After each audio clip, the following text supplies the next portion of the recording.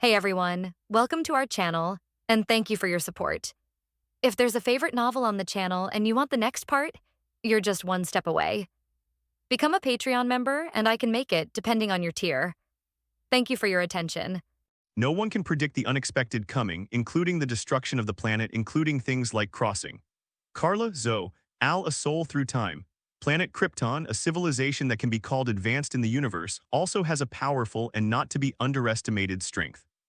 As early as 100,000 years ago, the planet Krypton had begun to colonize the universe, and even the Earth and the Moon had traces of their footsteps.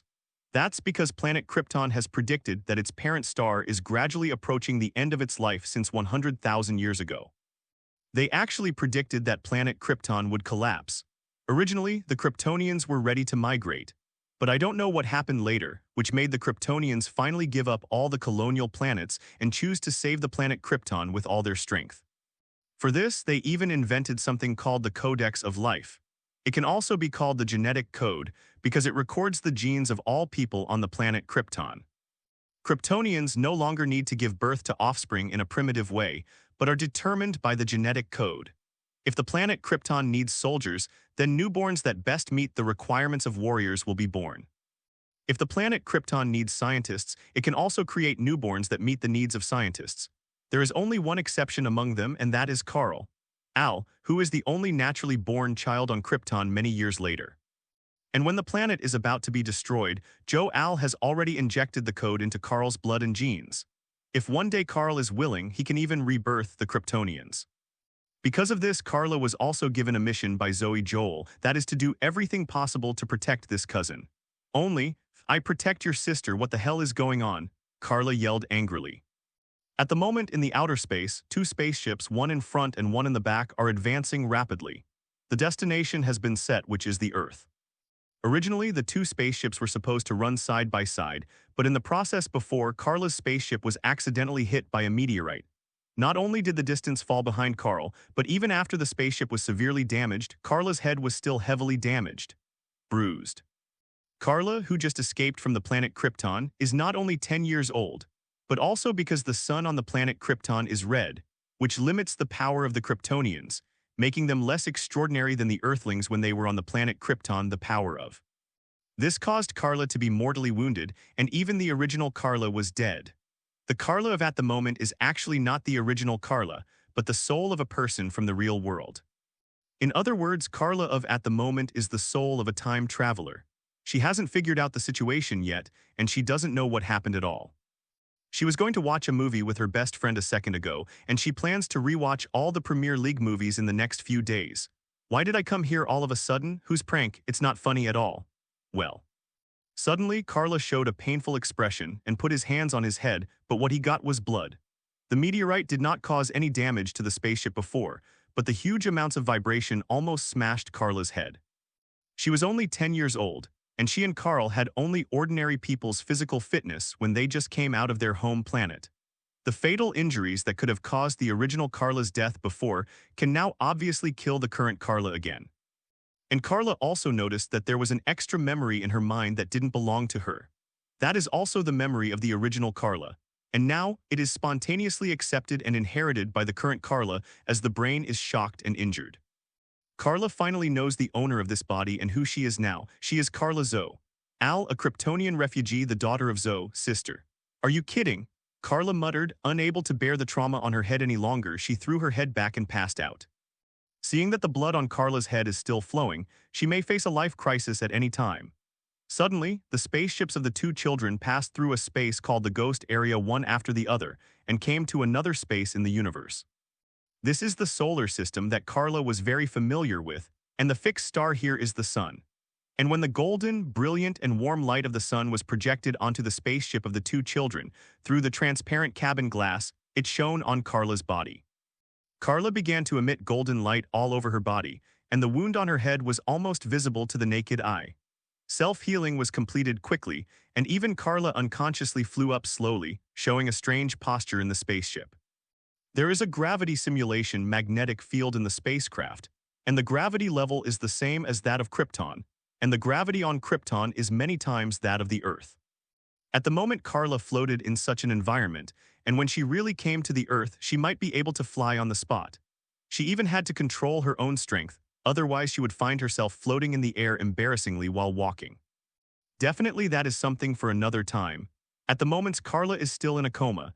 In her sleep, she also accepts all the memories of her ex. This is a completely unconscious behavior, and Carla has no way to refuse. What's more, Carla finally knew that she was taking someone else's body, similar to the rebirth of possessing others' body in the novel, which took someone else's life, so it's hard to refuse. So in Carla's relationship, she has another pair of parents.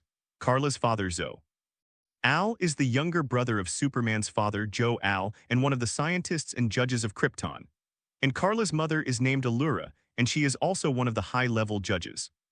Including Carla, there is also an aunt named Astra, a female general whose status and strength are not weaker than General Zod, and has a good relationship with Carla. It's a pity that when the planet Krypton was about to collapse, Zod, the two generals, rebelled together with Astra, and they wanted to use tough measures to save Krypton at the last moment. As a result, the two and their respective subordinates were all arrested, and Astra was personally tried by Allura. During the period, Carla was used to attract Astra and caught her with a trap. If Astra hadn't been captured beforehand, Zod might have succeeded right. In fact, when passing through the space of the Phantom Zone just now, there was a gaze that had been staring at Carla's spaceship. Astra, she was exiled to the spaceship prison in this space, and she could only watch in vain as her most beloved niece wandered in the space alone and helpless, fleeing as a refugee. Astra hammered the glass hard. "Krypton will not perish, my beloved Carla. And you are the most perfect warrior, general, scientist, leader, and you will be the queen of the new Krypton. Happy reading every day during Spring Festival in the Year of the Rabbit. Recharge 100 and get 500 VIP coupons. Immediate recharge activity period, January 21st to February 5th. With the current level of technology on Krypton, after entering the solar system, the two spacecraft soon came to the outer atmosphere of the Earth. Let's not mention Carla.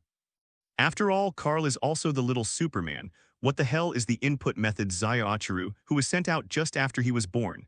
If he didn't arrive on Earth in time, he might starve to death on the way. Considering this reason, the spaceships of the two siblings, one in front of the other, came to the Earth's atmosphere in almost a day. In the original setting, Carla's spaceship would encounter an accident and stay in the Phantom Zone for decades. When she came to Earth, Superman was already 30 or 40 years old. But the previous accident turned out to be an accident. It was not a nesting doll, but a bigger accident. The original Carla was not only fatally injured, but the spaceship was not damaged. Instead, it deviated from the track and ran behind Carl. Up.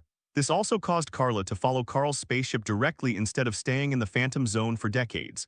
The two spaceships easily penetrated the Earth's atmosphere one after the other and went straight to the Earth. Today's Earth technology is not yet developed. Even if we push back 30 years from today's era, the Earth technology in the 1990s would not be able to detect the invasion of the Kryptonian spacecraft. So the two siblings, Carla and Carl, were not attacked or blocked, and went straight from the sky to a certain farm on the ground with a flash of fire.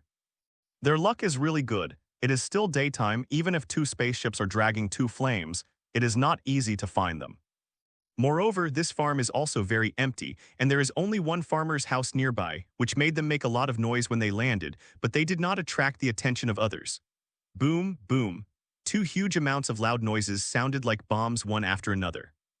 The two spaceships plunged side by side into a field of corn. Since this is a farm, it is obvious that there will naturally be crops in the place they broke into. And with such a big momentum, although there is almost no one in the vicinity, the farm owners they broke into will at least find out. Not long after, a couple, a man and a woman, rushed over. They looked at the scene in front of them in shock. Two spaceships fell from the sky, easily creating two deep pits. Fortunately, the two spaceships are small personal spaceships. I didn't see that the two siblings sat separately. If it was a large spaceship or even a battleship level, the entire farm would be destroyed. The two men and women are obviously husband and wife, and this farm is also their private property. The woman turned to look at her husband beside her. "What should I do, Jonathan? Do you want to call the police?" When encountering such a thing suddenly, most people would be frightened, right? At this moment, probably because the two spaceships had already reached their destination, the hatches suddenly opened together, revealing two children, one big and one small. After being shaken by such huge amounts of shock, Carla finally woke up. Subconsciously, she rubbed her head with her hand. In her consciousness, her head seemed to have been severely injured. At least she touched a hand of blood on her head before she passed out. But at the moment her wound was completely self-healing, which made Carla stunned. Was it a hallucination before? Whoa whoa. Suddenly there was a baby crying nearby and Carl also woke up, or he was always awake anyway. Carla couldn't see clearly in other spaceships, let alone hear the slightest sound. It wasn't until at the moment that Carl's cry came. Carla walked over quickly and picked up Carl from the spaceship. This kid was sent away just after birth, and he didn't even have time to recognize who his parents were, right? Carla sighed softly. Is she Carl's guardian now? That, the farmer couple who had been neglected all this time, plucked up their courage and was tempted by a man named Jonathan and tried to ask, "Where are you from?" After all, Carla's soul is a time traveler. As a high school student, although her English score is not very good, she can at least speak a few words. And for some reason, Carla suddenly felt as if she had mastered English immediately. What's going on? In fact, it is the super learning ability that is causing trouble. Although Carla does not have a life code, it is the genetic code on Krypton that contains the genetic memories of all Kryptonians. However, Carla still doesn't know that although she is not the first naturally born newborn on Krypton 100,000 years later like her cousin, she has genes that are closer to perfection. Warrior, general, leader, scientist, and everything in between, she has the corresponding qualities. In fact, the performance of female Superman in comics is almost always better than that of Superman. For example, Darkseid, it's not that the female Superman has never crushed and beat up, and Darkseid almost beat up Superman. There is also Doomsday, Superman's helpless opponent, and the female Superman is a blast when she goes up. Even Superman has been beaten more than once by a female Superman. Although the appearance of the female Superman Carla was a long time after Superman, she was destined to be extraordinary from the very beginning, probably even more powerful than Superman. So Carla almost only needs to hear Jonathan say a word, and she has almost completely mastered English. After being slightly stunned, Carla blinked and said, "I'm sorry, we are people nearby and we accidentally broke in because we were joking. Let's go now, let's go now."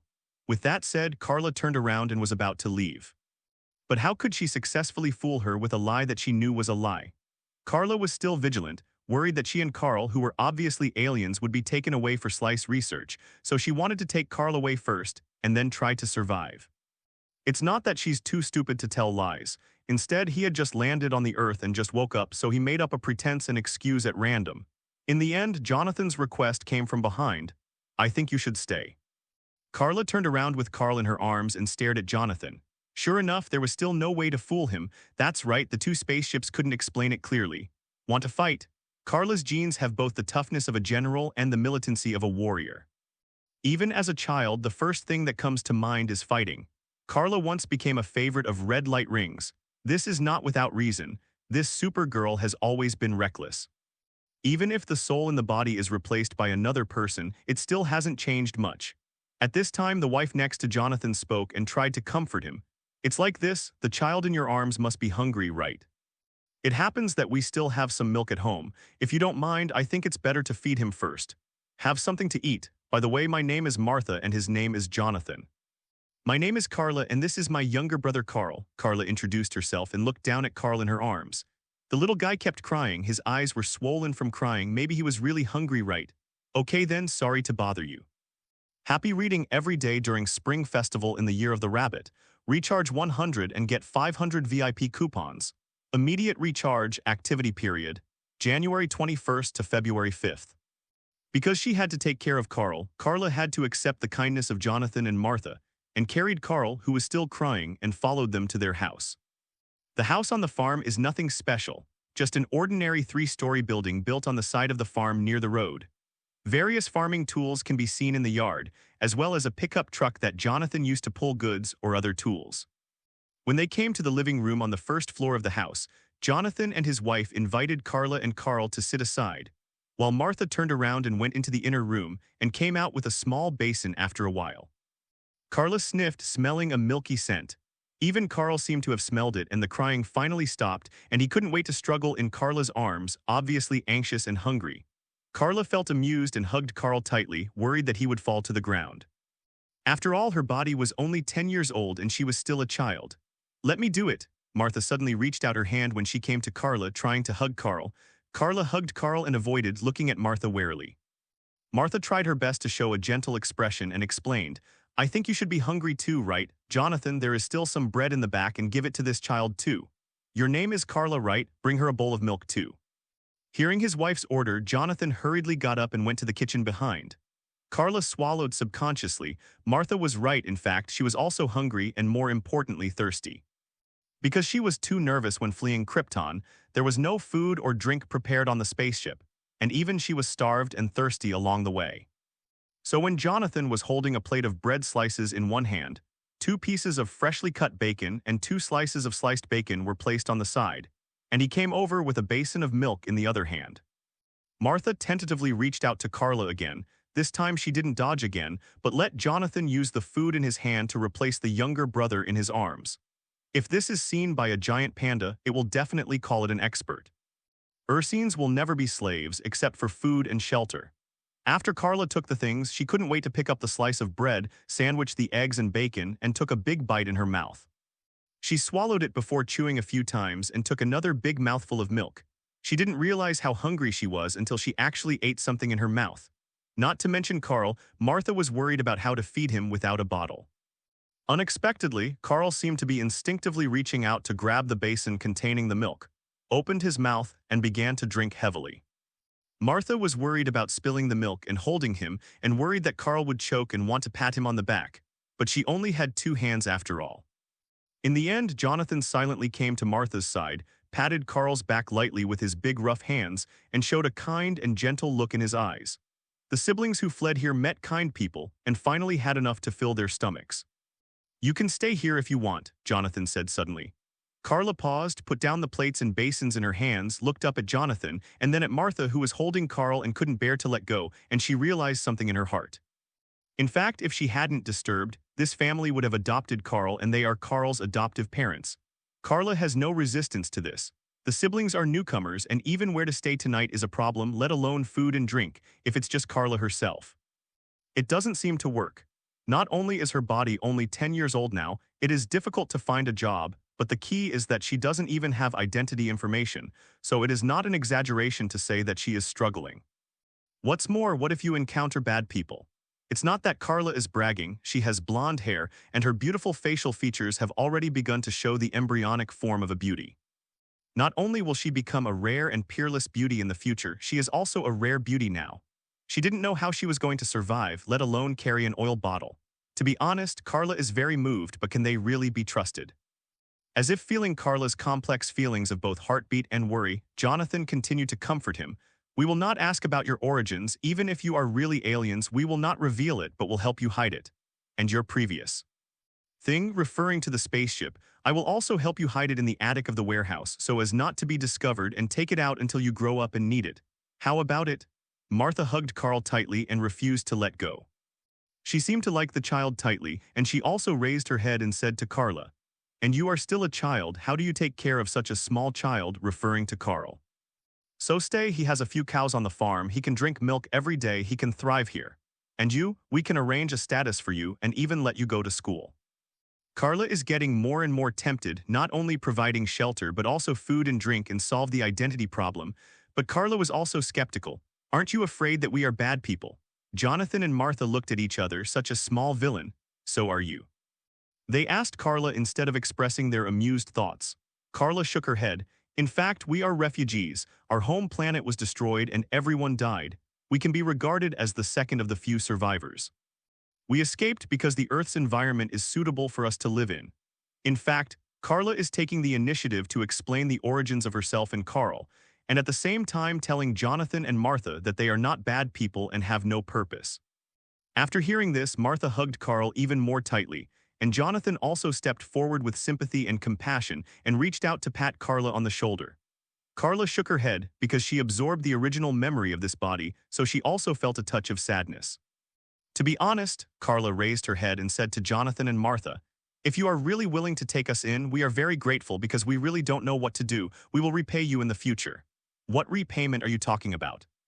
Martha became excited. Jonathan and I don't have any children of our own. As long as you are willing to stay, that is the best repayment. We finally have our own children, Jonathan. Jonathan looked at Martha with a wry smile, not afraid to scare the child, but even he was a little excited. Carla feels helpless in her heart, but since she wants to be taken care of by others, she must be adopted right. So from this day on, Carla and Carl have their respective names on Earth. Carl is now called Clark Kent, and Carla tried to keep her first name, but the surname was changed to Kent, called Carla Kent. Now that they decided to stay, the two spaceships should also be packed up. In fact, Carla didn't plan to ask for it before. If she wanted to take Carl, should be called Clark now, away, she would definitely not be able to fly around with the spaceship without being shot down.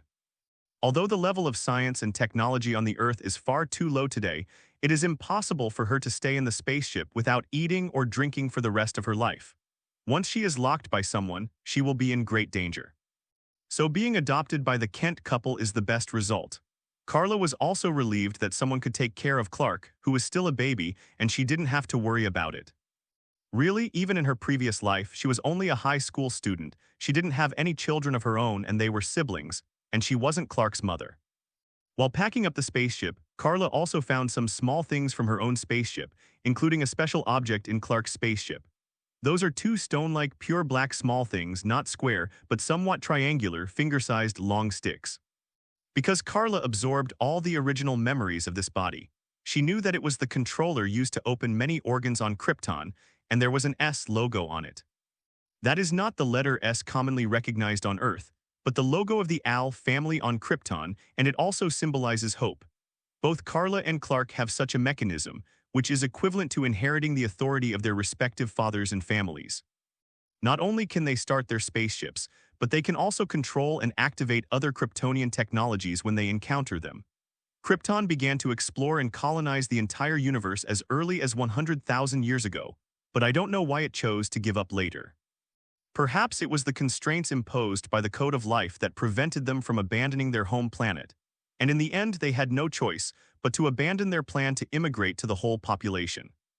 Otherwise, there is no such thing as the Apocalypse Star and the new Protos in the universe, and there is no such thing as the so-called Seven Lantern Corps. The Kryptonian army can destroy everything. One Superman is powerful enough, think about tens of thousands or even tens of millions of Superman pictures. After putting away the little thing, Carla also found a set of clothes in her spaceship. It was dark blue tights on the upper body, a red skirt on the lower body, and a pair of red boots with an S logo printed on the chest, a bright red cape on the back and an S on the back of the cape. In addition to the different lower body, isn't it the most classic dress of Superman? Superman's is pants and Carla's is a skirt. Fortunately, it is a skirt, otherwise Carla would not want to wear underwear outside. Carla scratches her cheek, female Superman. In the past, she didn't like to watch that kind of literary and emotional dramas, but liked martial arts movies and science fiction movies, especially Premier League movies. Didn't you think that she would have the chance to become a superhero one day? That was really looking forward to it. Only Carla has her own battle suit. Clark doesn't have his because he's too young. So sorry, bro. Carla happily packed up this battle suit, and it was built with Kryptonian technology. The original material of the clothes has the most basic indestructible and invulnerable ability. If it is combined with Superman-level defense power, it will not reach to a certain extent. Don't even think about hurting Carla. Even the clothes have good lighting. Even wearing clothes can perfectly absorb the golden rays of the sun. We all know that Superman's power comes from the light of the sun.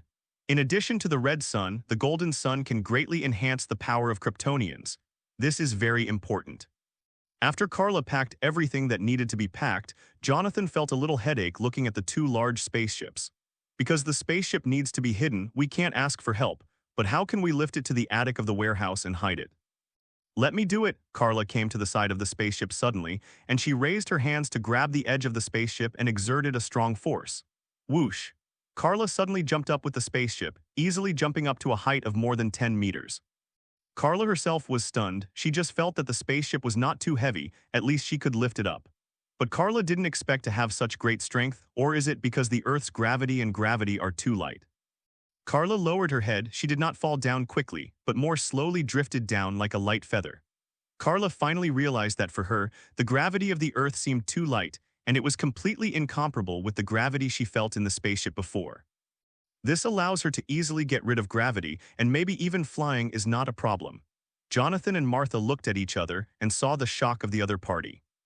Although I know that these two children have extraordinary origins, it is said that they are aliens who escaped from the destruction of a certain planet. But Carla is only 10 years old. Does she have such powerful strength? God knows how terrible the people on that planet are. If they become hostile to the Earth, the consequences will be unimaginable. Fortunately, they have already exterminated their race. What? Suddenly, Carla, who was about to land, let out a cry of pain, let go of the spaceship, and fell to the ground with both feet. What's the matter? Jonathan and Martha, who was holding Clark, hurried up to greet them. They liked these two children who suddenly fell from the sky. If they didn't consider their identities as aliens, the Kent couple would think it was a gift from God. Up.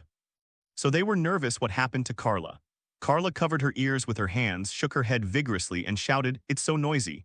Quarrel. It turned out that a lot of noises suddenly appeared in Carla's ears. Her super ability began to awakening. First of all, it was the enhancement of the senses, and now it is just hearing. With Carla as the center, any point within a 100-meter radius of, at the moment, she can hear every wind and grass clearly. She can even hear the crawling of underground mice, the sound of flying insects in the crop plants, and even the movement of a few ants. Such a sudden noisy sound is like someone holding a gong and drum to hold a concert in your ears, or it is a terrible kind. Carla was at a loss for a while, and when she raised her head to look at Jonathan and the others, subconsciously, the prototype of supervision began to appear in her eyes. First, we see through the bodies of adoptive parents, and we can see their hearts, bones, and even the flow of blood all over them. What's more, the effect of a microscope has even appeared, and even the smallest details can be seen clearly, such as fingerprints and cell composition. In the end, Carla only felt her eyes heat up, and she quickly turned her head to look in another direction. In the next second, two blue laser beams burst out from Carla's eyes. That's one of Superman's most famous abilities, the heat vision ray. After Carla came to Earth, she finally started awakening.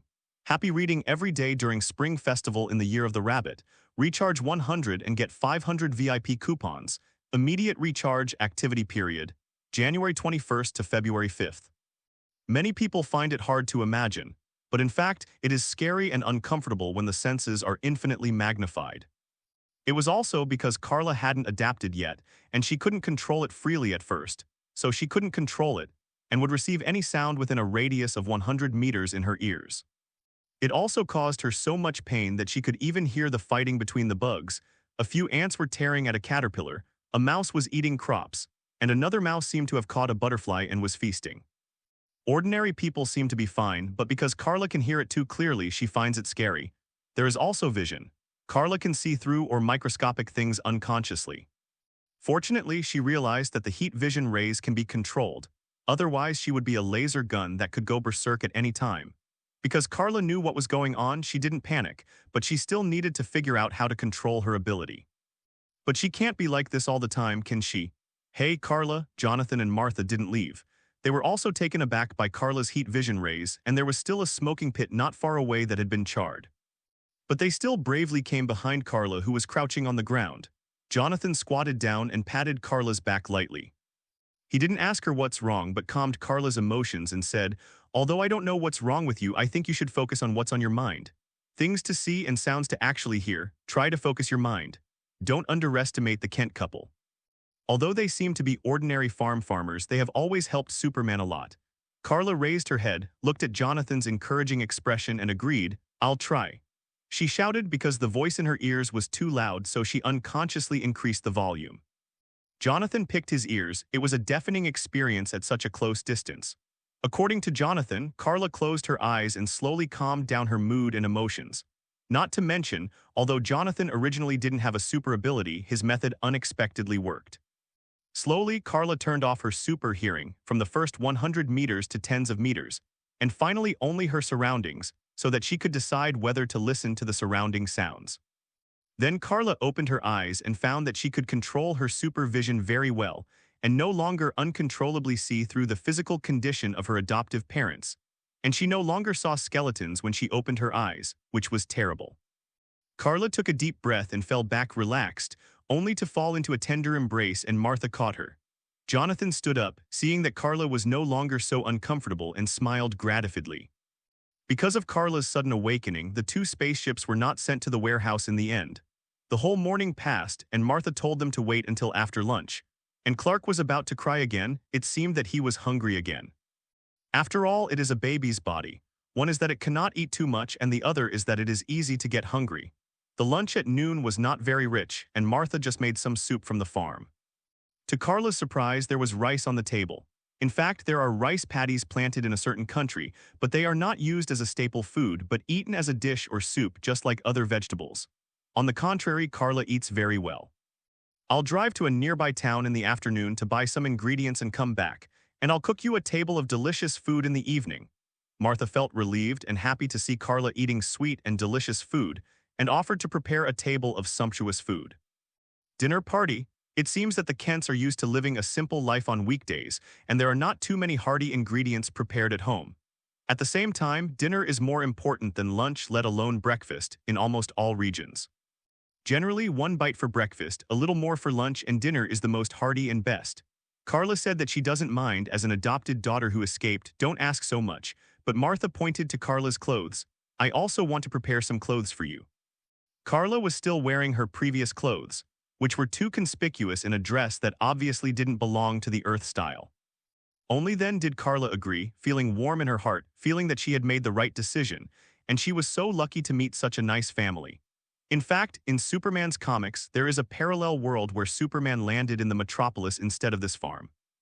As a result, he was locked up since he was a child, and because he had no chance to bask in the sun since he was a child, he ended up emaciated and without a little bit super ability ended badly. Fortunately, the siblings did not have such a plot. After lunch, Carla volunteered to come to her spaceship again. She had tried it before, and she seemed to have a great super strength. She could even jump tens of meters high with one jump. Carla wonders if she can try to master flight's ability. This time, she didn't burst out with too much force in one breath, but gently lifted the spaceship up bit by bit. Jonathan and Martha couldn't help being amazed when they saw this picture again.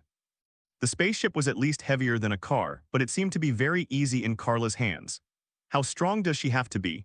According to Jonathan's instructions, Carla lifted the spaceship and followed her adoptive father to the side of the house where she lived. There was a spacious warehouse where used tools, fertilizers, and even harvested crops could be stored. Jonathan arranged the storage of the spaceship upstairs, and there is also a lot of space on the second floor. After Carla moved the two spaceships up and put them in the corner, they covered them with a rainproof cloth. Unless they were opened specially, it would be difficult to find them. Up. After finishing all this, Martha found an old clothes for Carla to replace the original Kryptonian clothes. It was an old dress, and it was actually well maintained, but the style was too outdated. Martha tied Carla's long hair with a hair tie, leaving a long ponytail to keep the wind from blowing everywhere. Carla didn't resist. She blinked her big blue eyes and said after she finished, "Actually, you don't have to buy me new clothes." She didn't want to owe too much, and she wasn't the kind of person who likes to take advantage of small things. But the more she was like this, the more the Kents liked it. "We have no children. You are God's gift and gift to us. From today onwards, this is your home. Although we are not your real parents, we will fulfill our obligations as foster parents, so don't be polite to us. Happy reading every day during Spring Festival in the Year of the Rabbit. Recharge 100 and get 500 VIP coupons. Immediate recharge activity period. January 21st to February 5th. In fact, there is another thing that really impresses Carla. In addition to adding some clothes that are more in line with the surrounding style, she also needs to add various daily necessities, including tableware. Besides that, the main one is Carl, aka Little Clark. Not to mention the baby bottle, and you can't just give him milk, and there are all kinds of necessities, including diapers and so on. There are also beds that two children need, quilts. The two children of the Kent couple suddenly ushered in two children, which not only added more vitality and excitement to the family, but also required a lot of changes in a short period of time. Even the issue of their identity information must be resolved. Otherwise, not only will they not be able to go to school, but they will be taken away and considered as smugglers. Fortunately, there are some peculiarities in this era, so after heading to a nearby town, the first thing they did was to complete the identity registration for Carla and Kent. Carla and Clark are said to have been adopted by relatives. Carla is so big, it is impossible to say that she was born suddenly. Even Clark appeared too suddenly. No one heard that Martha was pregnant. So they joined the Kent family as adopted daughters and adopted sons. Next came the shopping session, and there was nothing to say. Carla had a few more clothes and skirts, and the trunk of the pickup truck was full of things, and there was a crib on it for Clark. Especially for dinner, Martha also prepared a turkey. Even if it's not Thanksgiving, they still think that two children are a gift from God, so they make turkey to eat at night. In short, Carla and Clark successfully integrated into this small family on the first day they came to Earth, which is a very smooth start. Carla also heaved a sigh of relief. Finally, she doesn't have to run around alone in this strange world, otherwise she doesn't know what she should do. Because it was too sudden that day, there was no time to prepare the room for Carla and Clark. After dinner, Jonathan moved to live on the sofa in the living room downstairs. Upstairs in their room, Martha took Clark and Carla to the queen bed. After so many twists and turns, Carla soon fell asleep, and Clark was beside her, and hearing Clark's sleeping sound made her feel more at ease. After a night's rest, Carla wakes up the next day full of energy, but she obviously hasn't adapted to the current life, which needs more time. Jonathan and Martha were not in a hurry to let Carla accept them immediately, but hoped to let her take their time and let Carla accept them with sincere feelings subtly. After all, Carla doesn't have her own feelings and memories like Clark. Jonathan then took care of the farm and used his spare time to help Carla decorate her room and put Clark's crib in her room without Carla's request. This also made Carla more satisfied with the attitude of her adoptive parents. Although it is obviously a better choice for Martha to take care of Clark, at least for a short period of time, she definitely wants to protect this younger brother herself. At the same time, in order to repay her adoptive parents, Carla will also take the initiative to change into farming clothes to help. Anyway, with her current awakening power, she won't be tired from doing some work. Instead, under Jonathan's guidance, she becomes more efficient and faster than him. Jonathan bluntly said that maybe Carla is very suitable to inherit their family business. The farm was sort of an heirloom, which meant that Jonathan was treating Carla and Clark as his own true children. Carla definitely didn't want to stay in the country and take care of this farm for the rest of her life, and if Clark wanted to, let him do it. In this way, Carla and Clark settled down in Kent's house. Under the careful care of Jonathan and Martha, Clark also began to thrive, and Carla also saved a lot of trouble. Later, Jonathan waited for Carla to get used to the current life before paying to send her to a school in a nearby town. Jonathan is really a powerful person. He is not in a hurry, but waits until Carla really believes in them and will rest assured that Clark will be taken care of by them before sending Carla to school. With such comprehensive care, even Carla finally fit in. I still remember one day when she subconsciously called her adoptive parents Dad and Mum. The old couple embraced each other excitedly and were moved to tears. Is it that exaggerated? Time flies by. In a blink of an eye, it has been 5 years since Carla came to Earth and this home, during which time she has completely mastered her own power and those super abilities, and even sneaked out at night to master flight's abilities. In fact, Carla should have been able to fly a long time ago. Since she came to the Earth, she felt that the Earth's gravity are much lighter, and she can easily get rid of the gravity. But at first, Carla could only jump very high and could not really do flight. It took a lot of effort to finally master the method of flight. Carla didn't hide it and had happily shared these with her adoptive parents. However, her adoptive father, Jonathan, warned Carla very solemnly, telling her not to show it in front of outsiders, fearing that the power she displayed far beyond ordinary people would cause panic among others, and even more worried that she would be ostracized. Disgust. Carla also understood Jonathan's worry and readily agreed that she would only go out when no one was around, so as not to cause trouble. So Carla has always behaved well in the past few years. Apart from being more beautiful and having better academic performance, she goes to and from school on time every day, helps the family take care of the farm when she returns home, and is sometimes a friend at school. Tell her to go out to play before going out. The proper image of a good girl also makes Carla very popular in school. And Clark has grown up too. He is 5 years old now, 10 years behind Carla, and finally he is no longer a baby who needs to be held and cared for. And the 5-year-old is currently attending a kindergarten or preschool. He goes out with his sister Carla every morning, and at night because he leaves school earlier, Martha or Jonathan picks him up. It's just that Clark has been having some troubles recently, and he doesn't know what's wrong with him. Sometimes he hears some voices inexplicably, like whispers from people far away or light knocks on the table. Including his eyes are also problematic. Sometimes what he sees is not an ordinary person, but sees a skeleton through the flesh and blood, and can even intuitively observe the other person's heart and so on. Little Clark was going through what Carla had been. Happy reading every day during Spring Festival in the Year of the Rabbit. Recharge 100 and get 500 VIP coupons. Immediate recharge activity period, January 21st to February 5th. Time flies, Carla is 15 years old, and now she is dressed in fashion, originally beautiful blonde, long hair that now reaches her waist. In addition, his academic performance is also good, and he doesn't usually go out to fool around. He goes home after school and mostly stays at home to help out on holidays, and he doesn't feel ashamed at all. Before, other children laughed at her as a peasant girl. But so what? Carla thought that my sister would tell you that my sister is a female Superman. Who do you look down on? It is also because of this self-confidence that she is more radiant and attracts attention. She has always been a famous figure in school. If there is a list of the most popular girls, she will definitely be the first. There are also many boys who want to pursue Carla, but they are all rejected directly by Carla, not even accepting any invitation from bad boys, and the girls who can hang out with her are also good girls. Over the past few years, Carla has always put Jonathan and Martha at ease, and sometimes they take the initiative to let Carla go out with friends, watch movies, drink coffee, and so on. And I also bought a phone for Carla in advance. In the past 2 years, technology has begun to develop. She uses a flip phone, which is very beautiful. However, Carla's mobile phone is not only in contact with her adoptive parents, but also with school teachers or those good girls.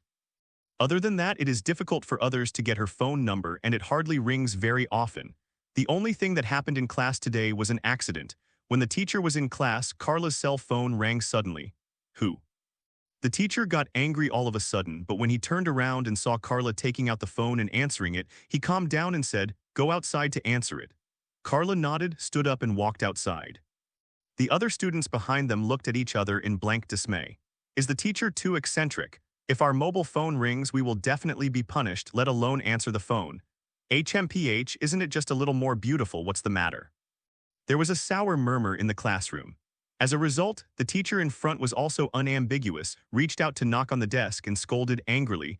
"Stop talking nonsense, people don't make trouble once a year, how about you?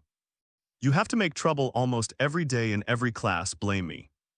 The ones complaining behind those backs are all girls. Some are gorgeous, some are wearing heavy makeup, anyway, they look like a bad girl.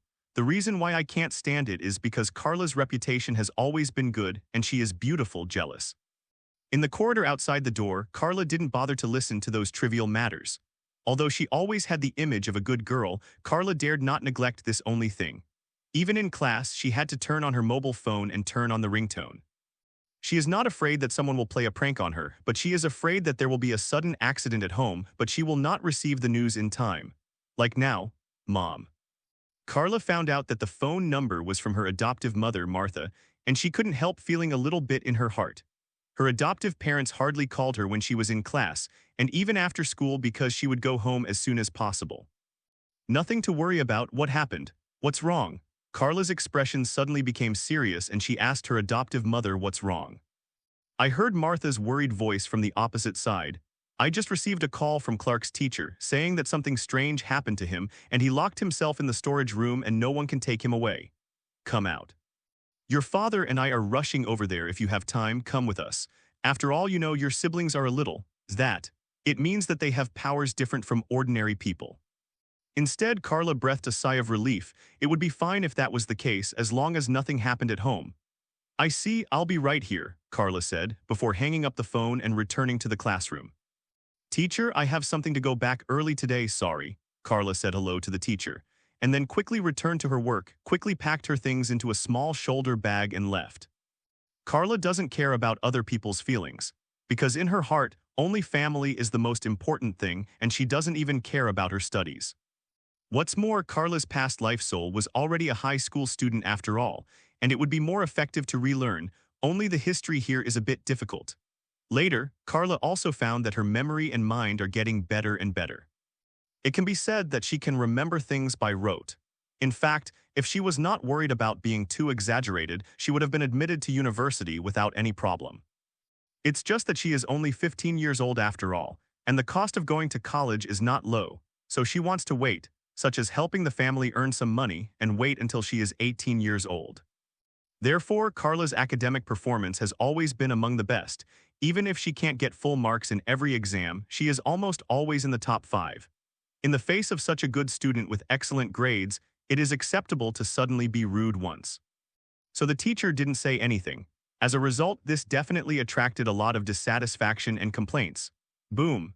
The huge amounts of voice suddenly startled the whole classroom. Everyone looked at the door stupidly. It was Carla who kicked the door frame almost to pieces. Turning her head to the side, Carla stared at her eyes. The beauty who usually only thinks of beauty is now angry and suddenly gives people a terrible deterrent. A group of B, are you looking for death? Carla glared at those guys who always looked at her displeased. In the past, she didn't bother to talk to them, but today she was in an irritable mood, and she was still muttering. It immediately made Carla anxious. Carla put his hand on a table beside him, and he might smash it at any moment. With her strength, if she exploded against those ordinary classmates, it would be death or injury. Jingle bell.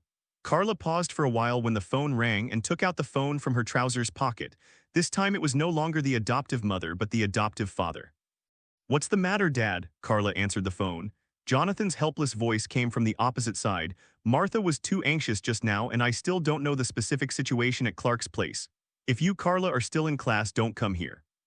Carla glared at those people fiercely, turned her head and continued to leave, and said as she walked, "It's okay, I have already greeted the teacher, let alone with my current grades and almost full attendance. I skip class occasionally, no problem." The teacher in the classroom said that she didn't hear it, but she was right. The students in the classroom obviously haven't recovered from Carla's sudden outburst, and they were stunned for a long time before continuing the class under the teacher's reminder. On the other side, by the time Carla met up with her adoptive parents and came to Clark's school together, the kid had locked himself up for over an hour. Carla leaned closer to the door, glanced at the shape-shifting handle that seemed to be roasted, but a smile appeared on the corner of her mouth because she recognized it. This is what it looks like after being burned and heated by heat vision rays. Happy reading every day during Spring Festival in the Year of the Rabbit. Recharge 100 and get 500 VIP coupons. Immediate recharge activity period. January 21st to February 5th, when Carla came to Clark's school with her adoptive parents, she learned what happened through Clark's teacher. It turned out that Clark suddenly ran away during class and shut himself in the storage room in the corridor. Come out. At least in the eyes of others, that's how Clark ran away for no reason. The teacher tried to get Clark out, but when she grabbed the doorknob, it suddenly became hot for some reason. This also caused the surrounding students to murmur. Some said that Clark was a freak, and that he was weird, and few people even played with him, etc. Even the Kents tried their best not to let Clark play with other children.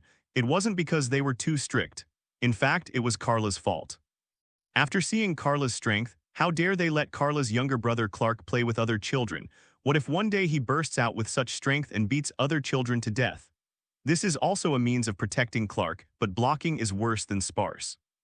Carla glanced at the traces on the doorknob and guessed that Clark should have awakened the heat vision ray and maybe found an opportunity to teach him how to control his own power. Thinking about it, while adoptive father Jonathan was going to apologize to the principal, and adoptive mother Martha was also talking to Clark's teacher, Carla came to the door, knocked on the door and said, "Clark, it's me, Sister Carla."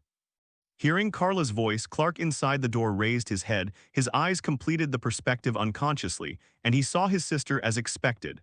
Carla felt amused and opened the perspective to see Clark sitting there. The little guy was covering his ears tightly. It should be the same as she was at the beginning, and suddenly awakening super hearing and felt uncomfortable and at a loss. Carla blinked, knowing that Clark could see her small movements, squatting down to the same height as Clark's current position, and lowering her voice said, "Clark, do you hear a lot of noise? It's messy and noisy." Clark subconsciously asked, "How do you know?" Carla shrugged, glanced at the children around her, and continued to speak in a low voice. "Because I'm your older sister, so I can hear it too. But it doesn't matter, Clark, as long as you focus on the voice you want to hear on, you can ignore the noise. Including your eyes, Clark, learn to master it." Clark fell silent, probably doing it the way Carla taught him. After a while, the door of the utility room was opened by Clark. The little guy was probably frightened, with tears still on his face. Carla stretched out her hand to hug Clark with some distress. The siblings are already related by blood, and they have lived together for so many years. Carla has long regarded him as her own brother. Are you saying you can do that too? Clark was still struggling with his previous experience. He just completely awakened Supervision's clairvoyance, microscopic vision, thermal vision rays, and super hearing today, and he is at a loss. Carla smiled and nodded, then raised her index finger and made a SHH gesture. "I'll talk about it when I get home, it's a secret." Clark was obedient and didn't ask any more questions. He squeezed Carla's hand tightly, and the two siblings stood there looking at their adoptive mother, Martha, to deal with the teacher's question. The teacher was still dutiful and kept talking to Clark until the family arrived and even burned his hand because of it. Carla thought for a while, walked over and took the teacher's hand, lowered her head, and under the teacher's puzzled gaze exhaled a cold breath, which relieved her a little pain from the burn. It was super breathing, one of the new abilities that Carla mastered at some point, which allowed her to exhale the breath of a strong wind, or into an icy cold air which could even put out a fire. Carla tried it, and the lowest temperature can easily freeze a lake. This is also because she is not very old now and she will only become stronger and stronger in the future. Teacher, it won't hurt if you blow it on. Carla smiled playfully at the teacher. The teacher is a middle-aged woman who taught Carla a few years ago, so she is an old acquaintance. The teacher put out his hand and pushed Carla's head in a funny way. She is not a child anymore. She usually fools other children like this. She didn't expect to be fooled by her former student today. But I don't know if it's an illusion, but the palms really don't hurt anymore. After a while, Jonathan also came back after speaking with the principal and glanced at Clark with a worried look in his eyes. The family spoke a few more words with the teacher because Clark's situation today is quite special, so they are going home together. When returning to the car, Jonathan asked Carla a question worriedly. She was also in class before. Is there any problem? I told you it's okay to skip class once in a while, and Mom and Dad, don't you always think I'm too homey? It's not a good thing to stay at home all the time. Carla and Clark sat in the back row, looking uncomfortable in the face of their adoptive father's concern. I care very much. Martha turned her head and gave her daughter a blank look, dumbfounded. So don't you want to go home again now? They hoped that Carla could hide out and play with friends. When she was a young girl, she always ended up helping their old man and old woman in the farmland, which made them feel distressed. Carla was about to speak with a smile. Clark finally couldn't bear it any longer. He took Carla's hand and asked, Sister, what happened to me? Do Mom and Dad also know about this kind of thing? The whole family was silent for a while. Carla didn't want to hide it, but Clark was still too young. And she was worried that it would be difficult to accept telling him the truth suddenly, so she sighed. No, because something happened to Clark and his sister when they were young, so only Clark and his sister are special. Jonathan and Martha looked at each other, secretly relieved in their hearts. In fact, they didn't want to tell Clark the truth now. They were not Clark and Carla's biological parents, but their adoptive parents. On the way back, Carla continued to explain to Clark the control of super hearing and supervision, but never mentioned any news about Krypton, but told him that their power comes from the sun and Clark can to bask in the sun. She often helps out at home instead of going out to play with other people, because she can bask more in the sun at the same time, which is beneficial. The most important thing is, Clark, you will gradually improve your own strength in the future, and your speed will also increase at that time. But it is best not to expose these things easily, so you have to learn how to master them. Actually, I'm learning some fighting techniques. Maybe I have the opportunity to teach you. Jonathan, who never interrupted the communication between the siblings, asked strangely, Fighting technique? Carla stuck out her tongue and said she had slipped up. Carla knew that whether it was her or Clark, they would never remain ordinary forever. Sooner or later, they would become superheroes, and by then they might encounter all kinds of enemies. So Carla found an opportunity, either from the internet or from TV programs, and saw some specious fighting techniques, definitely just playing around now. But with Superman's strength and Superman's speed, how can ordinary boxing skills be so simple? Happy reading every day during Spring Festival in the Year of the Rabbit. Recharge 100 and get 500 VIP coupons. Immediate recharge activity period. January 21st to February 5 at least temporarily calmed Clark down, but Carla didn't just fool Clark. Apart from not saying anything about Krypton, she spent a few days with him almost every day after school, and finally allowed Clark to temporarily control his new life. The awakening ability was gone. At the same time, Carla also warned him in advance that as Clark grew up, his strength would become more and more superhuman. When Clark grows up to be 10 years old, he may be as strong as Carla when he first came to Earth. That is to say, by then Clark can even lift a car. So Carla also asked him to keep an eye on his changes. Fortunately, Carla was by Clark's side, so that he was not too flustered and overwhelmed during the excessive growth period. With this sister's company and guidance, Clark can adapt to his own power more easily. It's just that Clark didn't know that every time he fell asleep, his parents and sister were all worried about him. According to his adoptive father, Jonathan, he hoped that Clark would continue to stay away from other children, fearing that he could not control his strength and hurt others. But Martha and Carla disagree. You can't keep him so withdrawn, Martha said, concerned about Clark's current state. Carla also said, you treat me and Clark very differently. She even wondered if Jonathan was charged by his daughter. Jonathan naturally had his own reasons. Carla, you are different, you are older than Clark, you are his sister. And you remembered everything when you came to our house, so you can control your power, but Clark is not yet. In short, let's talk about it after he grows up, and your origin and life experience, and when he can accept it and understand it better, then tell him. At least Carla agrees with Jonathan's second sentence. As for Jonathan's so-called telling Clark not to get in touch with others, Carla felt that it was a bit of a fuss. Definitely Jonathan also didn't want the existence of Clark and Carla to be exposed. He worried that once the Superman power of the siblings was exposed, they would not even have peace. Although Jonathan is just a farmer, he knows that human beings are afraid of unknown power, and this fear will bring confusion, exclusion, and persecution. He is only using his own method to protect his child, and he is only fulfilling the responsibility that a father should do. Carla also knew that he hoped that the two siblings could grow up smoothly without any worries. In the final analysis, it was for their two siblings, so he had no choice but to agree. In this way, the Kent family returned to peace. Carla then went back to class as usual. It's just that Carla still left some influence that day. For example, she not only answered the phone during class, but also suddenly ran away and skipped class. The principal called her directly to the office. In the office, the principal was a fat old man wearing a bloated suit, looking at Carla, who was sitting on the sofa beside him waiting to be reprimanded after he came in. Today, Carla wears a ponytail and a headband at the back of her head, but has two long sideburns on either side of her forehead. She was wearing jeans in line with the style of this era, a small shirt with a denim jacket, and a pair of white canvas shoes. She looked fashionable, youthful, and conservative. "Mr. Principal, if it's okay, I'll go back." Carla raised her eyebrows. "This principal is a bit too much. It only takes a few glances and you will be charged for another look." The principal didn't feel embarrassed, but rather heartbroken. "Carla Kent, I always thought you were different from those bad boys in school, and even planned to recommend you to a good university for further study after you graduated. But now you are going to degenerate yourself yet." Carla felt speechless. Is there a reason for me? Do I have to sit in the classroom obediently when my family is in trouble? It was because my younger brother Clark was in trouble that day, so I was in a hurry to go out, and I already said hello to the teacher. "So that's how it is." The headmaster finally realized the reason and asked, "So is it all right now?" "It's about your brother." Carla agreed. "It's all right now, thank you for your concern. If I'm all right, I'll go out, don't worry, I'm too lazy to go out with a bunch of brats, I'd rather read a few more interesting books." Okay, then you should pay attention to yourself. "Wait, are you just too lazy to go out and fool around with little brats? You can't go out to fool around, right?"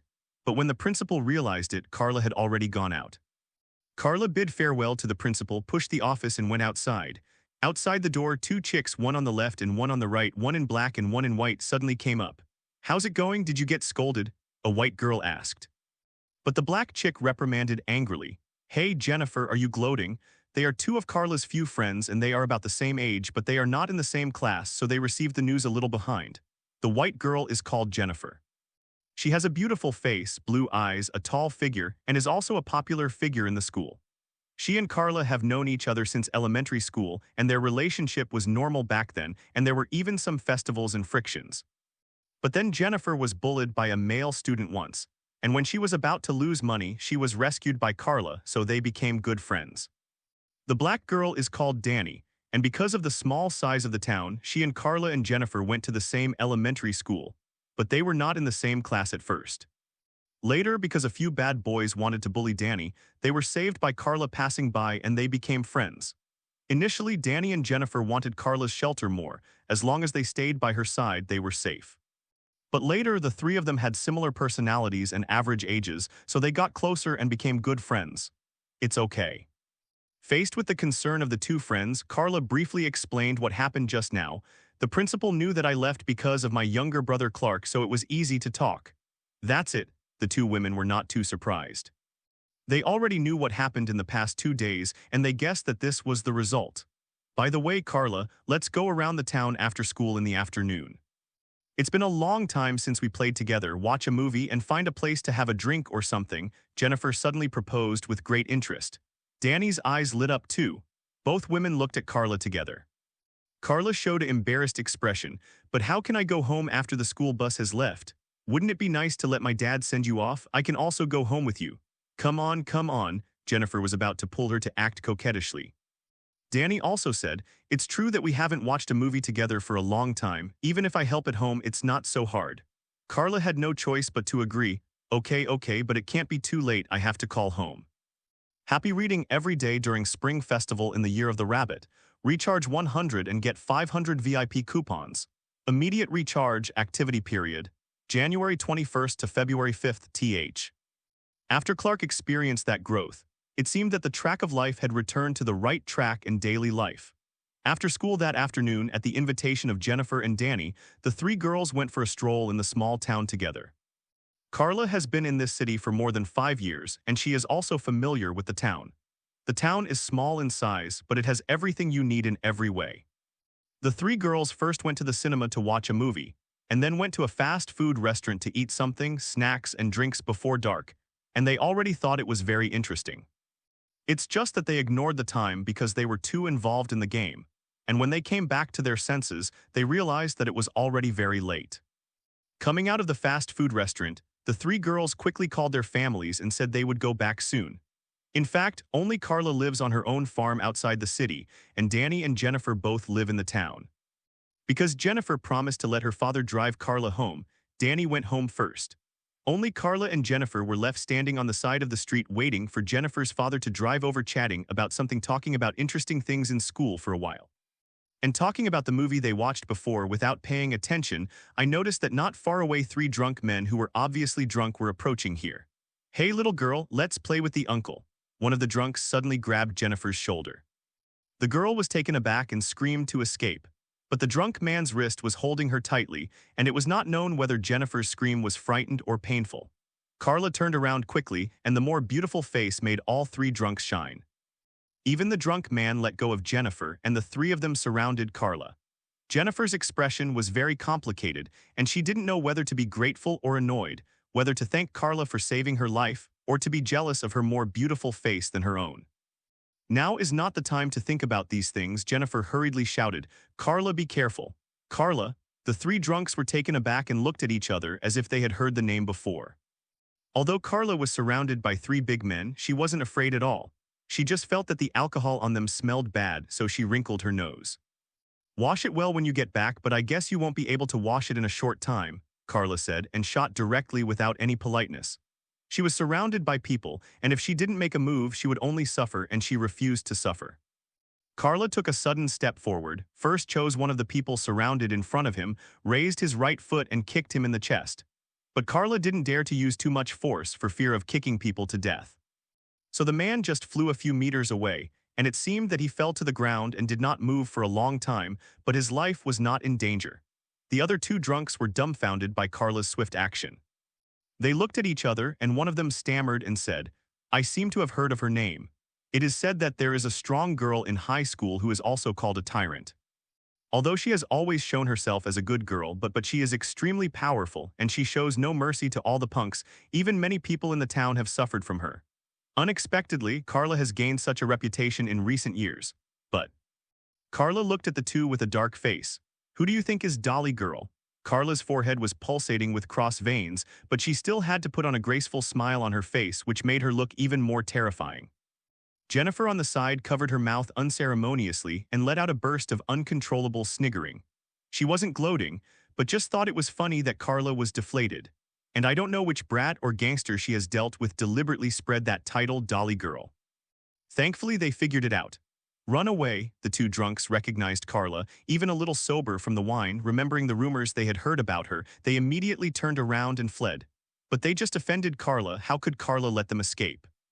Jennifer, who lowered her head and covered her mouth and giggled, didn't notice that Carla's figure turned into an afterimage, grabbing the backs of the 2 drunks instantly like a ghost. Originally, the 3 drunks surrounded Carla in a triangle pattern, but Carla was the first to clean up the drunk who was directly opposite her, and the other 2 drunks were already planning to separate and escape without knowing it. But they were still grabbed by the back collars of Carla respectively, and then pressed their heads and bumped into each other in the middle, making a bang sound, and passed out on the spot. After doing this, Carla clapped her hands alternately, made a posture of hitting the dirt, and turned around to tell Jennifer not to laugh. But suddenly, Carla saw that the drunk man got up from the ground at some point, but without a word, he took out a black object from his clothes. Carla has good eyesight, and when she saw the true face of that thing clearly, her expression changed on the spot. The gun, it was a pistol. Damn it, Carla cursed inwardly. She should have scanned the three drunks for weapons or something. But it was too late to say anything now.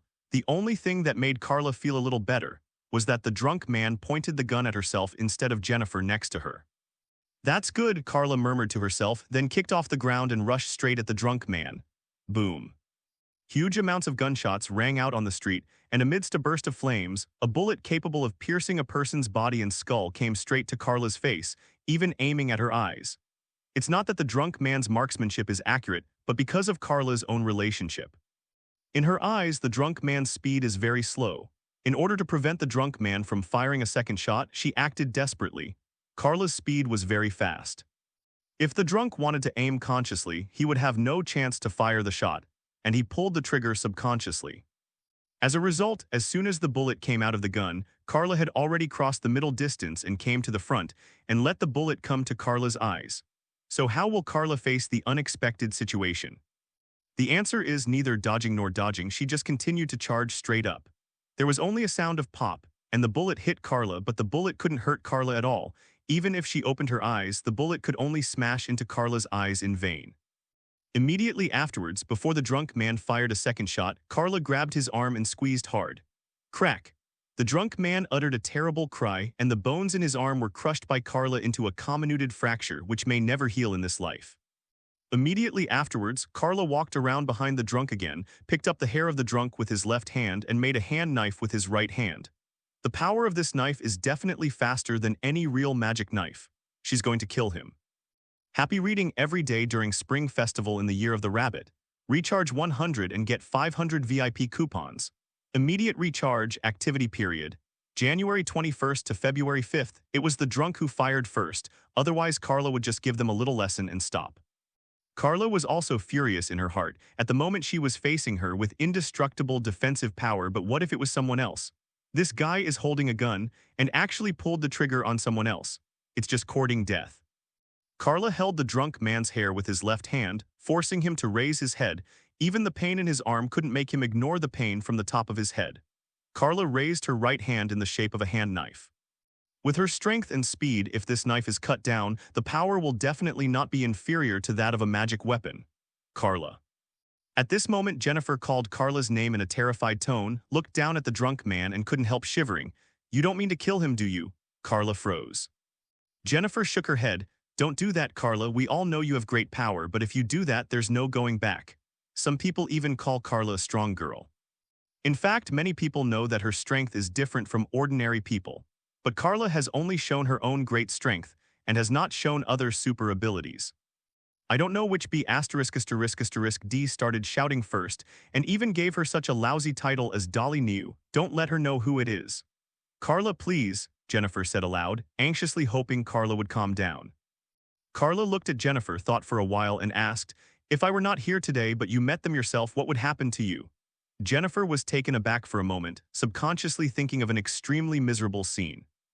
And as you can see, this B***** D is not only carrying a gun, but he also shot without any hesitation. If you were attacked instead of me, you would have been killed by him. Carla raised her foot. The pistol that fell to the ground was crushed with one foot. Carla raised her head and asked Jennifer, even if you can forgive what they did, what if today it's not me and you but Danny? If she was hurt by them, how would you face Danny?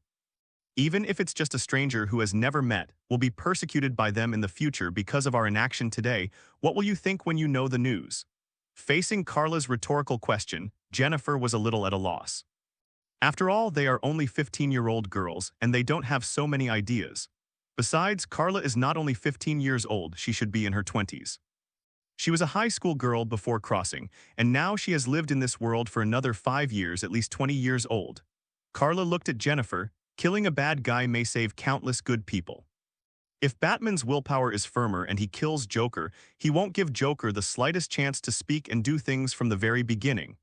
How can there be so many? No matter how many things happen, no matter how many people are hurt, they don't have to be insane. But Jennifer was puzzled. Batman, Joker, who is that? She and Carla have been best friends for many years. If it is a movie or magazine that Carla has watched, she has no reason not to know. At least in this world, Batman hasn't made his debut yet. So Carla gave her best friend a spoiler. Anyway, Jennifer, this person cannot be kept.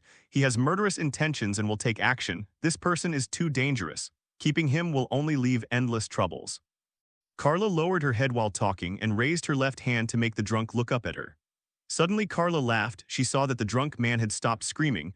Unexpectedly, he was still a tough guy, but this made Carla unable to keep him. I like an idiom called cutting grass and roots. Are you still wanting revenge? Hurt my relatives, my young brother, or hurt my two best friends, Jennifer and Danny, or their families. Carla gently touched the drunk man's eyelids with his right hand. His eyes had long since lost the confusion of drunkenness, but there were clearly identifiable hatred, resentment, madness, and killing intent in his eyes. Carla smiled. Just take it as my debut. With that said, Carla turned around and pulled the drunk man to leave. Carla. On the street behind her, Jennifer stood there helplessly, watching Carla's back quickly disappear into the darkness of the street, knowing that there was no way to persuade her anymore. But Jennifer was very worried about what would happen to her if Carla did such a thing. Even legally speaking, she is the criminal. Until Jennifer's father drove over and found that Carla had disappeared. Jennifer could only lie that Carla's father came to pick her up, and then the father and daughter went home. On the other side, Carla didn't care anymore. She dragged the man all the way to a remote alley. The drunk seemed to know his end, so he didn't beg for mercy all the way but just kept looking at Carla coldly until he was thrown into several trash cans by Carla. You dare not kill me, the drunk sneered. So you're still delusional, Carla spread her hands. The drunk looked deeply at Carla and warned. I'm not underestimating you, but you have to be clear you are still a beautiful girl in your prime. If you kill me, you will spend at least a few years in prison. It's really worth it. Do you still have family members? Are you not afraid that they will be sad? It turned out that he was relying on this reason. If it's true from the perspective of ordinary people, Carla nodded, agreeing with the drunk man. In anyone's opinion, it is impossible for a young girl with a bright future to trade with a drunk. He was right, and if it was tracked down that Carla had killed him, he would definitely be in trouble. But as long as people don't know that I killed you, that's fine. Carla shrugged. Her eyes slowly began to turn red. And suddenly Carla's eyes released two terrifying lasers, instantly piercing the drunk's eyes. I hate the look in your eyes, Carla said, putting away the heat vision ray, and the blow was enough to burn the drunk man's entire brain, and he was completely dead. With the current Earth technology, laser guns haven't been developed yet, right? Even if there is such a black technology, a farm girl like me has no chance to get it anyway, right? Well, let's say it's a guy in a black bat suit, someone killed him. It has nothing to do with me, Carla said to herself, starting to make plans for what would happen next. As for whether Carla will be afraid of killing someone for the first time or have any negative effects, why? Carla was mentally prepared to do it, and when she was a child, she often heard the noise in the field outside in the middle of the night. Many sounds that were enough to leave a psychological shadow on people, and enough to make people have nightmares every night. She has long been accustomed to the picture. Happy reading every day during Spring Festival in the Year of the Rabbit. Recharge 100 and get 500 VIP coupons. Immediate recharge activity period. January 21st to February 5th. Carla has super hearing and supervision. She heard Jennifer's conversation with her father and also saw Jennifer's restlessness and hesitation. Jennifer wants her father's help to find Carla and hopefully stop Carla if it's still possible. But Jennifer is worried that they will meet Carla's good thing just in time. If they run into each other while Carla is doing something, they will become witnesses against Carla. So in the end, Jennifer could only leave with her father. It was not until they left that Carla came out of the alley. Looking at the direction where Jennifer's father and daughter left, Carla smiled with relief. At least she didn't make friends. If it's a superficial girlfriend, Jennifer doesn't need to be entangled. If it's a little more green tea, she can say nothing, but she will accuse Carla afterwards. In that case, Carla is too poor. But this kind of thing can happen easily. Fortunately, Carla's vision is not bad.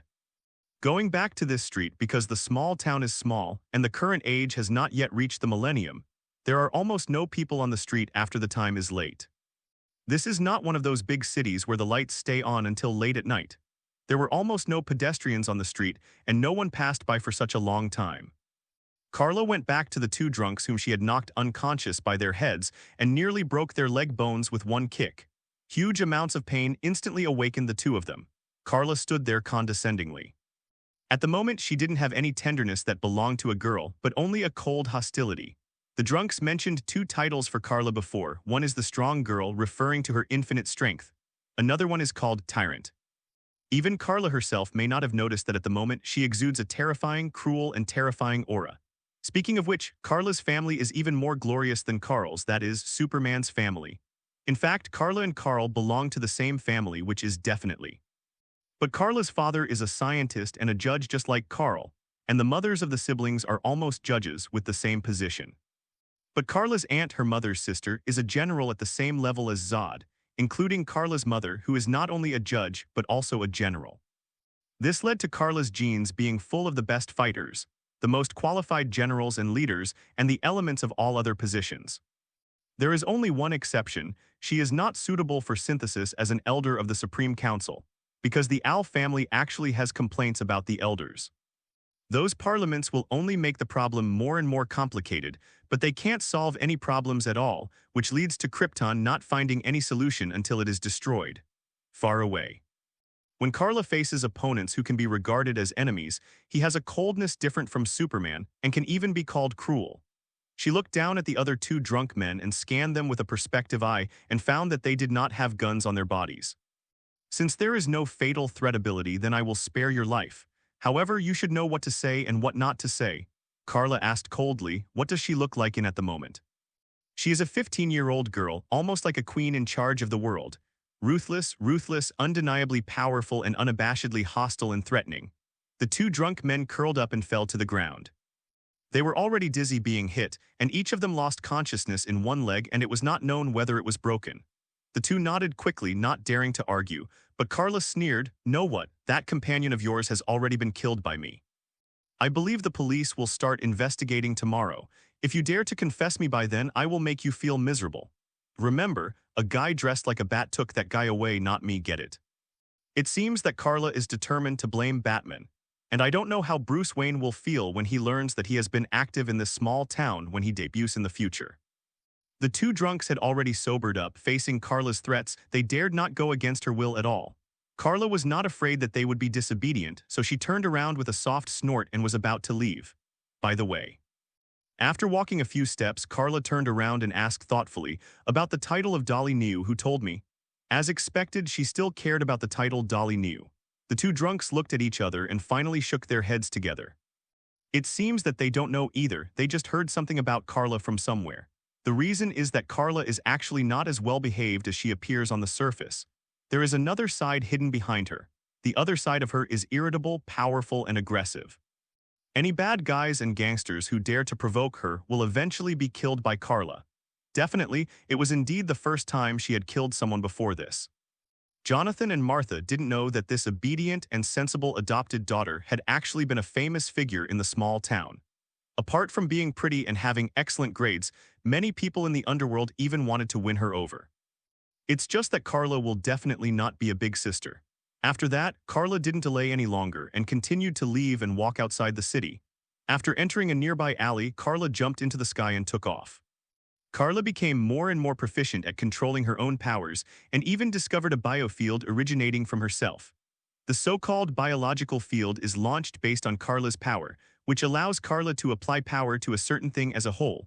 For example, if a passenger plane loses control and falls from the sky, using the file size of a human palm to support the plane will not catch the plane, but will cut the large passenger plane in half. Like putting a piece of tofu on a sharp edge, the nails are the same and they can be worn in one bucket. But the power of the biological field is different. Instead of grabbing a piece of the plane alone, it supports the whole plane with the power of the biological standpoint. Another example is that someone falls from a high altitude. Under the interaction of forces, if you use Superman's steel body to catch the opponent, it will easily cut the opponent into 3 sections. Superman's body is the sharpest weapon. But as long as you greet each other from a biological standpoint, it will be fine, like a Simmons big bed to accept the other party. Including defense also has a great effect. Superman's uniforms, such as Carla's suit, originally had indestructible and indestructible effects.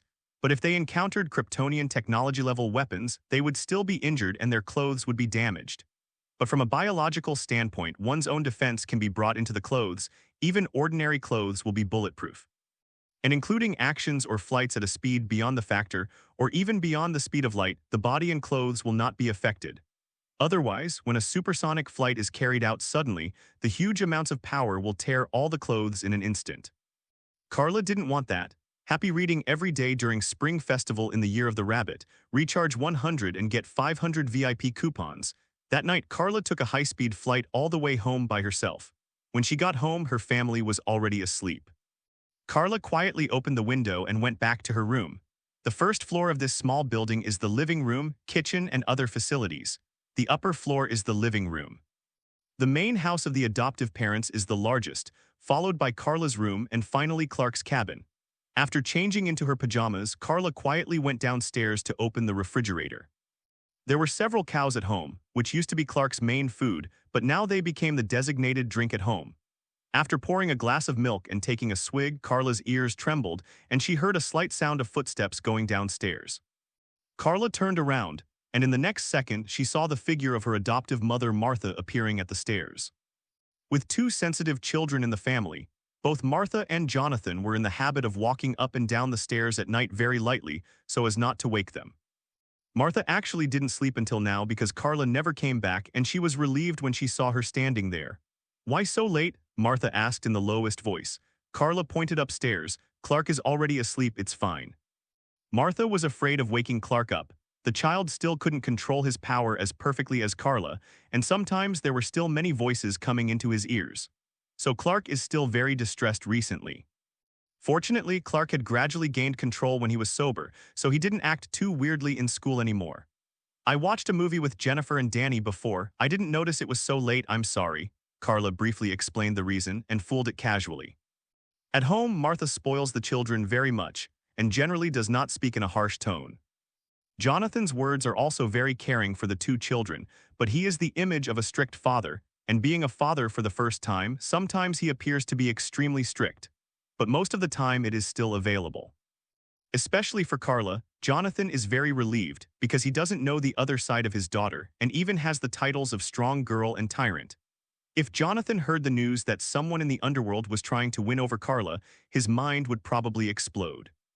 After talking with her adoptive mother for a while, Carla filled the glass again and then returned to the upstairs room with the milk. It's as if nothing happened today, as if she didn't kill someone for the first time before. Everything is so peaceful. But on the second day, things finally came to light. When I got up early in the morning, there was a police car with the school bus. Carla was taken away, allegedly in connection with a murder. Jonathan and Martha were extremely worried, and Clark also wanted to follow, but was stopped by Carla, so he didn't have to worry about himself and just continued to go to school as usual. Carla was taken to the police station and found that the two drunks yesterday, as well as Jennifer and Danny, were also brought. The body of the drunk man who died in the alley was discovered by the person in charge of taking out the garbage in the morning, and the peaceful town suddenly caused a sensation. In such a small town, the biggest situation in the past was a fight, but today there was a life lawsuit. Carla was brought into the interrogation room, where a police officer was responsible for recording a statement and asking about the process of last night. Carla is not timid either. First, she talked about the experience of 3 little girlfriends playing in the town, and finally mentioned that she and Jennifer were stalked by 3 drunk hooligans while waiting for the bus. Until the life lawsuit, Carla had described it truthfully, which was in no way different from other people's confessions, and the police officer had been nodding vaguely. Until finally disagreements arose. Danny's confession is that she left first, so she doesn't know what happened afterwards. Jennifer's confession is that she only saw Carla take the drunk man elsewhere, and then she didn't know what happened afterwards. Regarding these confessions, Carla can actually see them, including the confessions of the 2 drunk men. They really followed Carla's last account last night, saying that a person wearing a bat suit appeared last, and they admitted that it was he killed their companions. Satisfied in her heart, Carla also said what she planned to say last night, saying that she had planned to scare the drunk, but in the alley she met a man dressed like a bat. "I was threatened and intimidated by him so that I had to leave, and then I didn't know what happened and I didn't dare to go back to see. What did that guy die for?" After finishing her planned confession, Carla specially guided, or lure the police officer in front of him to say what he wants to hear. The police officer on the opposite side said without thinking, he was killed by a powerful and terrifying weapon, like the legendary laser gun or some kind of flame gun. The police officer shook his head as he said that, in fact, they have not yet determined what weapon killed the man. It has to be said that the thermal vision rays are very strong, but a small test can kill a person in an instant, and it can't even be investigated. Laser gun, is it the one in the movie? Can it really be made? Carla began to show her acting skills, pretending to exclaim exaggeratedly, and said enviously, "If there is a chance, I really want to meet that guy again and see what a real laser gun looks like." In fact, she is inducing others to focus on Batman completely. Anyway, Batman hasn't debuted yet, so where can I find him? Even if Batman made his debut, he was still a vigilante, who was not protected and supported by the law at the beginning, and he was a scapegoat anyway, so I wouldn't mind if there was one more, right? That's a dangerous guy, you'd better not think about getting to know him. The police officer on the opposite side also warned Carla, who knew that the harmless and beautiful girl in front of her was the real culprit. In this way, under Carla's careful arrangement, all the clues point to the Batman who has not yet debuted. It's not that everyone else is a fool, but Carla's confession is the same as that of the two drunks, which means that both the plaintiff's and the defendant's confessions point to a third party, so there is nothing to say. In addition, the murder weapon used to kill the drunk man was really unimaginable, and all signs indicated that it had nothing to do with Carla, so it seemed so easy and smooth. In fact, Carla was also worried about whether it would be exposed, and now it seems that there should be no problem. Speaking of which, the two drunk men later were too cooperative, right? Carla showed a thoughtful expression, and she seemed to have a faint understanding in her heart. Actually, it's not that they were threatened by me. It seems that I have opened up a new ability, hypnotic ability, or something closer to mind control. It's as if Superman can't be recognized by others as long as he wears a suit and glasses. Although Superman will also do some disguises, the most important thing is that Superman can exert a suggestive effect on others, so that people can't recognize him. Look. And it was Carla who awakened this new ability last night, which made those two drunks cooperate so willingly and perfectly. Okay, you can go now, your parents are already waiting outside. At this moment, the police officer's voice brought Carla back to his senses. Carla turned her head. In fact, one-way glass was used in the interrogation room and the sound insulation effect was very good, but she still saw the adoptive parents outside. At the moment, Carla smiled at them and said it was fine. However, Jonathan's face was ugly. She could hide it from others, but she couldn't hide it from her own family. Happy reading every day during Spring Festival in the Year of the Rabbit. Recharge 100 and get 500 VIP coupons. Immediate recharge activity period, January 21st to February 5th. Immediate recharge activity period, January 21st to February 5th. Because such a thing happened suddenly, and even Carla and the others were involved, the school happily gave the three of them a 3-day holiday so that they could adjust their status. In fact, Jennifer really needs to adjust her mentality because she knows that Carla killed the man. But Jennifer didn't tell anyone, including Danny, who didn't know their little secret. It's not that she doesn't believe in Danny, but that Jennifer is very gentle and worried about the relationship between Danny and Carla. In fact, when she left the police station, even she didn't know how to face Carla, including Carla's side, who was immediately taken away by her family. On the way back, the Kent family kept silent. Martha purposely sat in the back seat with Carla, holding her hand all the time as a gesture of comfort. Carla felt amused and patted the back of her adoptive mother's hand in turn, reassuring, "Mom, I'm fine." HMPH, you're definitely fine. Jonathan, who was driving ahead, glanced at his adopted daughter behind him in the rearview mirror and said solemnly, "Carla, tell me the truth, you must be the murderer." Martha's hands trembled. In fact, she also guessed it, but as a loving mother, she didn't think about it. As a mother, she still hoped that her daughter would be a kind and good child, but she and Jonathan both know that's your heat vision ray. When you showed us your ability, you should know that if you use your ability to do bad things, you can't hide it from us. They almost all know about Carla's ability, including Carla's super strength, super speed, flight, thermal vision rays, clairvoyance, microscopic vision, and even farsightedness, as well as super hearing and super breathing, including that she can even hold her breath in 1 breath hours without needing to breathe, etc. Definitely, they also have things they don't know, such as the biological standpoint and the super hypnotic ability technique that was awakened last night, which can also be called mind control or psychological suggestion. Faced with accusations and interrogation by her adoptive father, Carla turned away from looking out the window. The cool breeze blowing in from the open window also messed up Carla's beautiful blonde hair. She was born with blonde hair and blue eyes, and this beautiful hair alone is enough to arouse the jealousy of many girls. Because most of the girls are blonde themselves, a lot of people in the school dyed their hair blonde the day after tomorrow. But Carla is born, which is relatively rare anywhere, and has a pair of beautiful blue eyes. Carla, Martha said worriedly, it's not you, is it? Tell Mom you're not a murderer. Carla sighed, sorry, it was me. Squeak. The car suddenly slammed to a stop on the small road home, and Jonathan sat there stiffly, his eyes looking a little blank. It seems that he is actually the same as Martha. Although he guessed that it was Carla, he didn't want to believe it but hoped that his child would be a good child. As a result, Carla directly admitted it. Let's go back, Jonathan said, turning the car around and heading back to the police station. Carla shrugged, leaned back in her chair and said nothing. Martha was anxious. Jonathan, what are you going to do? Do you want to send my daughter to prison? You can't do that. But she killed Martha. Jonathan usually respected his wife very much. But now he reminded Martha loudly that Carla didn't make a small mistake but killed someone. Martha didn't know what to do, so she could only turn her head and ask Carla, Carla, tell Mom, is that person who threatened you first, didn't you? Isn't it definitely? Carla sighed helplessly. Maybe you didn't see the detailed report. There was a gun and a broken bullet at the scene, and I was shot in the eye. Oh, bang, a bullet shattered in my eyeball. If it wasn't me, Papa, if it was you or Mama, you'd be dead. Carla was telling the truth, but she didn't know it. In fact, there was no detailed record in the report. It only mentioned that there was a broken pistol at the scene and the fingerprints belonged to the drunk man who was killed. But as for the broken bullet, it was treated coldly because it was a bit unimaginable. Even if it was not reported or recorded, even the bullet was disposed of. Hearing Carla's words, Martha quickly held her small face and carefully checked Carla's eyes. Carla was definitely fine. Even if the bullet hit her open eyeball, it still couldn't do her any harm. Jonathan snorted softly. Are you threatening me? He said that's what he said, but he still turned off the car and turned his head to look at Carla. Seeing that she was fine and Martha was caring, he didn't ask any more questions.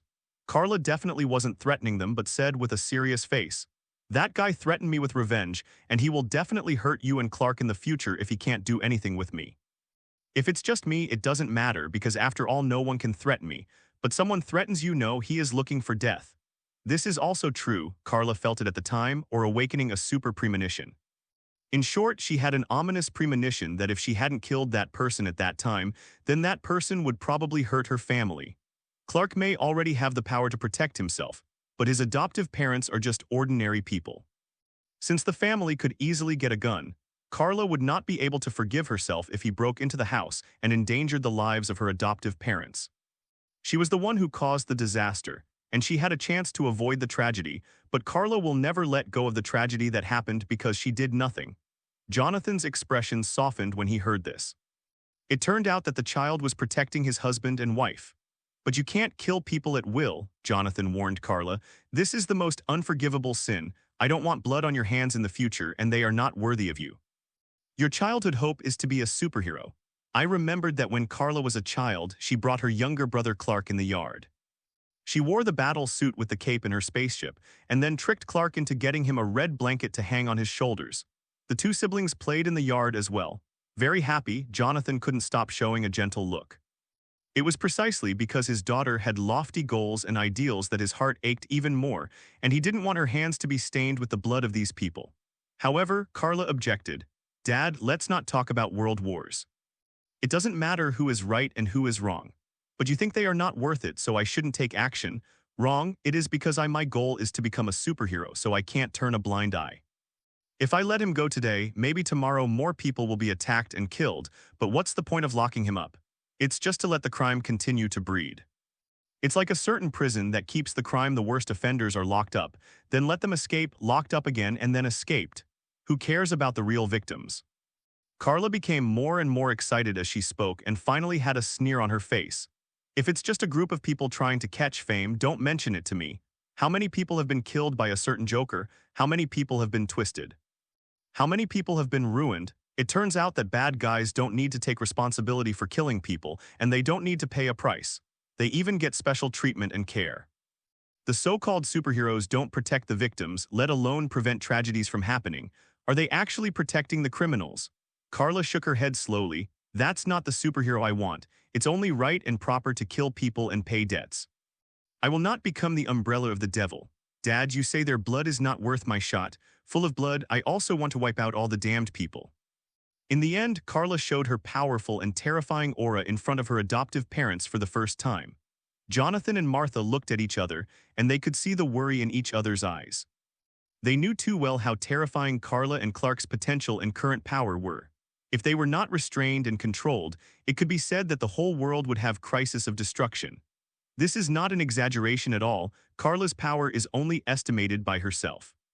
If there is no restraint, it can even tear up the earth and destroy a city with ease. Just when the two were worried and didn't know what to do, Carla suddenly changed the subject.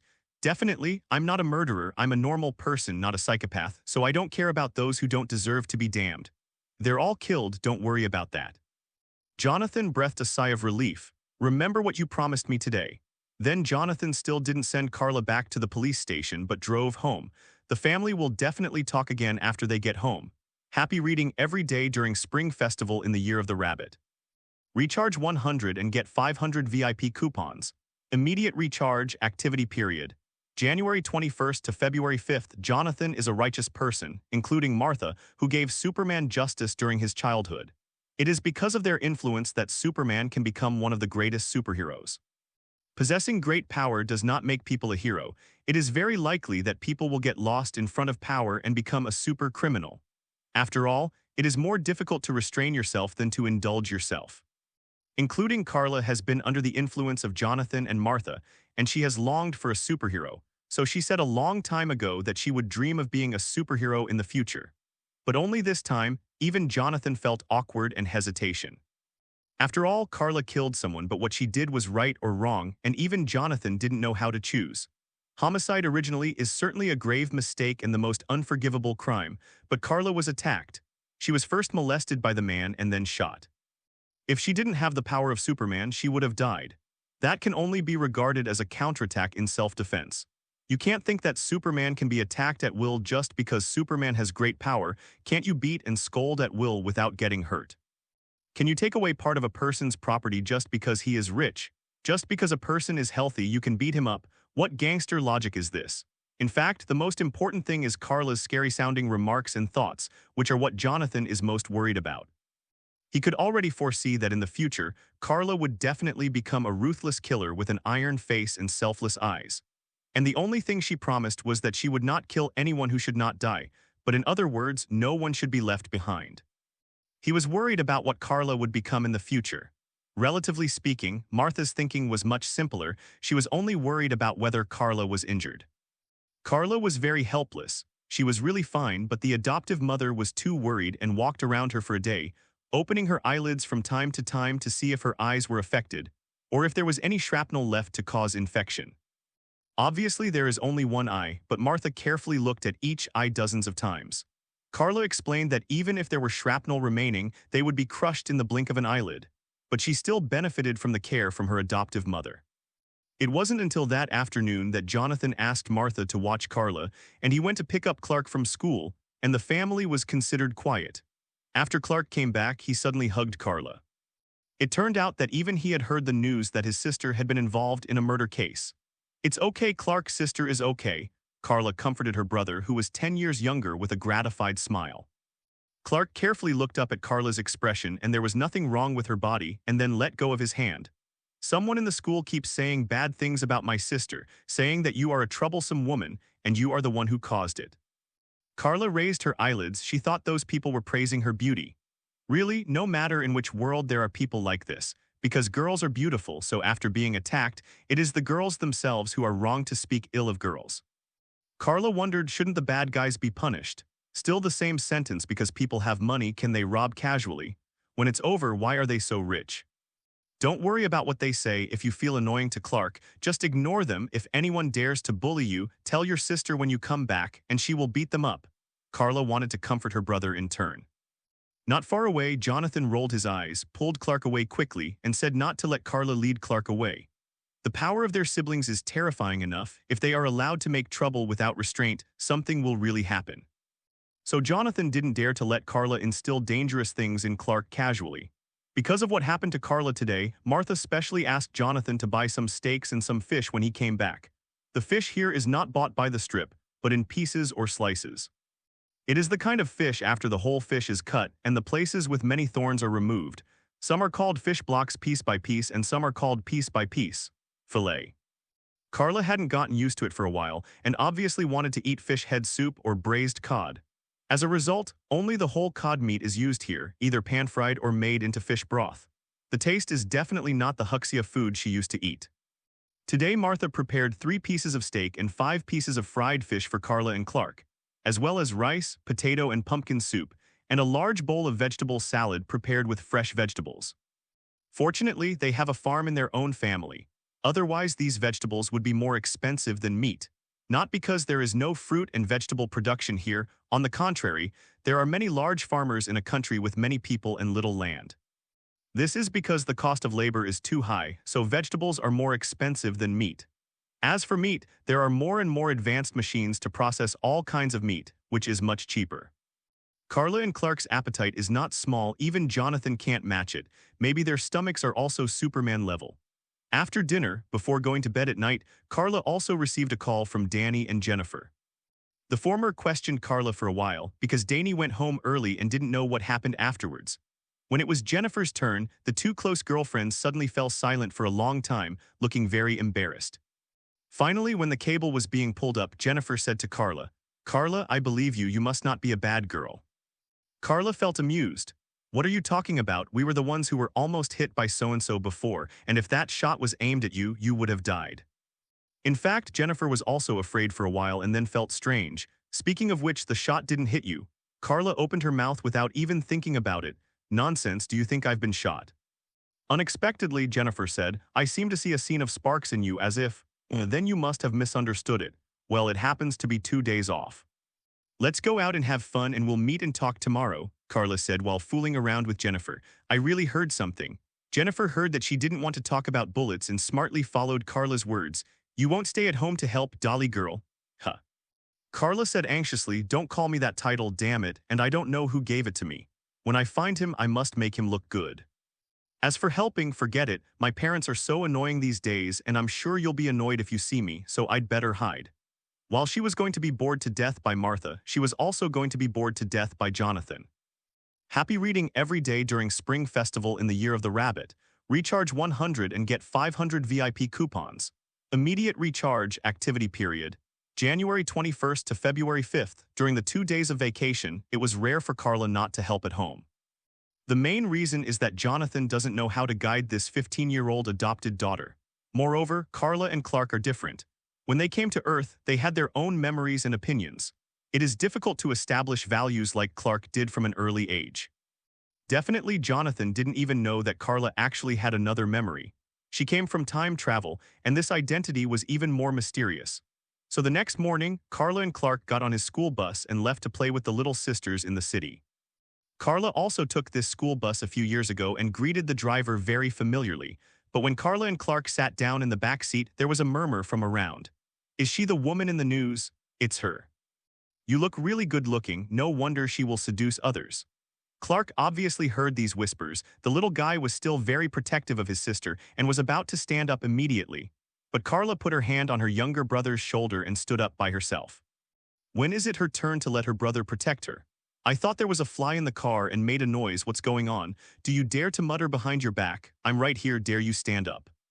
Carla stood in the middle of the aisle, even if the school bus shook her, not moving at all. Carla looked at those gossipers and sneered, "How dare you speak ill of people behind their backs with this little guts?" Those few dared not stand up to face Carla, who was at least 5 years older than them.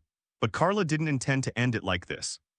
She raised her head with her arms around her shoulders, glanced at everyone in the car and said with a sneer, "A group of cowards, brats, what? I heard that someone is going to bully my brother." "Who can bully people, believe it or not? I will find some people to block your school gate every day in a few days." At the moment, she doesn't want to be a superhero at all. She is just a sister who protects the shortcomings and bullies the elementary school students. Not only elementary school students, 5-year-old children can only go to a kind of school similar to preschool or kindergarten, and the oldest is only 6 or 7 years old. Don't talk about one playing two, she probably has no problem playing one class alone, I mean without super strength. In the end, even the driver couldn't stand it anymore and shouted without turning his head, "Dolly girl, it's you again. You used to bully the whole car when you were in elementary school, and now you're bullying this girl again. Are you a member of the first class? Sit down quickly, and be careful that I will call your father and ask him to teach you a lesson." Carla was so angry that her teeth were itching. Why did the school bus driver hear the title of Dolly girl? which B D passed it on. Don't let her know, huh? Carla snorted and gave someone a random glare, some fat little guy. The little fat man was very innocent. He lowered his head and dared not speak. Carla also left a warning before sitting down again. You don't need to play with my brother, and he doesn't need to play with you bastards. He will naturally have his own real partners and friends in the future. But you think he is kind and gentle, it's easy to bully, then it's a big mistake. If you have a big brother or sister in your family, then ask for the name of the old lady. I will really make people block your school gate. The children, who had never seen such a hooligan before, were immediately silent and didn't dare to say another word. The driver shook his head dumbfounded. She was such a beautiful girl, but she was usually very polite and well-behaved. But for some reason today it's become so. Hooligan? There is no way, after all, it is related to Carla's younger brother. She doesn't care what others say about her behind her back, but she has heard that her brother has been excluded in school. Some people even dare to bully him, which is not acceptable. As Clark grew older, his strength also became stronger. But because of Jonathan's instructions, he has never dared to have conflicts and disputes with others, so Carla can only protect his younger brother. Even Carla's original responsibility was to take care of Clark when he grew up. After all, they were siblings, cousins with the same surname, and belonged to the same family. After a short episode, the school bus came to the city in silence, and Carla got off the bus with the others until the gate of Clark's school. At the door, Carla took out $50 and handed it to Clark as pocket money, and if he was hungry at noon, he could buy something delicious. Clark has her own pocket money, but it is much less than her sister's. The reason is not that Carla is more favored by her adoptive parents, but that Carla has always been helping the family, so her adoptive parents will give her a little more pocket money. What's more, Carla is 15 years old and she is a big girl. There are many places where money is needed. Normally, it is a lot, but Carla has never spent much money and has saved a lot of money in the past. As an aside, Carla may not even have a menstrual period because she is a Kryptonian. Or maybe it's because she has the quality of Superman, so she doesn't need to detoxify, which also saves a lot of money. There are also clothes. She wears a few jeans all year round, jeans, sneakers, and denim tops or small shirts, which are simple, convenient, and cheap. As for the dresses that other girls like, she doesn't care much. Once Martha thought she didn't want to waste money and insisted on buying her a pure white dress. But Carla asked her adoptive mother if she flew up, wouldn't the people below see everything? It turned out that this was what she cared about.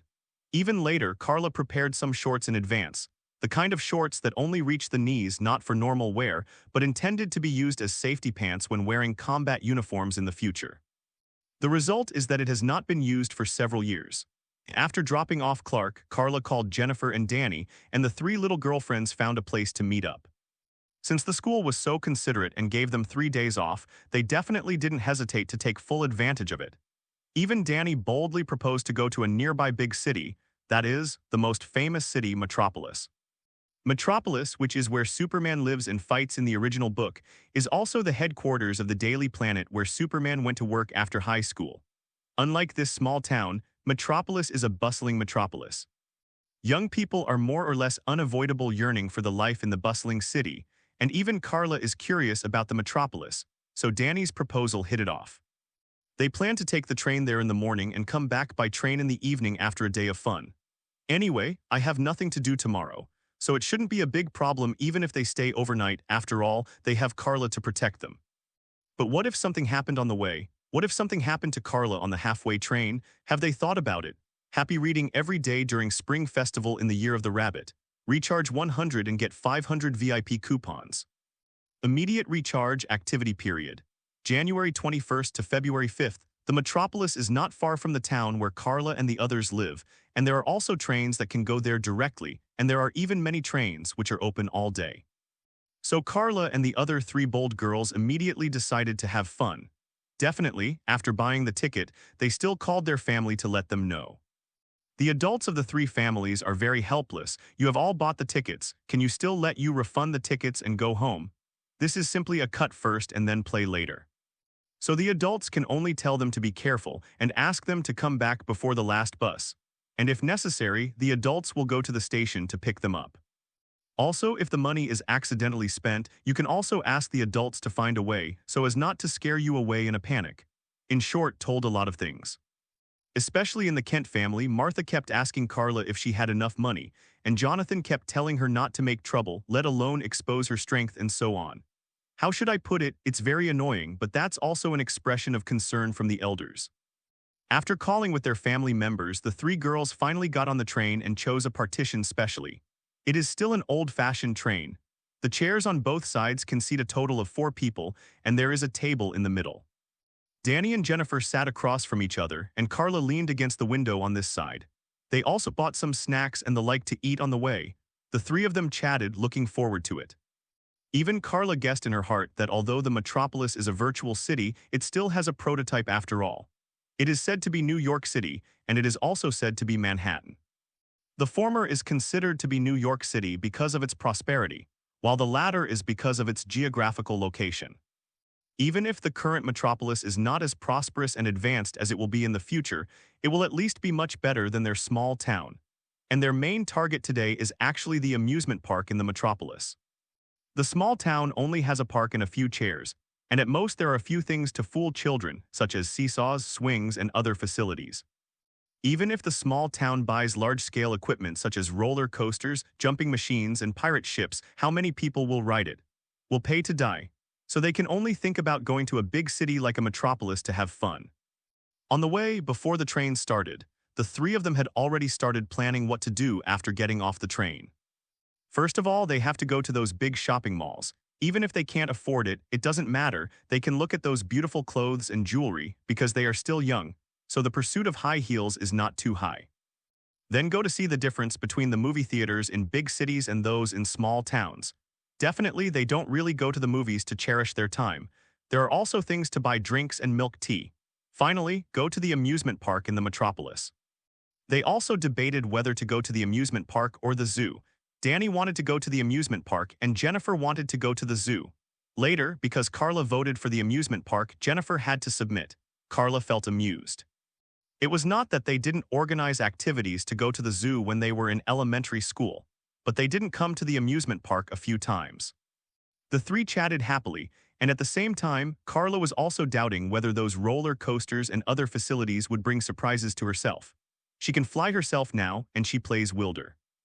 At the highest point, she crossed the clouds and reached a height of 20,000 meters, and then fell headlong in one breath until she was a few meters above the ground, and then reversed her direction in one breath. Fly elsewhere. Sometimes she would go to a small island in the sea, and then go to the sea to catch fresh seafood and bake it. At first she would take it home, but Jonathan would scold her and stop her from running around, and then she would play by herself. So is this trip to the amusement park really worth the wait? We can only wait and see. And just when the three girls were chatting happily, suddenly an accident happened. In an instant, Carla noticed something strange. First of all, the voices of the friends around her were gradually fading away. They were obviously by her side, but with Carla's super hearing beyond ordinary people, she couldn't hear their voices and conversations clearly. Then Carla also noticed that some symbols inexplicably appeared on the walls of the surrounding trains. Especially, there was a display screen on the top of the train aisle, like a streaming broadcast to see if there is anyone in the toilet, and the destination of the next stop, etc. Wait, but now there are some symbols with unknown meanings on it, as if it seems to be some kind of magic spell. In the end, even the speed of the train began to get out of control, as if it had accelerated dozens of times at once. If it were an ordinary person, she would be terrified, but Carla is not an ordinary person, and even this speed can't scare her. It's just that when Carla stood up subconsciously, she felt her eyes blurred and her mind blurred. All the other guests around her disappeared, and she was the only one standing there. At the same time, the train gradually stopped, and a mysterious space appeared outside this carriage. Through the glass, Carla saw a cave surrounded by all kinds of rocks as if it was not on the earth. Crack. Suddenly, the train doors of the train opened. Does that mean you want me to get out of the car? Carla raised her eyebrows, guessing what it meant. Normally she wouldn't pay attention to it, but Carla chose to get out of the car directly because of her skillful courage. Let's see who it is. Carla's purpose is also very simple, just to see who is up to it. In the worst case, she would run away. The top speed of the train just now was only the speed of sound, but now she can fly at supersonic speed. The most important thing is that the other party is obviously targeting her. Carla is worried that if she doesn't solve it, she will threaten her family. There is a saying that is good: if you can run away, the monk can't run away from the temple. Carla is the monk now and her family is the temple. Sometimes what she fears and worries the most is that someone will harm her family. So she had to come forward. Go over the train gate because it's not a platform, so Carla has to jump from a distance. Anyway, she is not the kind of weak woman, but it doesn't matter. After getting out of the train door, Carla turned around and found that the train behind her had disappeared. Everything I see and experience now reveals a touch of weirdness. Carla couldn't help frowning and showing a dignified expression, but she continued to walk forward, and after passing through a stone tunnel she came to another space. It was a spacious hall, and some weird and terrifying sculptures could be seen on one of the walls, and Carla could even feel them as if they were living creatures exuding a terrifying and evil aura. In the innermost part of the hall is obviously a conference table, with 7 chairs placed in a circle, but only one of them has an old man with long hair and beard sitting on it. I am Necromancer Shazam, I have been waiting for you, my champion. What? Carla was dumbfounded on the spot. Shazam? Are you kidding me? Happy reading every day during Spring Festival in the Year of the Rabbit. Recharge 100 and get 500 VIP coupons. Immediate recharge activity period, January 21st to February 5th. No wonder Carla felt that this place was no longer the Earth. In fact, it was no longer the Earth. Strictly speaking, this is a space called the Rock of Eternity, which does not belong to the Earth, but a place that transcends the concept of time and space on the Earth. It is mysterious and unpredictable, with gates connected to many magical worlds, and some dangerous things are sealed, such as meditation might. This thing looks like a caterpillar, but it is said to come from Venus. It is an alien insect that has superhuman intelligence and can control other people's brains. At the same time, it is also Shazam, the old opponent of Captain Fantastic. Speaking of which, in fact, Shazam's original publication and title have always been Captain Marvel. Yes, that's Captain Marvel. The original Shazam had nothing to do with the DC universe, but was created by a small magazine called Fawcett Comics. However, Shazam's power settings and costumes almost overlapped with Superman's, so he was sued by DC. And the name Captain Marvel. You know, the predecessor of Marvel was called Marvel Comics. It is better to say that Marvel's Marvel originally meant surprise, and the old translation was indeed Marvel Comics.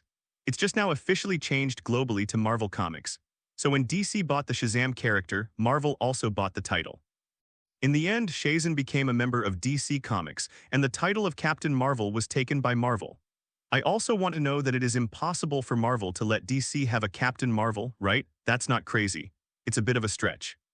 In short, Thunder Shazam once also had the title of Captain Marvel, and was even the first superhero in live-action movies.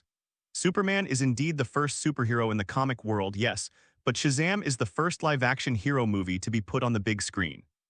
Later, in order to distinguish it from Marvel's Captain Marvel, it became Shazam. And now, Carla somehow came to the Rock of Eternity suddenly, and the old man who appeared in front of him was the Necromancer Shazam who gave Shazam the power of Shazam. Whether it is Shazam or Black Adam, that is, another Shazam, it can also be called Egyptian Shazam because his power comes from the gods of the Egyptian pantheon. The power of the 2 generations of Shazam comes from this Necromancer Shazam.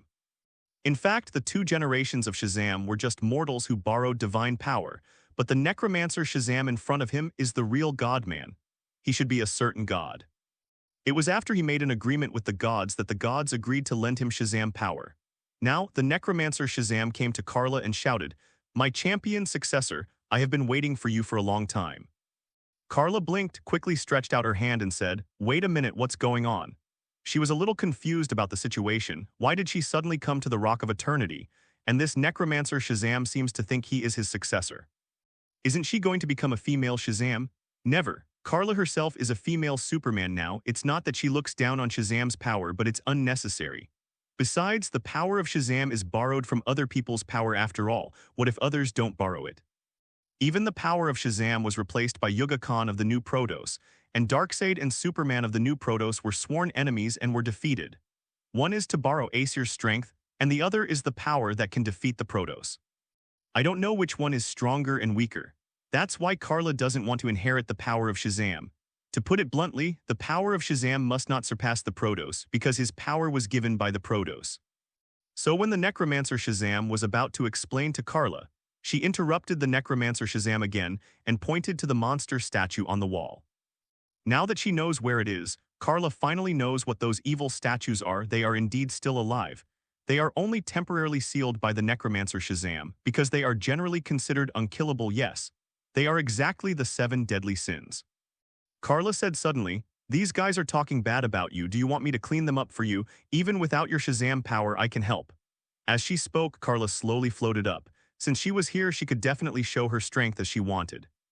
As for the 7 deadly sins, it would be difficult to solve them if they were still illusory, but since they have become things on the material side, there is a way to defeat them. The necromancer Shazam looked at Carla in surprise. Carla spread his hands. "Don't you still know who I am? My name is Carla, Zuo. Al, the last daughter of Krypton. If you can, I hope you call me Supergirl, or simply you can just call me Female Superman." Carla finds it funny, she really doesn't need the so-called power of Shazam because she already has the power of Superman powerful enough. "I don't even know why I came here," Carla looked around. It might seem mysterious here, but she wasn't surprised because she herself was an existence worthy of shock. Necromancer Shazam explained, "The reason is also very simple. I use search magic and all those who are qualified to inherit power will be brought here." "I see." Carla had to remind Necromancer Shazam, "Then you have to keep your eyes open, don't choose the wrong person, otherwise there will be endless troubles." Unexpectedly, Necromancer Shazam also knew this. "I will choose a person with a pure heart as my champion and it will never happen before." Before, by the way, Black Adam has probably existed for more than 5,000 years, and that is a negative example of the Necromancer Shazam. "Okay, I don't need your Shazam power. I think you will meet a boy with a pure heart in the future, but that's obviously not me." Carla smiled self-deprecatingly. "Is the heart pure? Sorry you lost your eye again." Carla pointed at herself consciously. "Actually, I'm a very selfish bad girl. I don't have a so-called pure heart, so you can send me back. Definitely, if you have any magic books to make me increase a little bit of knowledge about magic would be nice." Carla may be worried that she only has strong physical fitness and strength from the Kryptonians, but the magic resistance seems to be almost zero. After all, Superman's power is all physical. If there is a chance, I still want to read about magic. Unexpectedly, the necromancer Shazam looked at Carla deeply and actually took out a book and handed it over. Carla took the book curiously and looked up at necromancer Shazam. "I heard him say, don't underestimate yourself. I don't think people who are brave enough to look into their own hearts are treacherous villains, do you?" "Definitely not." Carla rolled her eyes. She was going to be a superhero, but maybe her methods were a bit cruel. The necromancer Shazam pointed to the book and continued, "It really can only give you insight, it can increase your willpower, and it can also make you somewhat resistant to magical power. If one day I hope you can help deal with the 7 deadly sins." "No problem." Happy reading every day during Spring Festival in the Year of the Rabbit. Recharge 100 and get 500 VIP coupons. Immediate recharge activity period, January 21st to February 5th. In a daze, Carla returned to her seat on the train, and no one seemed to notice her departure just now. If it is an ordinary person, it is very likely that the experience he just experienced was a hallucination or a dream after taking a nap unconsciously. But Carla clearly remembered what happened, and even held the magic book that Necromancer Shazam gave her at the end. "Where did you buy this?" Jennifer and Danny on the opposite side also noticed the book in Carla's hand. The magic book was made of pure black sheepskin or cowhide, and the cover was inlaid with gold thread, which looked very beautiful. Carla came back to her senses, temporarily ignoring the encounter at the Rock of Eternity. Smiling at the girlfriends on the opposite side, Carla opened the magic book in her hand and said casually, "I found it at home. Maybe it was a novel written by my dad when he was in school when he fell ill." Jonathan was innocently tricked. Jennifer and Danny on the opposite side looked at each other and let out a low chuckle. Looking at Carla again, she couldn't wait to flip through the magic book in her hand. With Superman's super learning ability, coupled with the ability to see 10 lines at a glance and never forget, Carla quickly finished reading the book. The necromancer Shazam was right. He was not exaggerating at all.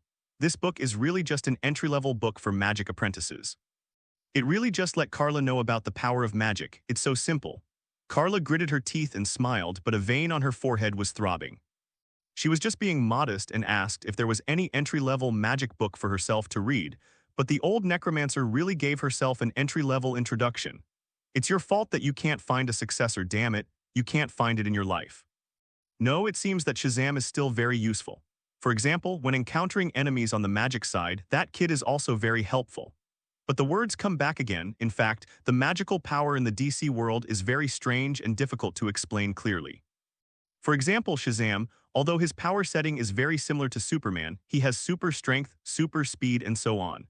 But Shazam's power is set as magical power, including his Shazam's power also comes from begging and borrowing from the gods.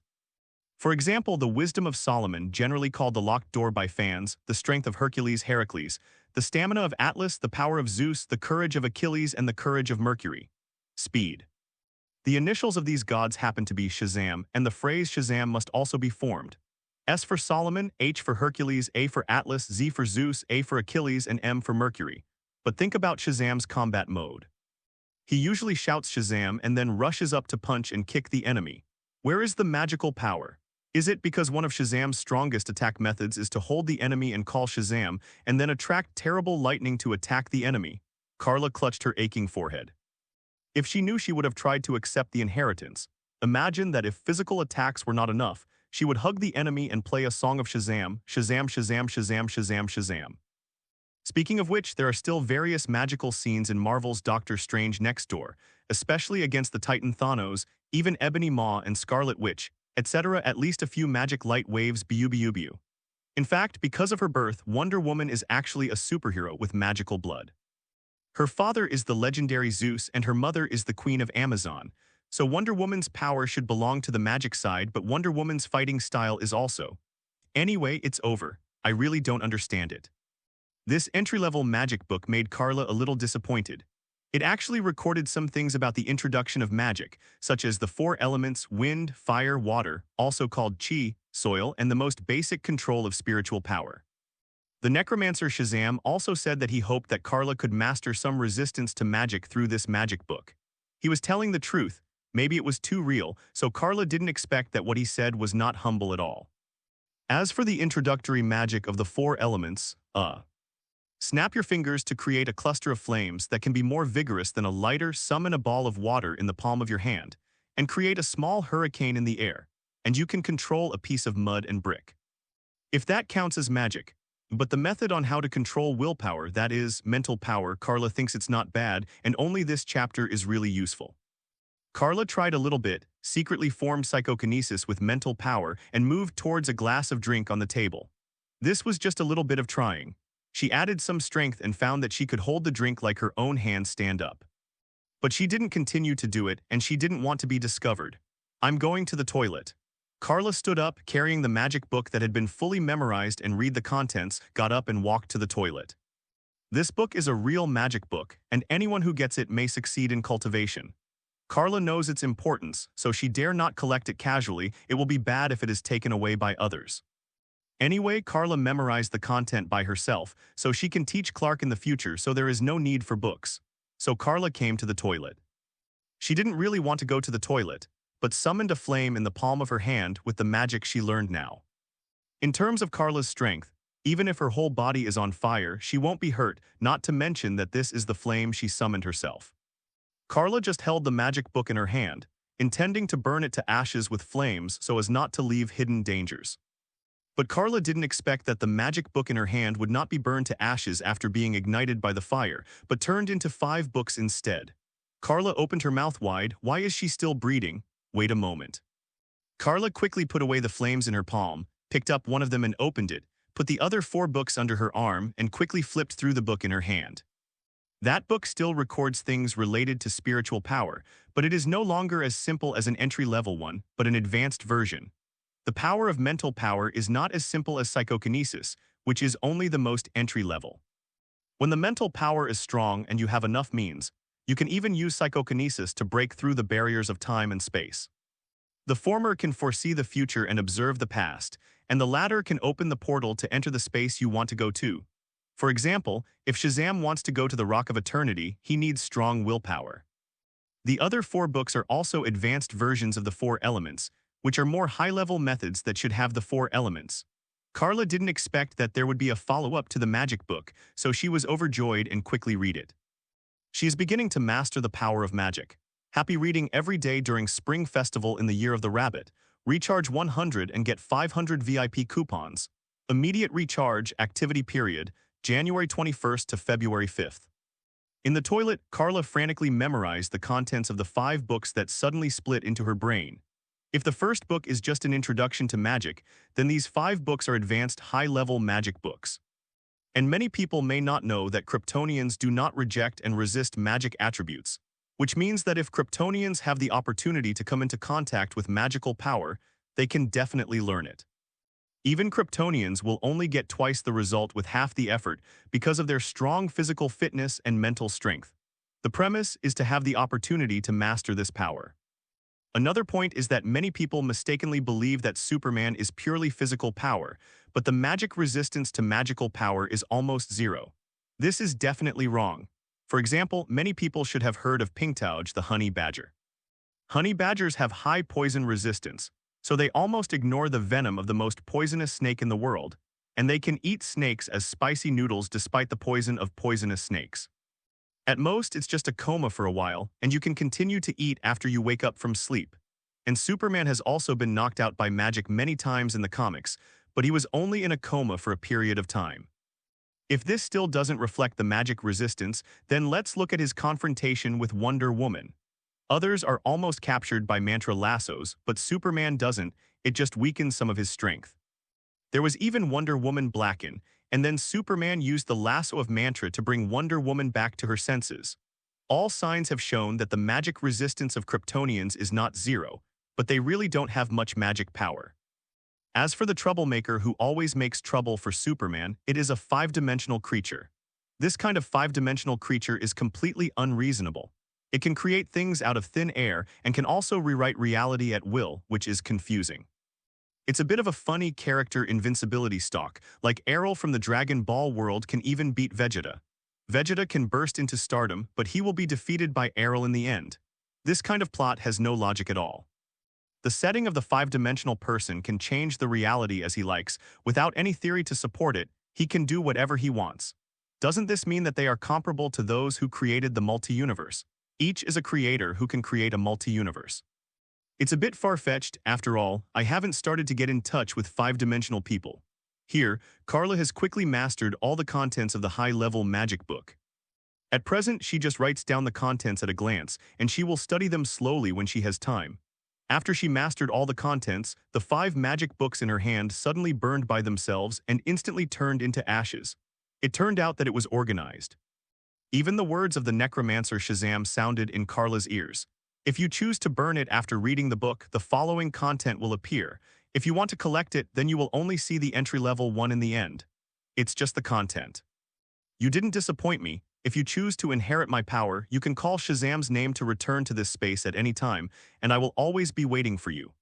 Unexpectedly, Necromancer Shazam is still very optimistic about Carla. But Carla smiled and shook her head. Forget it, as long as you have these powers that can resist magic, it's enough. In the final analysis, her power still comes from her own Kryptonian blood, which is the foundation of her power. As long as she continues to grow and soak in the sun's rays, she will become stronger and stronger. She doesn't need to beg or borrow other people's power. Carla doesn't need magic power as her main power. All she needs is a better way to resist the enemy's magic power, that's all. At this time, there was a sudden knock on the door, and the voices of Jennifer and Danny sounded from outside. Carla, are you okay? We will arrive at the station soon. It turned out that they were a little worried after seeing that Carla hadn't come out for so long. Carla collected her thoughts, opened the door and walked out, facing her friend with a smile and said, I've been a little constipated recently, so I've been delayed for a while. Is it almost there? Both Jennifer and Danny showed disgusted expressions, don't say it, and immediately felt as if there was a bad smell coming out. In fact, it was all a psychological effect because Carla didn't go to the toilet but kept flipping through the magic book. If there is a fragrance in the book, it should be full of fragrance. Carla just laughed and deliberately reached out and waved at the two of them. Danny's face became even darker. You didn't wash your hands, did you? How is it possible? She was sterilized by the flames of the 5 books that spontaneously ignited. Okay, don't make a fuss, go back and sit for a while. We will arrive at the station soon. Jennifer went back first as if fleeing, followed by Danny. Carla, who was lagging behind, showed a thoughtful expression. The advanced version of the magic book does contain many interesting things, and she may gain a lot from this. Even Carla had her first foresight. She saw a picture of the future. One day in the future, there will be a crisis in the Rock of Eternity. The necromancer Shazam died for unknown reasons and disappeared into a cloud of dust. At that time, the sealed 7 deadly sins will turn into terrifying demons to disturb the world, and the meditating might will also escape, and many magical worlds may be unstable. The next Thunder Shazam is originally just a 15-year-old boy, and he cannot be entrusted with important tasks. At that time, maybe Carla will have to help, because she accepted the favor of Necromancer Shazam today. Nasty old Necromancer, he is actually plotting against Carla. No matter whether Carla wants to become the successor of Necromancer Shazam because of this magical power or not, she will help when the 7 deadly sins escape in the future. But Carla did bear the benefits of others. That's how it is. Carla didn't continue to entangle, but accepted the responsibility one day in the future with relief, not to mention that since she wanted to be a superhero in the future, if something happened, she would definitely take care of it. Then there's nothing to worry about. Next, Carla returned to the original position, and the three girlfriends continued to chat happily. Not long after the train went on, they finally arrived at the metropolis before 10 o'clock in the morning. It is really a bustling city, and the scale alone is far from comparable to that of a small town. It is said that Metropolis and Gotham City are still close to each other, not too far apart. Carla said in her heart that she would not go to Gotham City to develop in the future, absolutely not, no matter how much she gave her. Ask how much she gave first. The three girls started their trip walking around the metropolis. They went to the busiest and busiest commercial street, walked through a few shops without looking to buy, and were fascinated by the dazzling array of things inside. I also went to the best and largest cinema and found that there are more types of movies shown here. But what they care most about is the amusement park. Then Carla found out that she was really not interested in facilities like roller coasters. Happy reading every day during Spring Festival in the Year of the Rabbit. Recharge 100 and get 500 VIP coupons. Immediate recharge activity period, January 21st to February 5th. After a day of crazy fun in the metropolis, when the evening approached, the three girls were quite well-behaved and sensible, and they took the train back before catching the last train. The adults of the three families each sent male hosts to pick them up, and the three fathers also knew each other because of their children, and they could chat while waiting for the train. After they came out of the train station, the three families said goodbye briefly and then drove home. I have to say that the cars used by the three families belong to Carla's family. The pickup truck is relatively old, but Carla didn't care at all, and excitedly told Jonathan the interesting things he had seen in the metropolis, even the halfway experience. I met an old necromancer and he gave me a magic book. Carla didn't hide. Even her and Clark's foster parents knew the biggest secret, let alone such a small thing. But Jonathan was very worried. Necromancer, magic book, what trouble have you caused? Carla is innocent, why say again? Is she a troublemaker? Really, the family doesn't know her other side, so it's good not to talk about it casually. No, the necromancer may have asked me for something, so he gave me some benefits in advance, Carla said nonchalantly. She had a passive foreknowledge before and saw a picture of the future. Sooner or later, the 7 deadly sins will break free. Once the new Shazam can't deal with the 7 monsters, then she will come forward. Or that foresight might not be her ability, maybe the Necromancer Shazam showed it to her on purpose. Carla initially wondered why the Necromancer Shazam was so easy to talk and gave her the magic book so easily. But later she understood that this is short-handed and the favors owed must always be repaid. This can also be regarded as the investment of Necromancer Shazam. After all, Carla and Clark rely on the physical fitness of Kryptonians, that is to say, they all come from physical strength. But the 7 deadly sins are monsters on the magic side. Giving Carla the magic book, actually 5, no, it should add up to 6, is also to give her the strength and methods to deal with the 7 deadly sins in the future. What kind of magic book is that? Jonathan's expression was a little worried and he even had some doubts. Could it be able to summon demons? Carla rolled her eyes. You think too much and I'm not a fool. I don't want things that are full of malice when I hear them. In fact, this is a serious, regular magic book, which includes the cultivation of spiritual power, and the control of the 4 elements, for example. As Carla spoke, she raised her right hand and snapped her slender fingers like pale green, and a ball of flames sprang up from her fingertips. Jonathan glanced sideways at Carla and immediately turned back to focus on driving. After a moment of silence, he couldn't help but said, I've saved the lighter. That's really only a little higher than the flame of a lighter. Carla froze. The complaint from her adoptive father made her unable to refute. Okay. Carla put away the flames, leaned sideways on the car door, turned her head to look at the surrounding environment passing by outside, not knowing what to think. Jonathan glanced at Carla out of the corner of his eye as if he had noticed something. What? Do you want to go to the metropolis after graduation? Can you guess this too? Carla turned around and agreed. There must be such considerations. After all, you can't spend your whole life farming in the countryside, can you? Jonathan didn't care about the offense in Carla's words, knowing she was just telling the truth. But he could also feel Carla's hesitation and couldn't help but smile and said, "Are you worried about me and your mother, and Clark?" Carla scratched the back of her head. She was also a young girl, and she certainly didn't want to be trapped in the farmland for the rest of her life. If she could, she would also like to wear OL clothes, sit in the office or write copywriting, which is not bad. It's so close to home, I can go home every week or every month.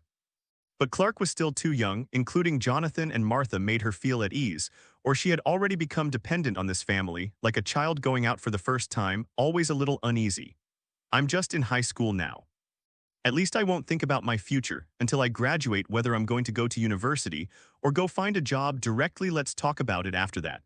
Carla raised her hand to support the car window, her face a little dazed, looking outside. After all, she is only 15 years old, and she hasn't figured out what to do in the future. Or why not try the Daily Planet? If she uses her ability to be a reporter, she can definitely unearth many secrets. Like which big star is dating whom, or pictures of which star changes in the locker room. No, it seems too dishonest. If she really started to act recklessly, there might be chaos in the world. Jonathan glanced at his adopted daughter again, knowing what she was thinking, and didn't bother her, just focused on driving straight to the direction of home. The school only gave 3 days off, and on the last day Carla chose to stay at home to help out and take care of the farm. With her help, Jonathan can relax a lot. She alone is more convenient, faster, and more powerful than any machine. There are no other people around here, and Carla can sway her strength to the whole farm as much as she wants. Then, after the 3-day vacation, Carla will start to go to school again on the 4th morning. But this time, when Carla boarded the school bus, she obviously noticed the difference. Many boys didn't dare to look up at her, their eyes dodged, and their faces also had terrified expressions. Especially when Carla deliberately stood next to someone, the other person was very unnatural and stood up quickly after a few hesitations. "Do you like this position? Then I will leave it to you." He ran away. But this kind of seat is for 2 people side by side, and the boy inside is about to cry. Carla was also polite, sat down directly, and turned her head to look around. In fact, not only the boys, but also the female students secretly looked at her with complicated eyes. Carla glanced sideways at the blocked boy sitting inside and smiled. "What's going on in the school again? Let's hear it." She immediately guessed that someone must be spreading rumors about her again, or this time it wasn't a rumor. The boy said it almost in a crying voice. "Some people say that you actually killed that person, and after you dug out the eyeballs with something, you burned his brain to ashes with fire." The atmosphere in the school bus suddenly became extremely solemn, and some girls even covered their mouths and made retching sounds, as if the sense of substitution was too strong and they were disgusted and frightened by the pictures they imagined. "I really have a hand in scaring myself." Carla rolled her eyes speechlessly. "By the way, what kind of image do I have in your hearts? Am I so ruthless? She is so beautiful, so let's think of something better. Beauty is really beautiful, there is nothing wrong with that." But the student whispered, "But on the first day of school, didn't you beat all the gangsters in a small club in the school to the bone?" When Carla froze, it was because they were looking for trouble for her, right? As the drunk man said before, Carla actually has another side, and she is cruel and cruel on the other side, so she is called a tyrant. Happy reading every day during Spring Festival in the Year of the Rabbit. Recharge 100 and get 500 VIP coupons. Immediate recharge activity period. January 21st to February 5th. In the blink of an eye, 3 years have passed since that incident. Now Carla is finally 18 years old. If there is no accident, she will graduate from high school this year. In the past few years, Carla has gradually started to keep a low profile, probably also aware that her reputation is being ruined by those jerks. It's just that Carla is destined to not be able to keep a low profile. After all, Carla is so beautiful. Every time after a freshman enters school, there will be either good boys or bad boys who will pursue her at first. If it was an ordinary good boy, she would politely refuse. If she encounters that kind of gangster, Carla will not do it directly now, but will use her stronger mental strength to make the opponent wrestle dozens of times a day.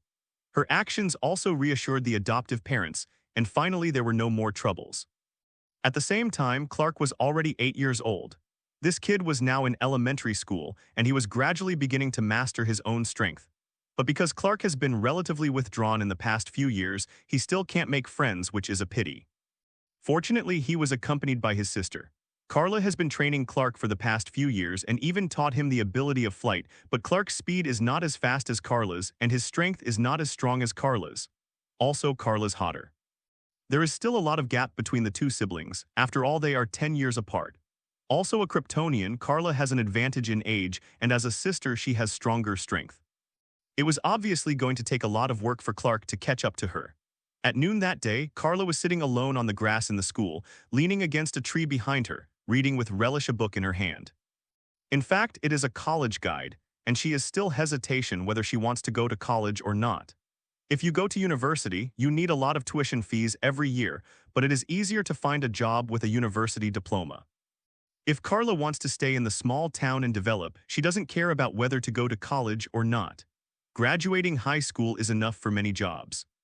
And because the small town is within the scope of the metropolis, it will be much cheaper to go to university in this state. And with her super learning ability, she can apply for some scholarships, grants, etc. every year. Maybe a few $1,000s a year is enough. If she does some work or something, it should be fine. Carla, at this time a boy suddenly appeared in front of Carla, looking at her expectantly. You are Carla, right? Your name is Carla, right? Well, I think. You'd better not think about anything. The boy was interrupted by a crisp voice. Carla raised her head and saw two youthful and beautiful figures walking towards her. The dark-skinned one was Danny, who was wearing a casual shirt, casually matched with a pair of jeans and a pair of sneakers.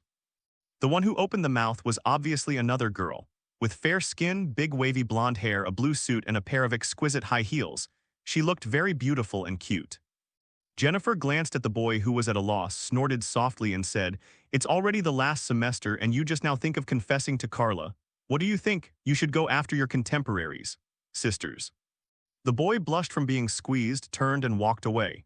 Danny shook her head amusedly. It doesn't need to be that much, and Carla didn't say anything, did she? What if that's the type she likes? Forget it, Carla doesn't like people in such a small place. Jennifer clasped her right elbow with her left hand and made a gesture of spreading her right hand. Carla sighed helplessly. She didn't say anything and said, "Jennifer, don't forget that I am also from this small place, and my family is still outside the city, so there is nothing wrong with it." What she didn't say is that it's not that she doesn't look down on boys in such a small place, but in fact she looks down on almost anyone. After all, she traveled from the real world. How could she want to marry a character in a work? Carla's dress is somewhat similar to Danny's.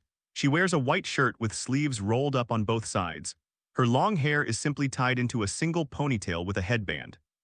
Because she hasn't cut her hair in the past few years, her long hair has exceeded her waist up. And unlike Jennifer, Carla's hair color is natural blonde, long and straight, and has never been permed. Jennifer dyed her hair the day after tomorrow because she likes blonde hair, and because her hair quality has been more or less affected, she deliberately permed it into big waves, but she is still very beautiful. Carla also wears jeans and sneakers and doesn't like to dress up like Jennifer. You guys, should you pay more attention to fashion and grooming? Jennifer taught the two best friends a lesson.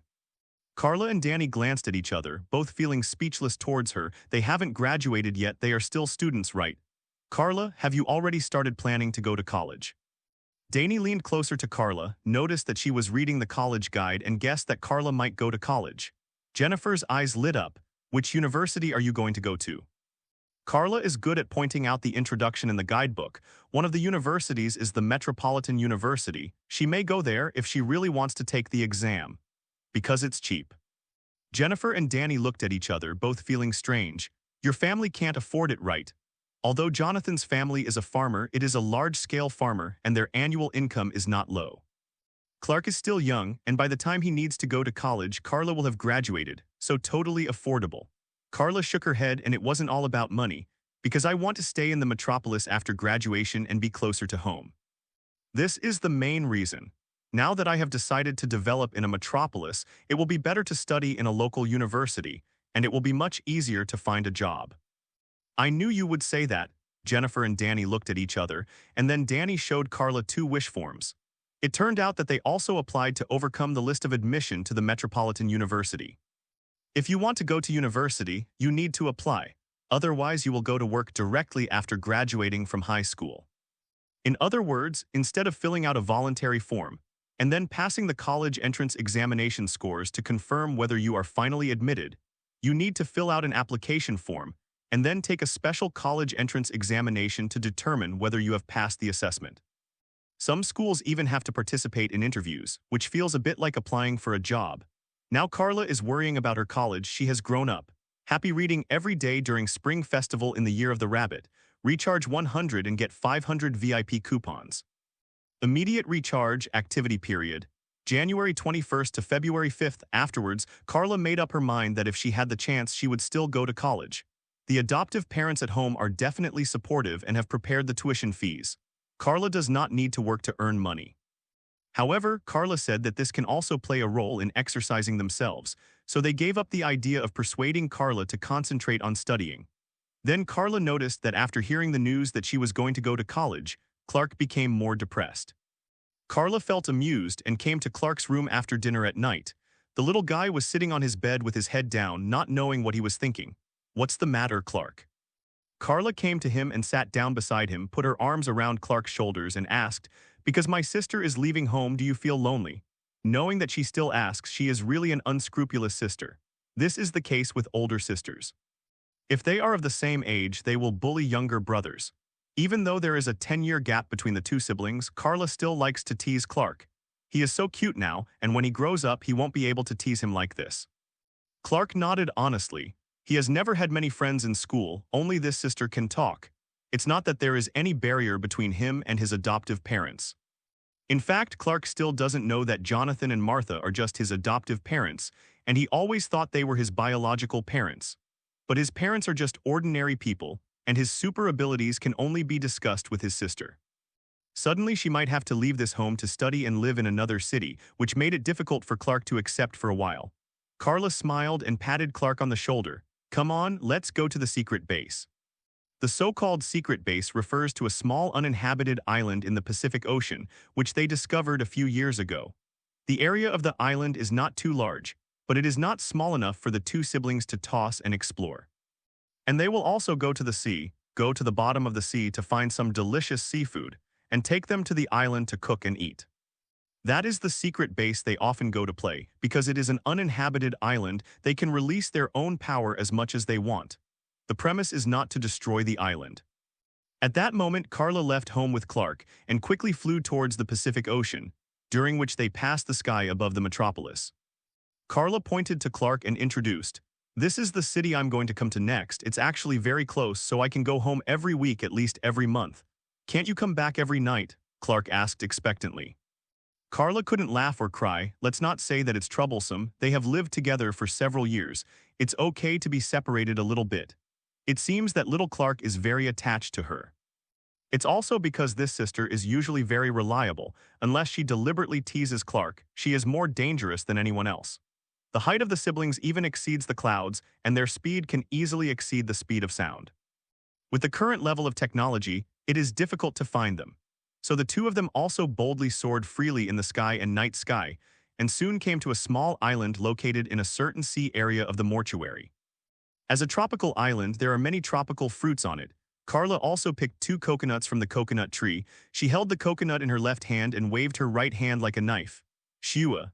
A phantom flashed quickly, but the coconut remained motionless. With a slight flip of Carla's right hand, it turned out that she had peeled off the shell of the coconut. But because of the speed and sharpness, even the coconut didn't notice that it was split.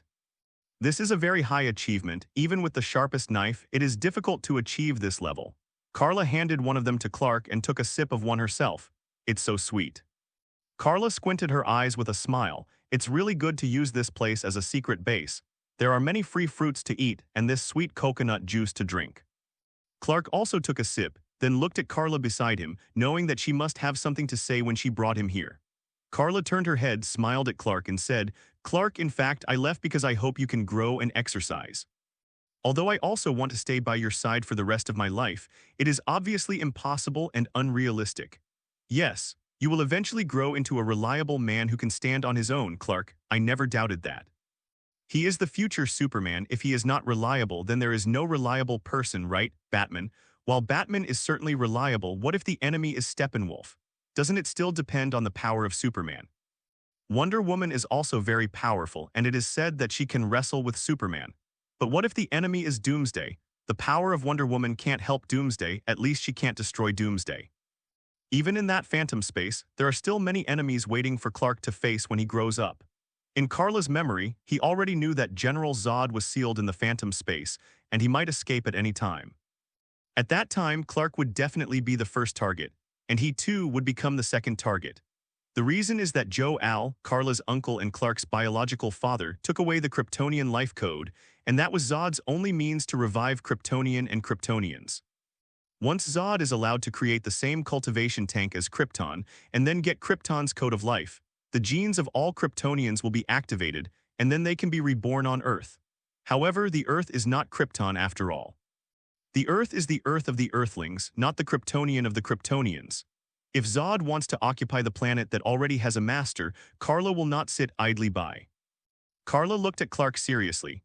Clark, although you are still young, I hope you can understand that since we have great power, we will inevitably take on heavier responsibilities one day in the future. The greater the ability, the greater the responsibility, so grow up quickly, Clark. At the same time, I also hope to go outside, see more things, and even learn more fighting methods. In fact, Karla has been training herself secretly all these years. For example, the one-handed knife just now is enough to show that she has great ideas. It's just that Karla hasn't studied any genres systematically, and is more of a nonsense based on what she sees on TV or movies and researches by herself. In fact, it was all done by relying on strong physical fitness and strength. It turns out that apart from wanting to go to college, Karla has her own plans and plans. She wants to take advantage of her time at university to try to find opportunities to learn combat skills more systematically. Maybe there is an opportunity to join some club. Happy reading every day during Spring Festival in the Year of the Rabbit. Recharge 100 and get 500 VIP coupons. Immediate recharge activity period. January 21st to February 5th. As Karla grew older and soaked in the golden sun's rays over the years, so did her strength. But Karla has never underestimated Clark's strength. He may not be able to reach his own level now, but Clark will never be too weak in the future. And Karla knows that there will be many enemies in the future, although it has been calm now, but that is because the Superman has not appeared yet. Once Superman appears in front of the public, events will start to happen one after another. Powerful enemies have always existed, but they haven't appeared yet, but that's only temporary. So Karla has never been in a hurry to act anyway. The town has always been peaceful. Even if there is no Superman or female Superman secretly protecting, there is no problem at all. Karla worried that once she started to move under her influence, those powerful enemies would emerge one after another. So now she is not in a hurry to act, but to accumulate enough strength before Clark grows up. Among them, you need to practice combat skills. Among the many enemies of the future, there is even someone from Krypton, a general and his soldiers. Karla and Clark can easily take down most enemies, but if the enemy is also Kryptonian, they may not have much advantage. Even Karla knows some things better than Clark. For example, they almost grew up on the Earth, and they didn't experience the experience of being attacked by kryptonite and red sun rays on Krypton all the year round. This may make them less able to bear than those of General Zod. Karla is not bad, she has lived in Krypton for at least 10 years. At that time, maybe she will become the main force, so she must strive to make herself more reliable before then. Clark, I don't want to completely abandon you, it's just a brief separation. Maybe when you grow up, you can also come to the city where your sister is. Karla also extended an invitation to Clark. It's impossible for Clark to become a mortal sorry for his adoptive parents. Maybe no one will inherit their farm. Clark nodded vigorously. He will definitely follow in his sister's footsteps. Okay, Karla stretched her waist with open hands after calming Clark's emotions, unwilling to think about those heavy things, and suggested to Clark, "Would you like to go to the sea? I haven't been here for a while. I kind of want to eat king crab." King crabs generally live hundreds of meters deep in the sea, or even thousands of meters deep. But this is not a problem for the two siblings. They can not only withstand the huge pressure of the seabed, they can even hold their breath for several hours. Karla is the most exaggerated. Now she cannot breathe for a day and a night. Once she even ran to the edge of the atmosphere, almost wanting to break through the atmosphere and go to outer space. At that time, it was because an artificial satellite happened to come from nearby, and she was afraid that her image would be photographed, so she gave up the idea. Later, Karla was also afraid for a while. There are many deadly elements in outer space that the human body cannot bear, but it doesn't matter that she doesn't need to breathe. In fact, she doesn't know whether she can survive in outer space. But one day, Carla will continue this challenge because she knows that Superman's power comes entirely from the golden sun's light, and the closer the distance, the better the effect. Maybe one day she might run to the surface of the sun to bask in the sun. This is something to be said for the time being. The siblings stayed on the island for more than an hour before returning home. They did go into the sea. With their supervision, they can clearly see the surrounding things even on the bottom of the sea, and they can use farsightedness and perspective. Easily find the location of the seafood you want to eat. Carla is also a bit of a foodie, and she had to satisfy her hunger before returning home contentedly, leaving a lot of king crab and lobster shells on the beach of the island. Jonathan and Martha didn't sleep until they got back to relax. He also smelled the smell of the sea from the two siblings and guessed where they went. But seeing that Clark's mood has stabilized, he didn't teach Carla a lesson, but told them to be more careful when they act in the future, so as not to be seen or expose their Superman power. Jonathan has always been worried that their power will cause panic among the people around him, and he is even more worried that they will affect the whole world in the future, and even their attitude towards the Earth and what people on Earth think of them. It's no wonder that Jonathan is so cautious and worried. It's because the Kryptonians are too powerful. Carla now has the power to tear up the Earth. Not only can she easily destroy the Earth, but no one can stop it. Carla didn't argue, and she didn't feel bored because she knew that Jonathan and Martha treated their siblings as their own, and they were just worried about them, not really blaming them. "I still have a lot of materials to read tomorrow. I'm going to bed first," greeted Carla, and Carla was about to go upstairs. Martha chased after her and shouted, "Take off your clothes and I'll wash them for you later." Carla is 18 years old, and it turns out that her adoptive mother is doing her laundry. Definitely, Carla has helped the family a lot in other things too. Here, Carla turned her head and made a gesture of unbuttoning it. "Go upstairs," Jonathan growled. Martha shook her head. "This child." Carla ran upstairs with a smile on her face, changed her pajamas after a while, and threw the changed clothes and shoes down the stairs. The couple had nothing to do with her. Still, Clark was well-behaved and sensible, and he went back to the room upstairs and changed into his pajamas, but he took the clothes downstairs by himself and sent them to the bathroom. There was actually a washing machine at home. Clark put the clothes in the washing machine and planned to wash the shoes himself. After all, their siblings once ran to the bottom of the sea, and they smelled of sea water all over their bodies, which was not very good. It was Martha who urged Clark to go to bed. "Leave this to me, it will be done soon, go to bed, Clark." Clark got up and went upstairs. In fact, Clark's character is a bit too cute and sensible. One reason is that he was relatively withdrawn in school since he was a child, and he had few friends. Another reason is that his strength is not as perfect as Carla can control it from the beginning, and it has only been slowly controlled in recent years. The main reason is because of Jonathan's influence. Jonathan has always cared about Clark's growth, hoping to guide him into a good person. Carla also approves of Jonathan's education method, so it has never hindered him. It is precisely because of Jonathan's careful care and correct guidance that Clark became the admired Superman. Including Carla herself has been influenced and educated by Jonathan a lot. Happy reading every day during Spring Festival in the Year of the Rabbit. Recharge 100 and get 500 VIP coupons. Immediate recharge activity period. January 21st to February 5th. After appeasing little Clark's emotions, Carla began to fully prepare for the college entrance examination. She didn't think it was difficult for those materials because Carla could read 10 lines at a glance and never forget them. However, how to deal with the interview needs to be well prepared. For this reason, Carla and the others had a simulation when they were in school. Two people acted as examiners at a time and interviewed another person based on the success information of some seniors and sisters in the school. Definitely, they all tend to turn into farce in the end. For example, Jennifer will ask some Carla how to take care of her hair and skin. Carla expressed helplessness. She had never done it before. Could she say that sunlight is her best nutrition? It's okay to bask in the sun, but if Jennifer follows her example, she might get tanned. Danny also cares about what kind of type Carla likes, or whether she just likes the same S*X likes other girls, and so on. Carla was even more speechless. "Are you sure the examiner will ask these questions?" "Okay, let's talk about your measurements." Jennifer pretended to sit there with her arms folded, looking at Carla's figure with unabashed envy.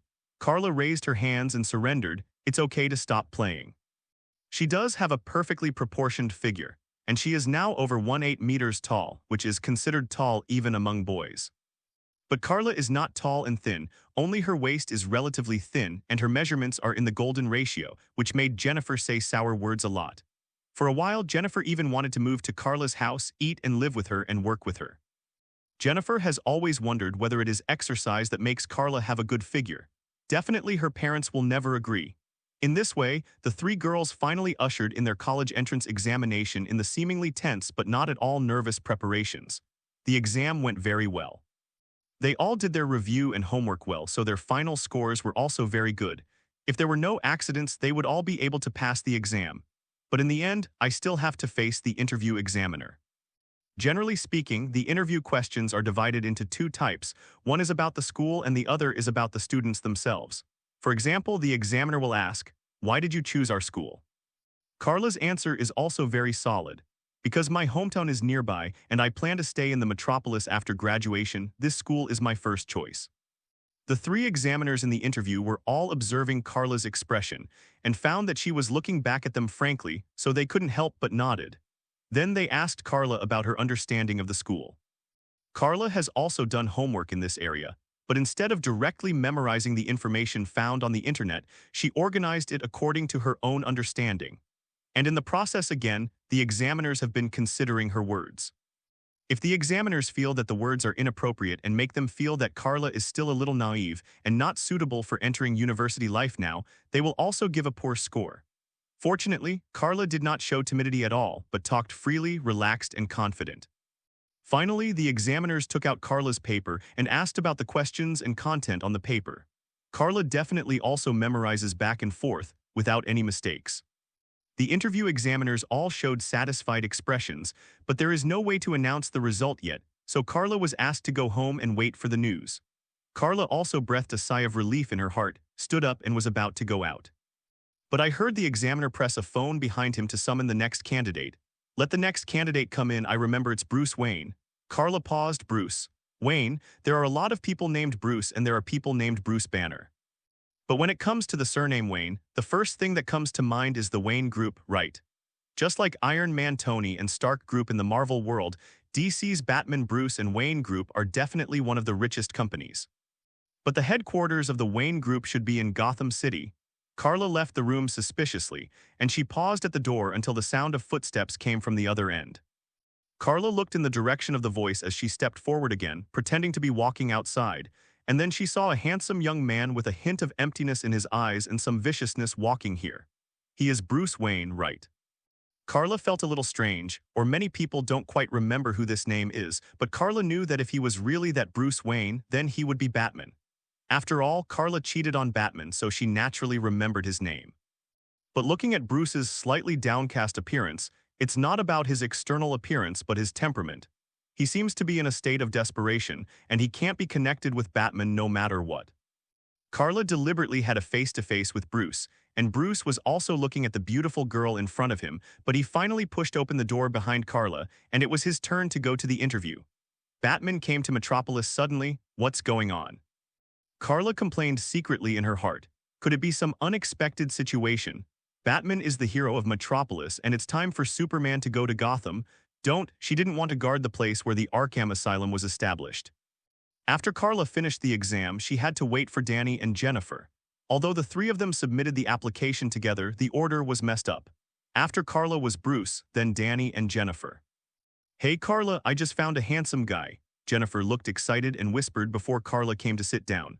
Carla knew she must be talking about the Bruce just now, otherwise, if the handsome guy she spoke of was still here, she wouldn't have shouted out like that. Danny put her hand on her forehead and complained to Carla. "You don't know, Carla, she almost posted her whole body just now.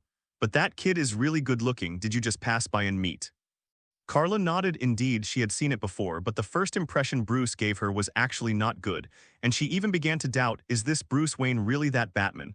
Could it be something wrong? "Hey Carla, don't you also like that kid?" Seeing Carla's thoughtful look, Jennifer couldn't help making such a guess. Carla rolled her eyes. "You think too much, don't you know my character?" "Well, you should prepare for the next interview first. If you are the only one who fails the exam, Danny and I will pass." "Oh, you fell." Jennifer gave it up, but Bruce was clearly impressed, and it took Jennifer another few minutes to get back on track. Carla and Danny looked at each other and shook their heads speechlessly. Happy reading every day during Spring Festival in the Year of the Rabbit. Recharge 100 and get 500 VIP coupons. Immediate recharge activity period, January 21st to February 5th. After that Bruce Wayne interview is over, it will be Danny and Jennifer's turn.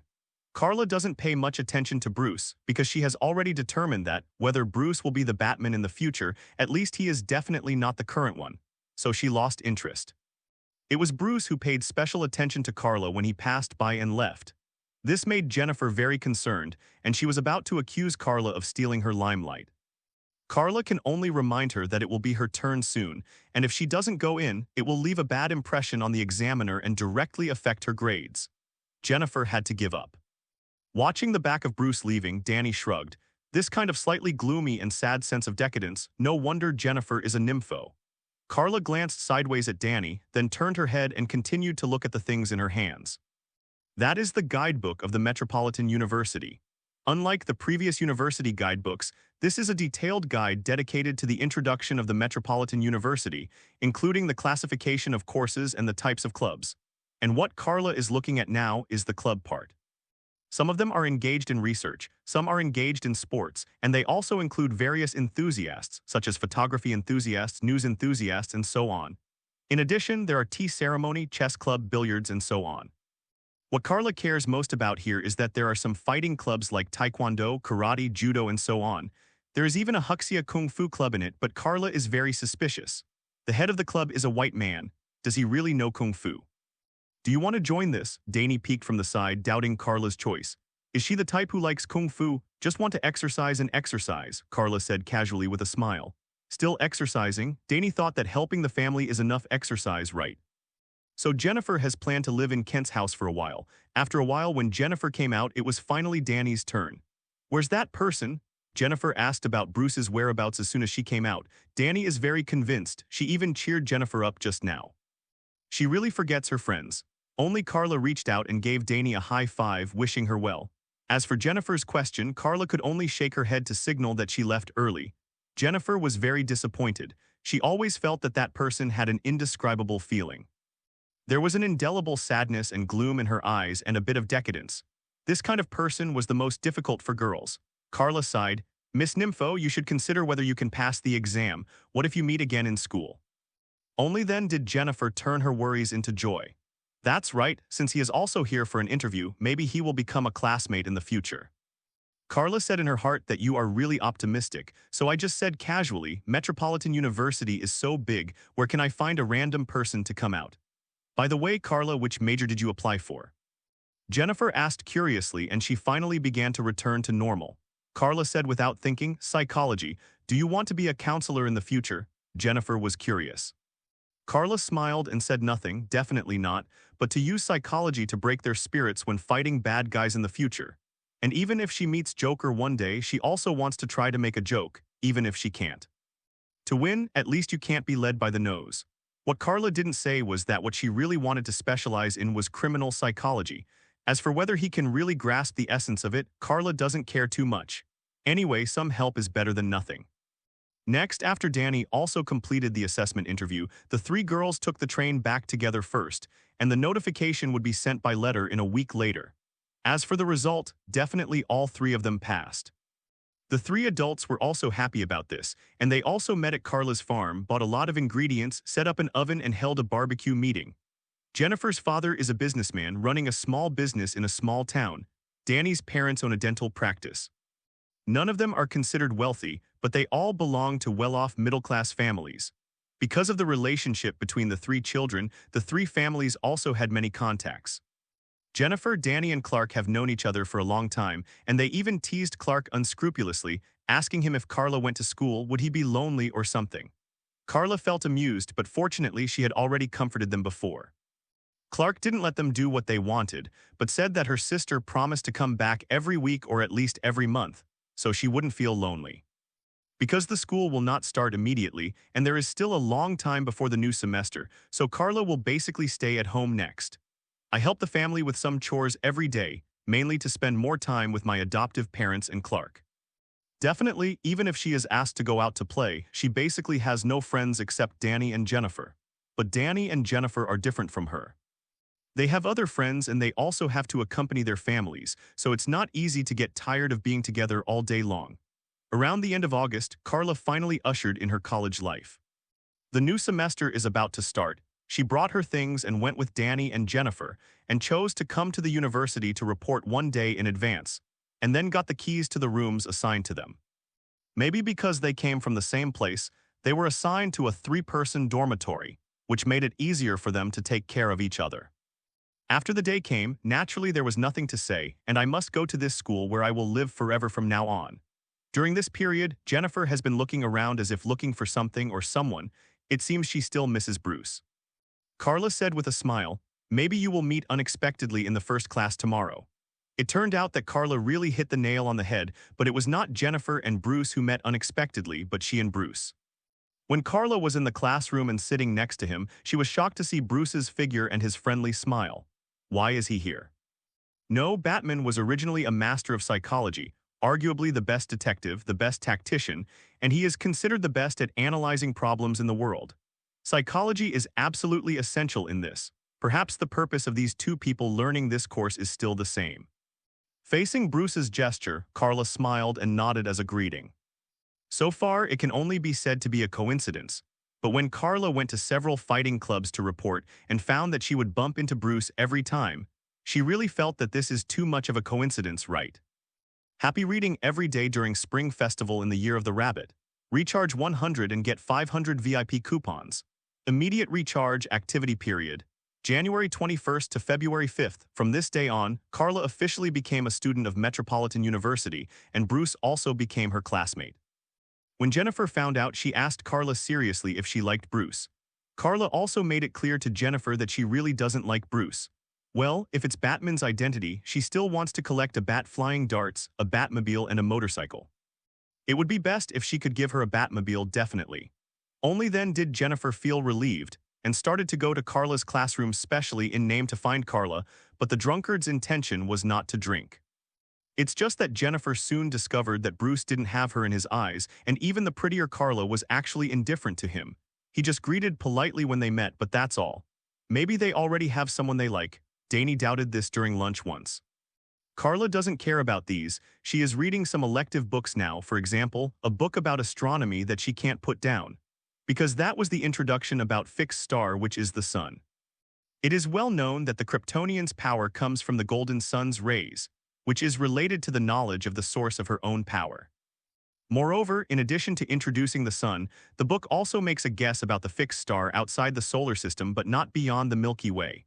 The first is the number of fixed stars in the Milky Way, which is estimated to be hundreds of billions. Among them, the sun is not the most massive and the most outstanding. For example, Eta Carinae, the brightness of this fixed star is more than 4 million times that of the sun. There is also the Peony Nebula fixed star, also known as the Peony star, whose brightness is more than 3 million times that of the sun.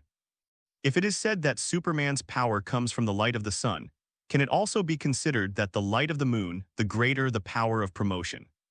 After all, everyone knows that the light of the moon at night is the refraction of the sun, but the light of the moon does not make Carla feel the improvement of strength. On the contrary, Superman's power will be depleted at night. If Carla's physical strength is unlimited under the sun, her physical strength will become limited under the moon. There is definitely no shortage of red glowing fixed stars in the universe, and there are even quite a few. Carla will also remember their approximate location, and will stay away from the place where the red sun's rays shine in the future.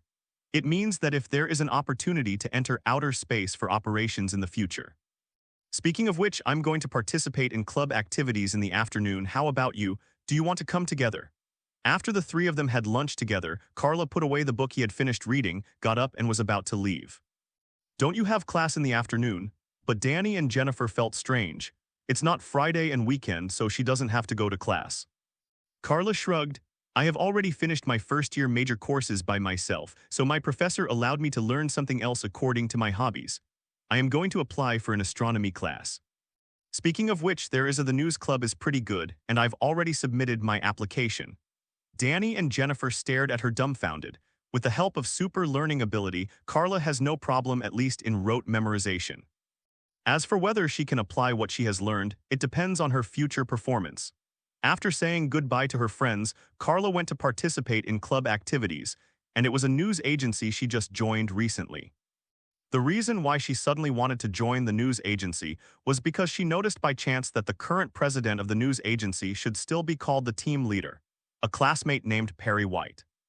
He is one grade higher than Carla, and he is considered a famous figure in the school because he is responsible for the newspapers and news in the school. If Carla remembers correctly, this person seems to be the editor-in-chief of the Daily Planet that Clark joined later. It seems that she wants to establish a good relationship with the other party in advance and find a way out for work. In addition, Carla also participated in clubs including Taekwondo and Karate. It goes without saying that Taekwondo originated from Tangshu, and Tangshu was originally rumored to be improved by the introduction of Tang Dynasty martial arts to Ryukyu. Now it has been transformed into karate, which includes various techniques such as kicking, hitting, throwing, holding, throwing, locking, twisting, reverse skills, acupuncture, etc. It is also a good fighting technique. The main reason is that Carla doesn't know what to learn, and she doesn't know where to learn real kung fu. Simply using her Superman power, even if it is a flamboyant fist for ordinary people, is a powerful killer move in her hands. For example, in Taekwondo, all the school clubs learn are fancy performance moves and routines. Many kick moves are too high, and it is easy to be attacked by others. But Carla's kicks are fast, precise, and ruthless. When a gust of wind passes by, she can kick a board or a brick lifted by a classmate neatly. Then she retreated before anyone else attacked. Once Bruce watched from the sidelines and couldn't bear it, and he wanted to compete with Carla. Bruce also joined these two clubs. I heard that the progress of cultivation is very fast, and the two new students are almost overwhelmed by the old students. This time, the duel between the two ended with a flying kick from Carla, and Bruce was instantly killed. This kick almost kicked him to death. In addition to these, Carla also saw the so-called Kung Fu Club and found that they were just figuring it out, and it was actually not reliable at all. In short, Carla's life in college went on in an orderly manner, and soon she became a man of the hour. Among other things, she was still too beautiful. I just don't know why, although Carla's reputation has spread, no one has come to confess to her. It's not that no one has confessed, but there is a rumor in the school that all those who have confessed to her, if they are better students, will just be rejected by her mercilessly in person. But if it is those bad boys, many of them will be unlucky later, and they will wrestle dozens of times in a day for no reason. Since then, no one has dared to provoke this demonic woman. It is said that a year passed quickly, and after Bruce had been in school for a while, he suddenly disappeared overnight. If he's really Batman, Carla understands his departure. Because Batman is considered one of the smartest people and has studied various subjects such as biology, physics, mathematics, engineering, geography, theology, history, etc. Moreover, at the age of 21, he obtained degrees in criminology, law, computing, chemistry, and engineering. So these few years may be the time when he is accumulating himself. Batman hasn't made his debut yet, but the day when Batman appears is not far away. Happy reading every day during Spring Festival in the Year of the Rabbit. Recharge 100 and get 500 VIP coupons. Immediate recharge activity period. January 21st to February 5th. In fact, in the past year, although Carla and Bruce were classmates, they were still classmates, and even some club activities overlapped. However, there are not many intersections between the two because Carla always comes and goes in a hurry. It's not that she is too mysterious, but that she has participated in almost all courses, open courses and electives besides her own compulsory courses, class and so on. It wasn't until later, when I was participating in the activities of the news club, that I probably learned why Bruce left the school from a piece of news brought by Perry White. There was a recent hearing in Gotham City, and the reason why Perry White would bring Carla was because a prisoner who had been in prison for 14 years wanted to get bail. And the crime this person committed was that he shot and killed Thomas Wayne, the president of Wayne Group, and his wife Martha Wayne 14 years ago. They are Bruce's parents. But Carla quickly put down the news and asked Perry White indifferently, "You don't think it has anything to do with me, do you? Or should I call Bruce to comfort him? Please, I don't even have him. Is your phone okay?" Although he knew why Bruce was in this state, he had a decadent look on his face, and there was always a touch of sadness and gloom in his eyes. And he was not in Gotham City but ran to the nearby Metropolitan University. But Carla didn't pay much attention to it. That's Bruce's business and it's his own problem to fix. Carla has her own thing to do now, which is to take advantage of the current time to try her best to absorb all kinds of knowledge. And later, she even joined the Kung Fu club that was just a joke. The reason is that within a year, Carla's Taekwondo and Karate ranks have reached the highest level. Even Carla specially went to apply for the assessment, and finally got 2 black belts with a 10th degree black belt. That is already the supreme level, which means that she has reached the end. Taekwondo, who can practice beautiful fists and embroidered legs, finally kicked a professional Taekwondo master away and almost killed a cow with a single punch in karate. She didn't show too extraordinary super strength, but her strength is definitely not comparable to ordinary people. So now Carla can only join the Kung Fu club, figure it out with them, and sometimes even follow a martial arts movie to imitate moves. Carla also knew that this was nonsense, but she couldn't help it. She couldn't just let go of everything around her now and run around the world to learn from her teacher, right? At least not yet. Later, she gradually became unfamiliar with the relationship between Jennifer and Danny. There are still 2 to 3 years of college life to come, and she almost wants to stuff all the knowledge in the Metropolitan University Library into her head. Even if you don't know what it means now, you have to memorize it by rote. Including observations and estimates of the Milky Way in astronomy and even other galaxies in the larger universe, she also kept them all in mind. Not to mention those biology, physics, mathematics, engineering, geography, theology, history, etc., as well as criminology, law, computer, chemistry, engineering. Almost the degree Bruce got, even if she didn't reach the level where she could get a degree, she still dabbled a lot.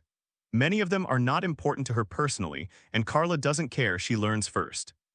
Even Carla wanted to find an opportunity to study the difference between the red sun's light and the golden sun's light, and why for Kryptonians, the former is a fatal weakening, while the latter is an invincible strengthening. Including the knowledge of minerals, she also wants to find an opportunity to experiment with kryptonite. Kryptonite is a special product of the planet Krypton and the deadliest threat to Kryptonians. Carla really wants to use the knowledge of the Earth to enrich herself and even find a solution. Could it be said that Kryptonians really cannot resist the weakening of kryptonite? I'm sorry for Jennifer and Danny, but Carla is too busy now. In the last year, she simply forgot to go home, especially in the last semester. She didn't go back for the whole semester. Later, Jennifer and Danny had to bring her living expenses. In a blink of an eye, Carla was 24 years old, and it was time to graduate from university.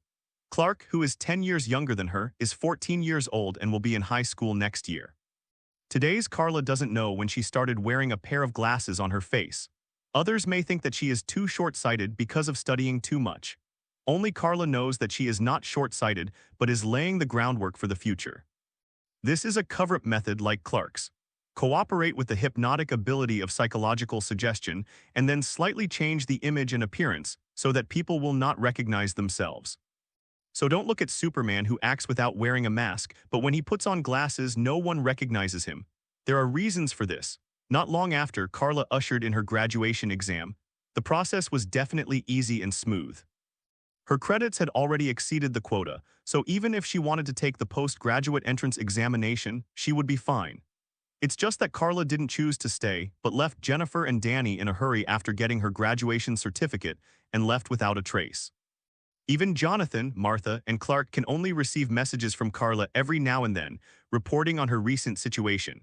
Sometimes she went to the South Pole, and sometimes she went to the North Pole for a circle.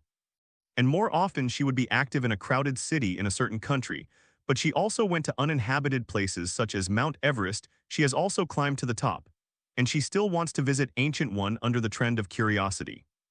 But this is the DC world, and Ancient One is the Sorcerer Supreme of the Marvel Universe. It would be hell to see it.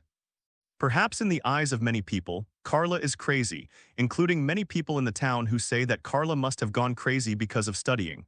Only Carla knows what she's doing.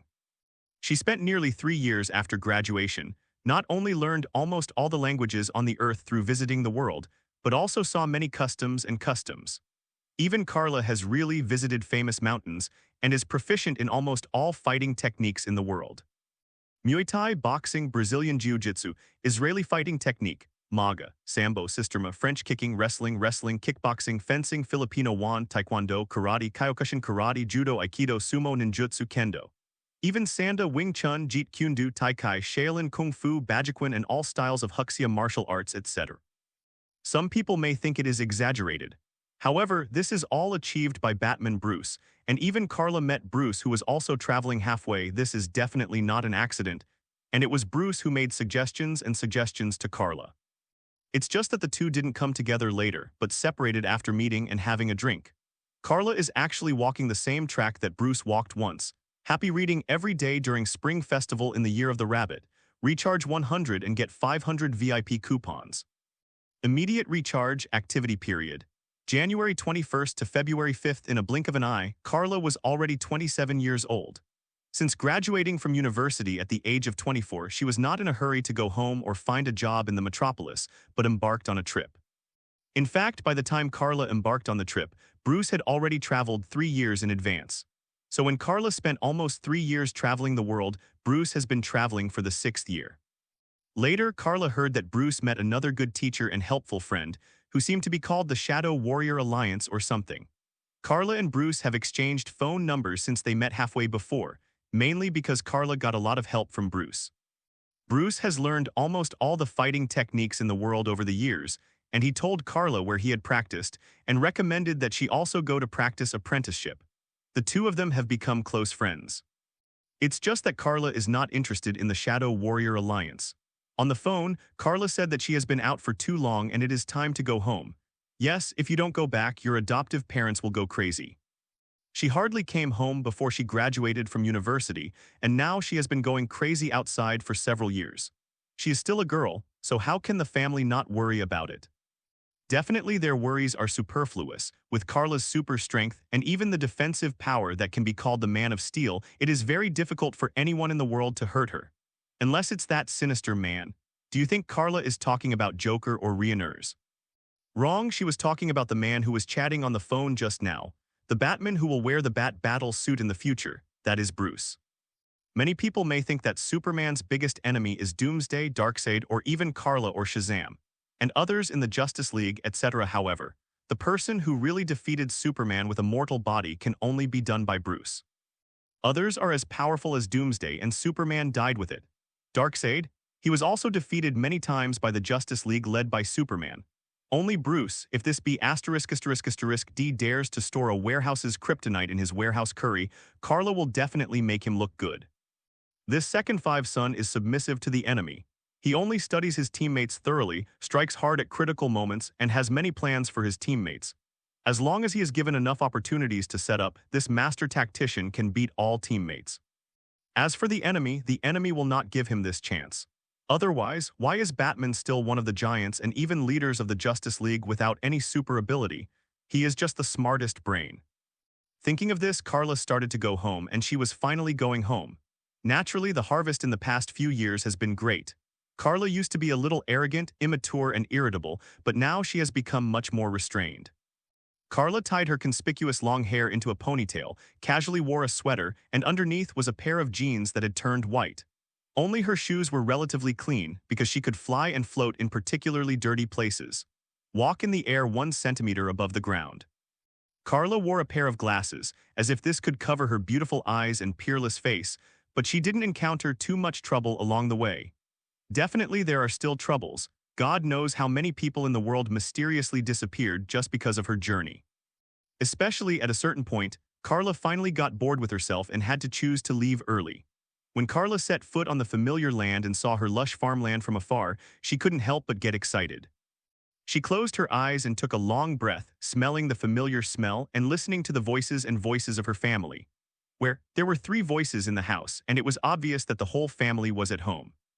Carla opened her eyes again, the corners of her mouth raised a big arc unconsciously, and walked quickly towards home. When Carla suddenly opened the door and entered, the family members were shocked, but it was a shock of surprise, not shock. In fact, it was a little frightening. Carla's trip along the way was not an ordinary trip, but a kind of experience, so she didn't go happily, and she was inevitably a little embarrassed. Carla is carrying a package on her shoulder in her right hand, as if she has just returned from working outside, and it is not at all obvious that she is a proud girl who graduated from a prestigious school. Carla. Martha looked at Carla, tears streaming down her face. "You child, you are finally back." Carla was also very moved, smiled, and went up to hug her adoptive mother. It's been a few years since Carla's stature even reached 1.9 meters tall and well-proportioned, and her momentum is more calm and confident, making Jonathan nod secretly. He originally wanted to scold this disobedient and unfilial girl, so he ran away without saying a word. The last time he called back, he was still at the Antarctic, and the next time he called, he went to the North Pole. He even ran to the top of Mount Everest once. This makes them feel at ease as parents. Fortunately, she has completely become a mature adult. This journey must have yielded something, so I won't talk about her. Sister, at this moment, a hesitant voice sounded from the side. Carla turned her head and saw Clark. Now Clark is no longer a child, no longer the brat who followed her, but a 17-year-old file-size guy. Even Clark's height has reached 17 meters. Maybe he will surpass Carla in the end. After all, it is a boy. Clark had turned handsome, only now he was looking at Carla with complicated eyes. When Carla left home, Clark was less than 8 years old, and then the two siblings lived apart. Including when Carla traveled around the world after graduation, Clark was only 14 years old. He is 17 now. No matter how close relatives are, it is inevitable that they will be a little strange. Carla didn't mind at all. She put down the package casually, walked over and hugged Clark with open arms. Clark wanted to break free with some embarrassment, but his sister was always his sister, and with Clark's strength he couldn't fight Carla at all. Clark has become a big kid. Carla patted Clark on the head, then opened his hands and let him go and asked expectantly, "How is it? Do you have a girlfriend?" Martha reached out and patted Carla behind her. "Clark is only 17 years old, don't teach him badly."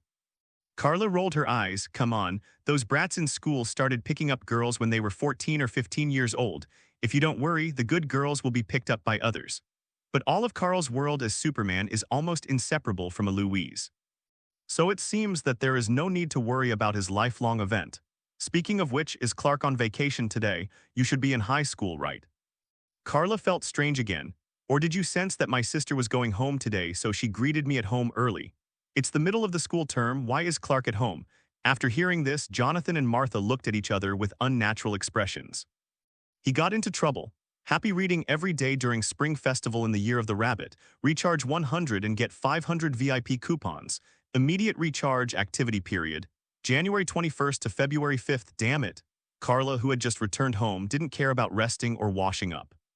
She turned around and sat on the sofa next to Clark, pulled her younger brother to sit down, and asked with a strange look, "What trouble can he cause? Dad trained him to be a puppy." Jonathan rolled his eyes, knowing that she was accusing himself of having always been strict with Clark since he was a child, and even preventing other children from playing with Clark when he was still unable to control his powers as a child. The reason why Clark had no friends since he was a child, and even few people he could talk to, was all due to Jonathan.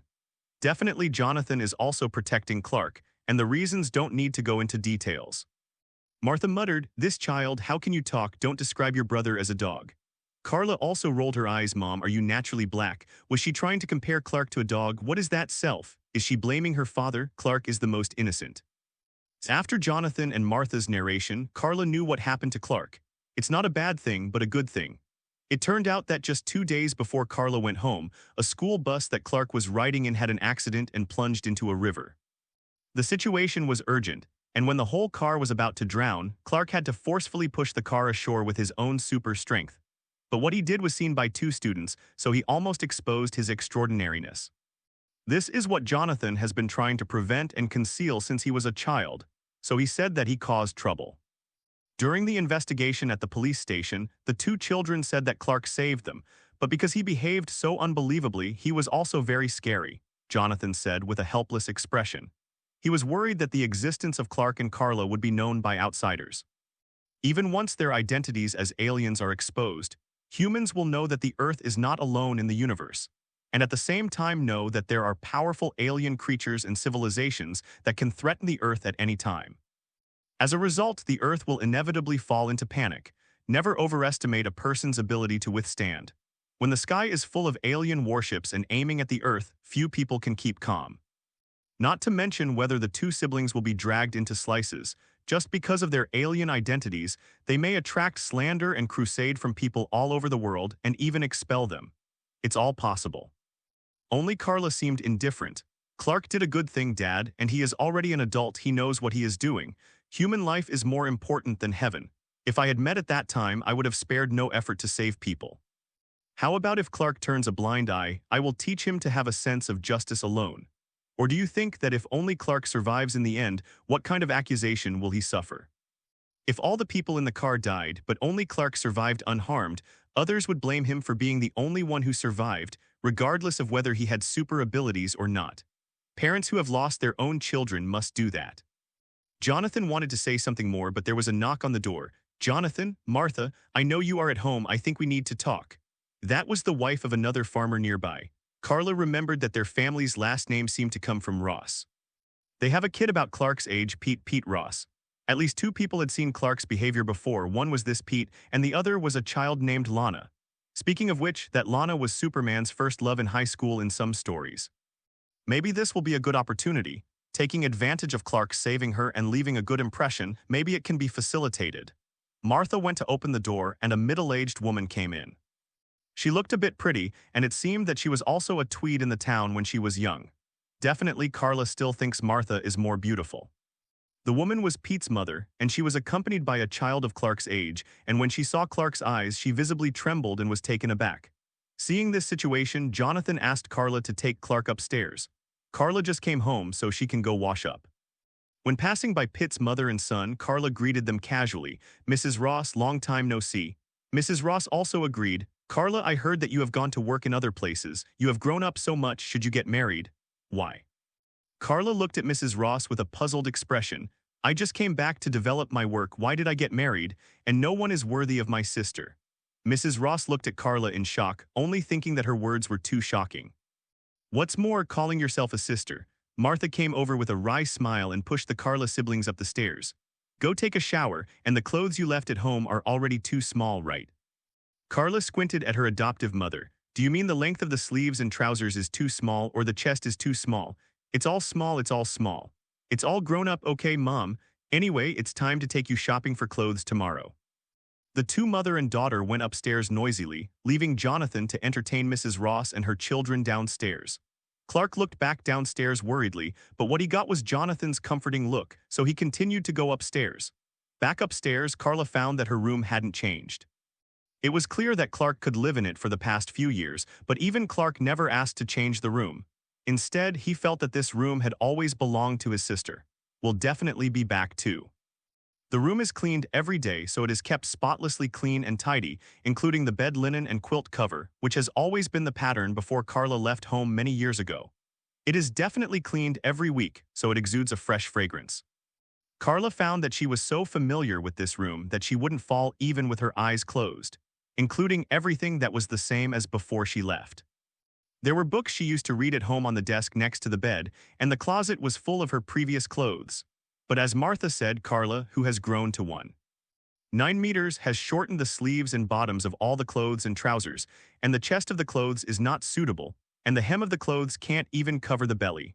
I can only find time to buy some new clothes. Clark, I'm going to take a shower, don't peek, Carla teased. Clark took the washing things and walked to the bathroom on the second floor. As for the conversation downstairs, she didn't care at all. Carla didn't care, but it didn't mean Clark didn't care, especially when Mrs. Ross said that Clark might be the chosen one. He even jumped out of the window. Perhaps Clark is beginning to feel that his super ability is a curse. Happy reading every day during Spring Festival in the Year of the Rabbit. Recharge 100 and get 500 VIP coupons. In the evening, the finally reunited family of four sat around the dining table with a sumptuous dinner. After all, Carla finally came back after a few years and needed to celebrate. It's just that the atmosphere at the dinner table seemed a little heavy because of Clark's incident, mainly because Clark began to doubt why he had this super ability. Maybe I'm cursed. Clark couldn't help but offer his thoughts. Carla doesn't think so. Why do you think so?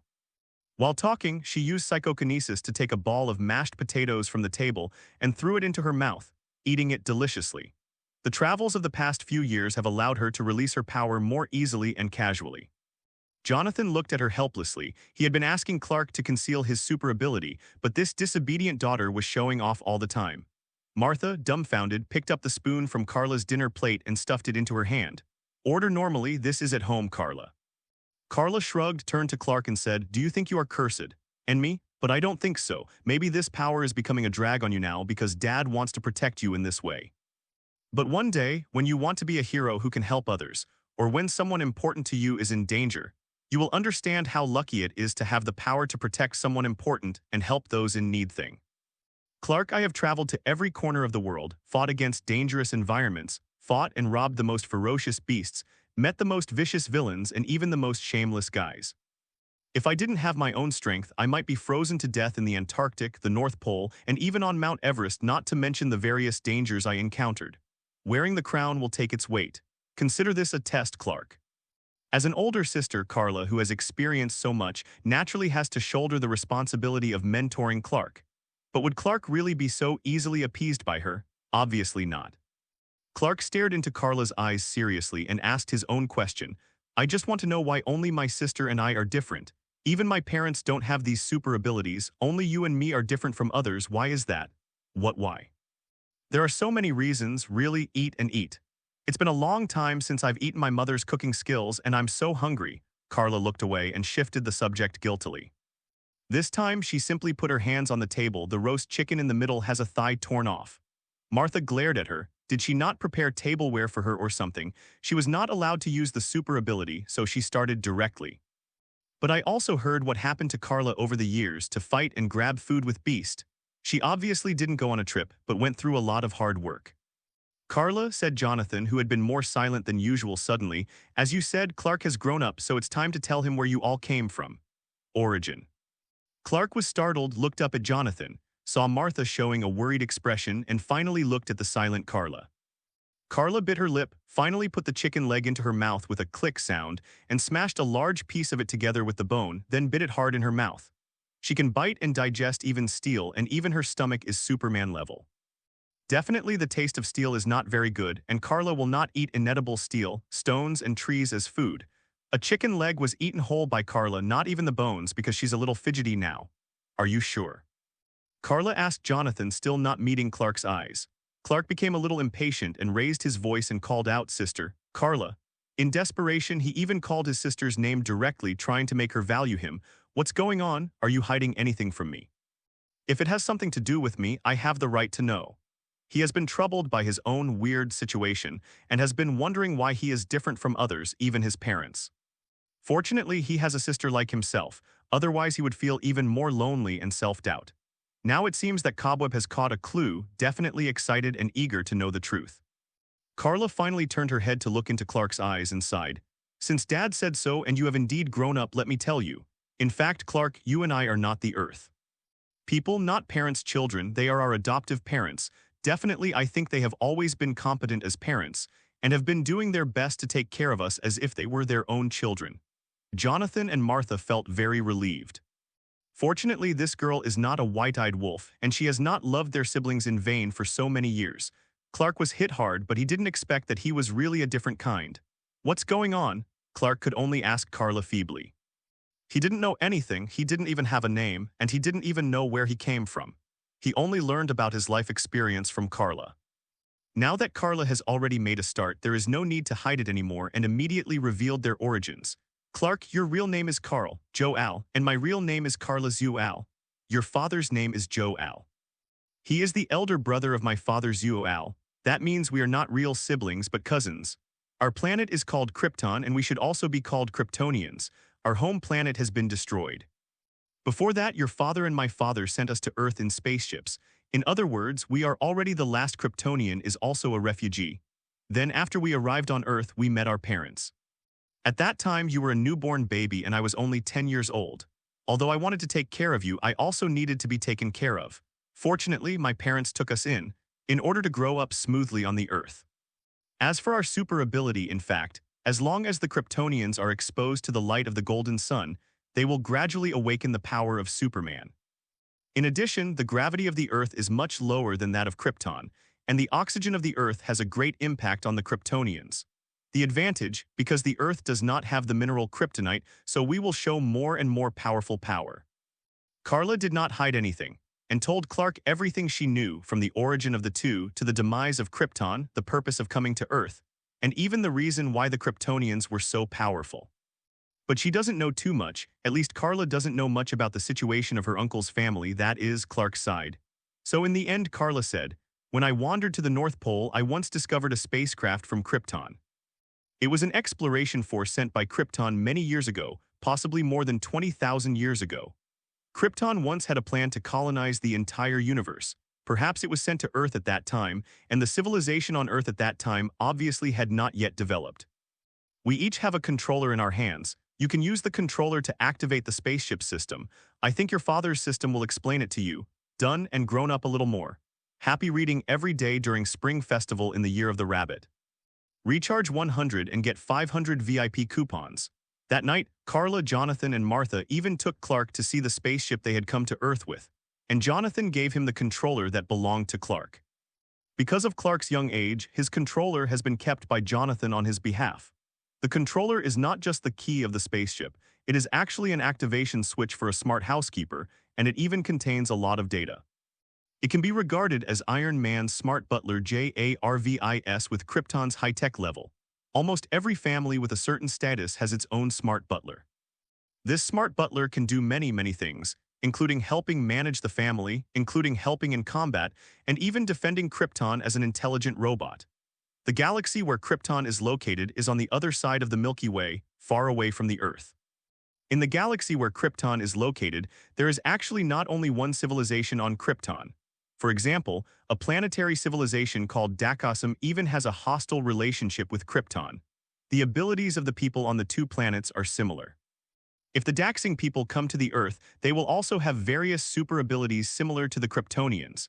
This also led to the reason why the representative character, Moan, Al, was mistaken for another survivor of Krypton when he first came to Earth. The difference is that the Kryptonian's weakness is kryptonite, while the Darshan's weakness is lead.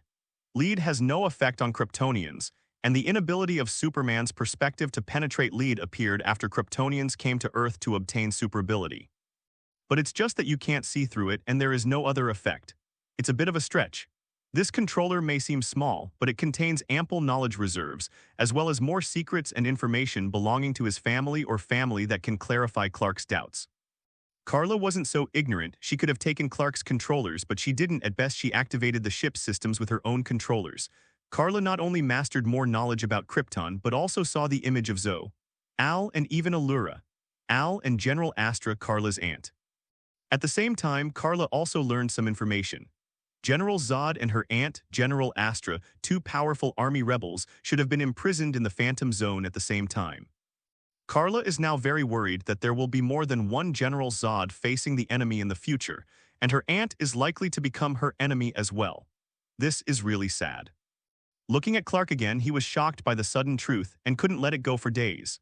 Later, Carla comforted Clark. His life experience as a Kryptonian was true, and his life on Earth was also true. He was not only a child of Kryptonians, but also a child of Earth. You are a child of the Al family, and you are also a child of the Kent family. Is there any conflict? No, you are you. Your Earth name is Clark. Kent and your Kryptonian name is Carl. Al, that's all. At least Carla thinks so she has never been too entangled. When she felt the sincerity and attitude of her adoptive parents as her own, she also smoothly integrated into this family. Why bother with these things? Perhaps it was Carla's consolation that helped, or maybe it was the inseparable relationship with his adoptive parents for so many years. But Clark still calmed down. Carla also told Clark not to rush to the North Pole to find the spaceship, but hoped that he could be more mature, and even hoped that Clark would have the opportunity to circle the Earth like himself in the future.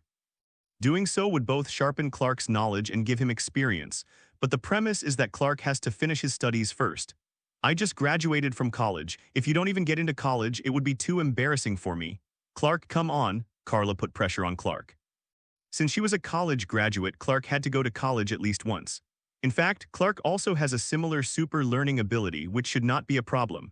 All in all, Clark's potential problems were solved this time, and the family returned to peace. Clark and Carla still respected their adoptive parents, as if Clark still didn't know that they were not his biological parents. It should be like this, even if there is no gift of childbearing, but there is the gift of nurturing, so they are called adoptive parents, and the relationship of so many years is not fake. In the past few days, Martha accompanied Carla to the town to buy some clothes. 2 sets of pajamas and a tracksuit for her morning run. Although Carla has never run in the morning, she has done a lot of farm work for the family. I also bought 2 sets of standard OL outfits according to Carla's request, which are what I will wear when I go to the metropolis to find a job after preparation. In addition, there are a few sets of casual clothes that I usually wear. Although the times have changed and the style of dressing has become more fashionable, Carla still likes trousers, not skirts. There are jeans and there are ordinary slacks or trousers. Even her OL outfit is not a skirt but trousers. In Carla's words, although it is generally believed that men cannot wear skirts, it is still okay for women to wear pants. Definitely, she also knows that there is no law that says men can't wear skirts and even does have a quirk of wearing skirts. Let's not talk about it. After returning this time, Carla did not forget to ask about the whereabouts of Danny and Jennifer. They were best friends when they were students. Contacted. Now that she has completed self-test and experience, she may be able to continue her career. As a result, I was told that Jennifer is now a stern prosecutor in the metropolis, and Danny has also gotten into a good position, which seems to be a relatively mysterious department. Among the three sisters, it is Carla who is doing nothing now. Carla couldn't help being surprised. These two girls can mix well. It seems that I have to go to the metropolis to find a job as soon as possible.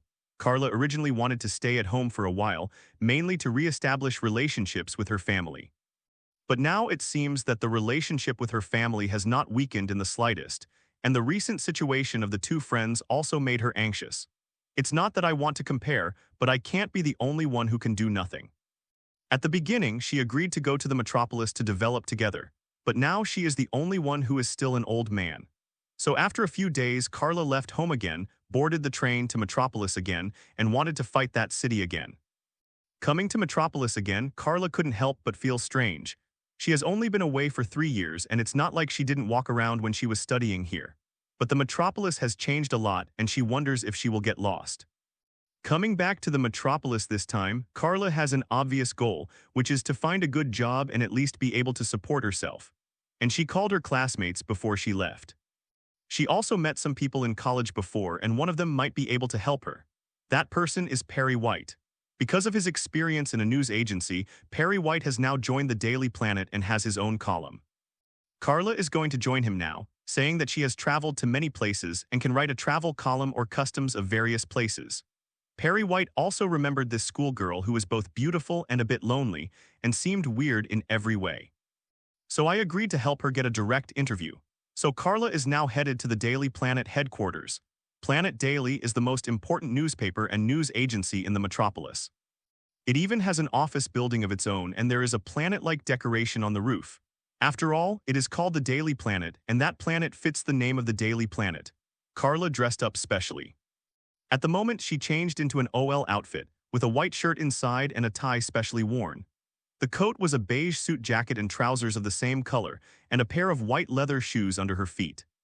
To be honest, her dress is not only neutral but more masculine.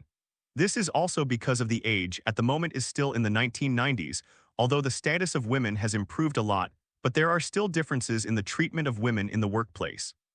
Carla loosened her long hair and wore a pair of glasses, exuding a confident and artistic atmosphere all over her body. She didn't need to hold any documents, so she just walked into the building with empty hands and went straight to the upstairs office as Perry had instructed before. After hearing the news that Carla was coming, Perry came out to greet her personally and introduced to her the personality and hobbies of the current editor-in-chief, hoping to help Carla.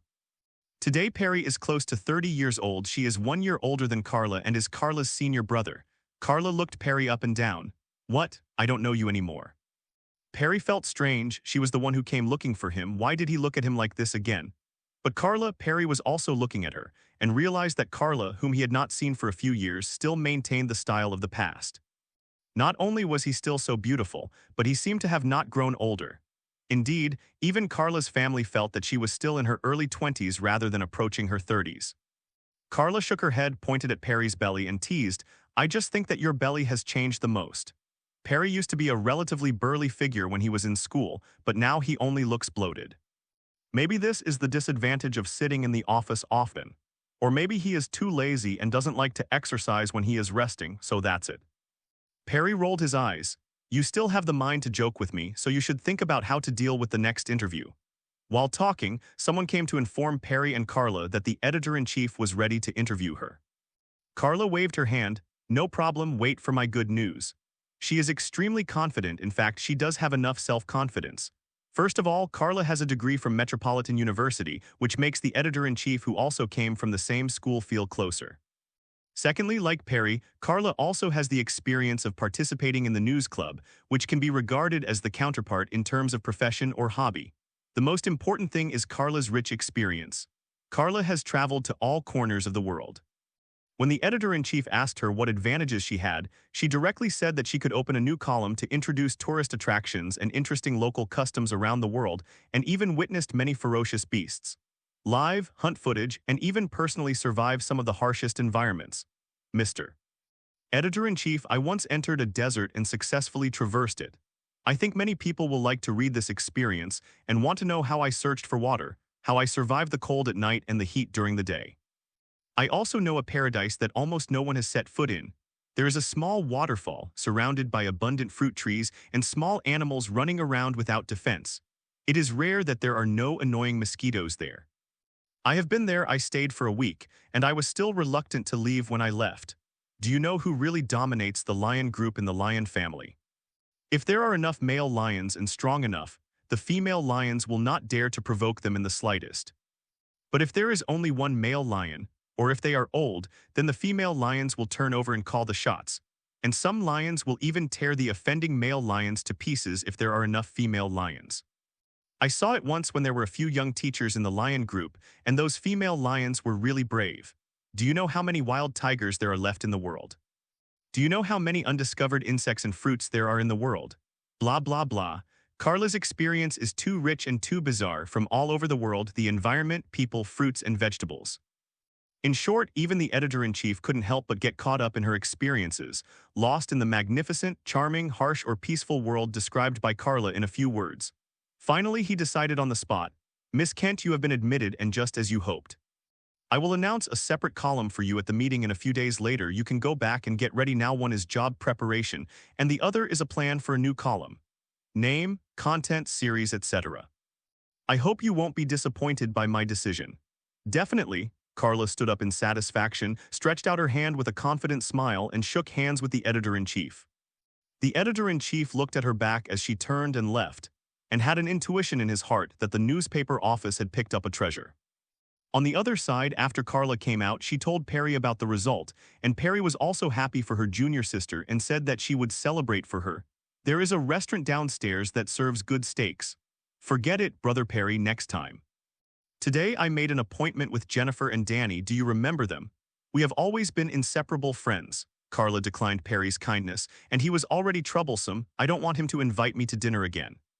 Perry, who had already seen her downstairs at the door, had no choice but to give up. At this time, a cold snort came from behind. "I think you still remember us. Could it be that you forgot us?" Carla turned her head with a look of surprise and saw two beautiful women who were also wearing OL formal attire, more mature. After all, they were also 27 years old, and Carla also learned that they were doing official work. Jennifer is now a prosecutor in the Met. Danny seemed a little mysterious, and it was said that she was working in a certain department. Carla had called them before coming and made an appointment to meet after her interview. "I found a restaurant nearby, and the three good friends who hadn't seen each other for a long time reunited." Perry consciously did not disturb them, knowing that they must have a lot to say. "Really, even if you know that you have been running around the world these few years, you still have to call us a few times." Jennifer has been complaining about Carla because Carla has only contacted her family members to report that she is safe in the past few years, but never contacted them. Carla shrugged. After all, international calls are expensive. Jennifer was so angry that her teeth were itching, but she couldn't blame anything because the phone bill was really expensive at that time.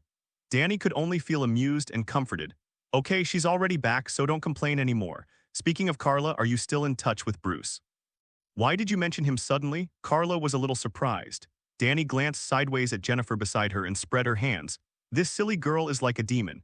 No one has been in her eyes for so many years, and she only misses that person." Carla looked at Jennifer unexpectedly.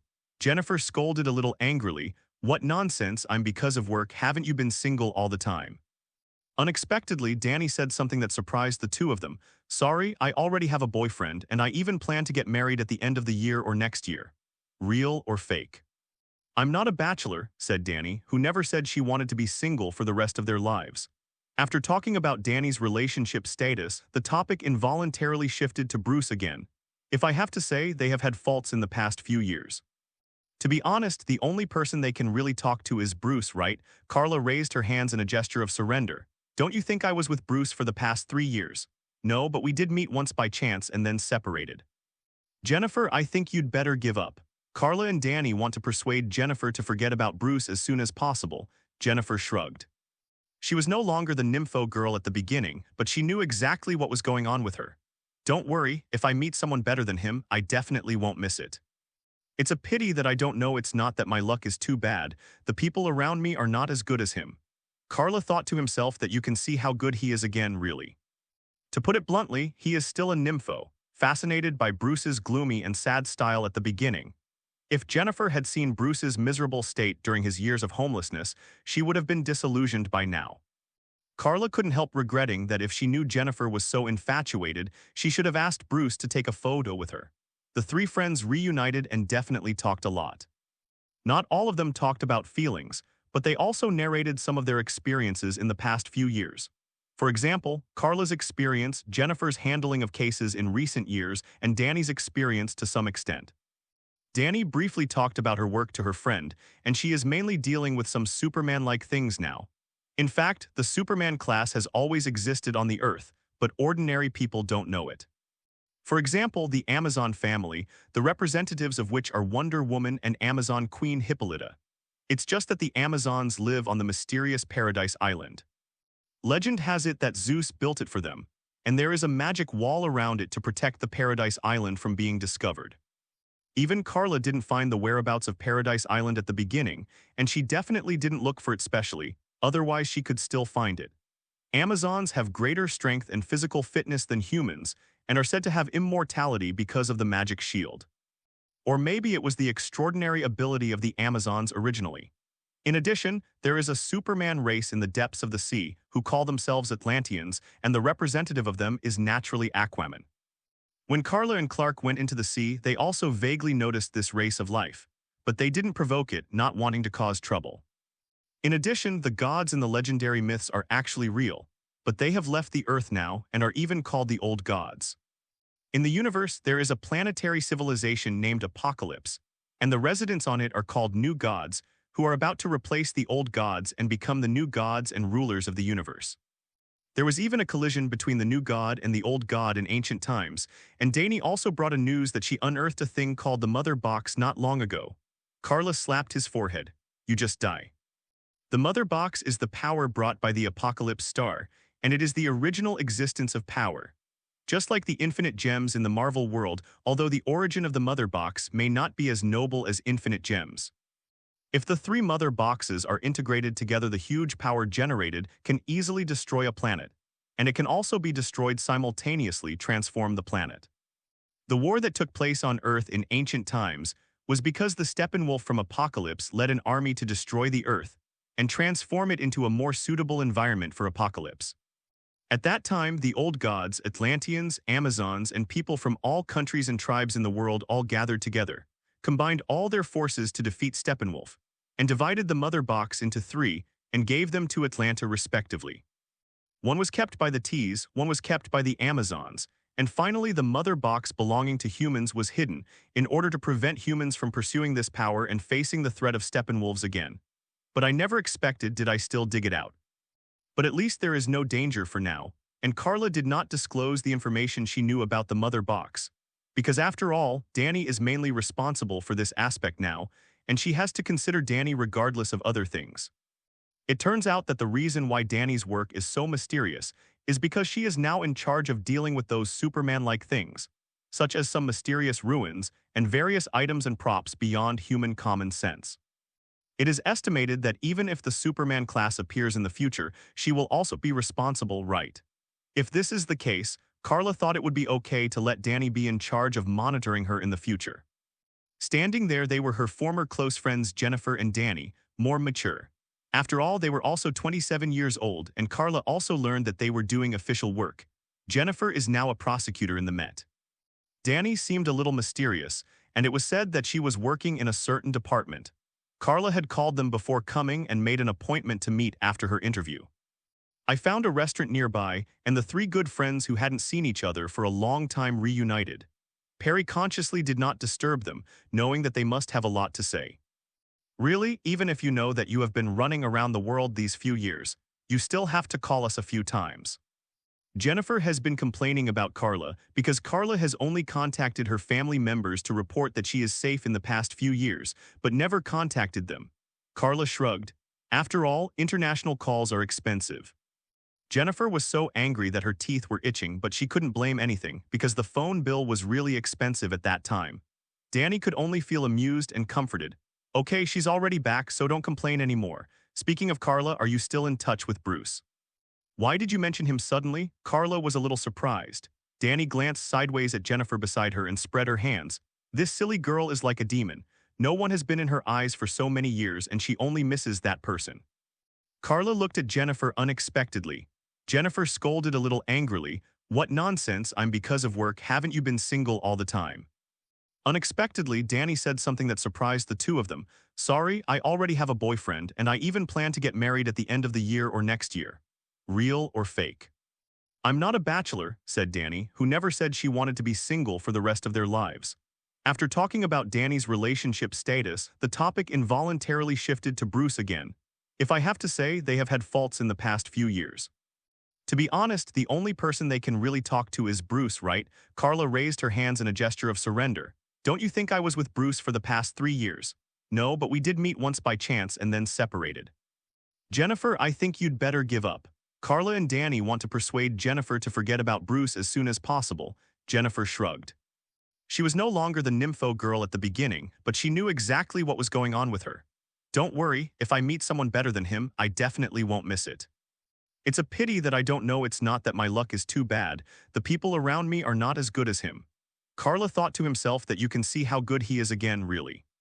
To put it bluntly, he is still a nympho, fascinated by Bruce's gloomy and sad style at the beginning. If Jennifer had seen Bruce's miserable state during his years of homelessness, she would have been disillusioned by now. Carla couldn't help regretting that if she knew Jennifer was so infatuated, she should have asked Bruce to take a photo with her. The three friends reunited and definitely talked a lot. Not all of them talked about feelings, but they also narrated some of their experiences in the past few years. For example, Carla's experience, Jennifer's handling of cases in recent years, and Danny's experience to some extent. Danny briefly talked about her work to her friend, and she is mainly dealing with some Superman-like things now. In fact, the Superman class has always existed on the Earth, but ordinary people don't know it. For example, the Amazon family, the representatives of which are Wonder Woman and Amazon Queen Hippolyta. It's just that the Amazons live on the mysterious Paradise Island. Legend has it that Zeus built it for them, and there is a magic wall around it to protect the Paradise Island from being discovered. Even Carla didn't find the whereabouts of Paradise Island at the beginning, and she definitely didn't look for it specially, otherwise she could still find it. Amazons have greater strength and physical fitness than humans, and are said to have immortality because of the magic shield. Or maybe it was the extraordinary ability of the Amazons originally. In addition, there is a Superman race in the depths of the sea who call themselves Atlanteans, and the representative of them is naturally Aquaman. When Carla and Clark went into the sea, they also vaguely noticed this race of life, but they didn't provoke it, not wanting to cause trouble. In addition, the gods in the legendary myths are actually real, but they have left the Earth now and are even called the old gods. In the universe, there is a planetary civilization named Apocalypse, and the residents on it are called new gods, who are about to replace the old gods and become the new gods and rulers of the universe.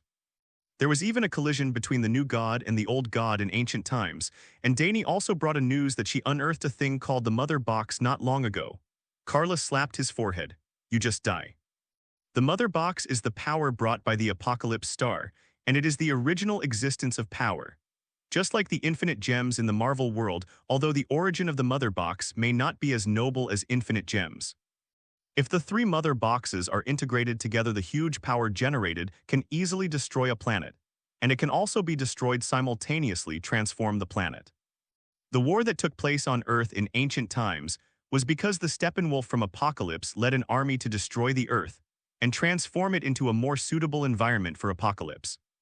At that time, the old gods, Atlanteans, Amazons, and people from all countries and tribes in the world all gathered together, combined all their forces to defeat Steppenwolf, and divided the Mother Box into 3, and gave them to Atlanta respectively. One was kept by the T's, one was kept by the Amazons, and finally the mother box belonging to humans was hidden in order to prevent humans from pursuing this power and facing the threat of Steppenwolves again. But I never expected did I still dig it out. But at least there is no danger for now, and Carla did not disclose the information she knew about the mother box.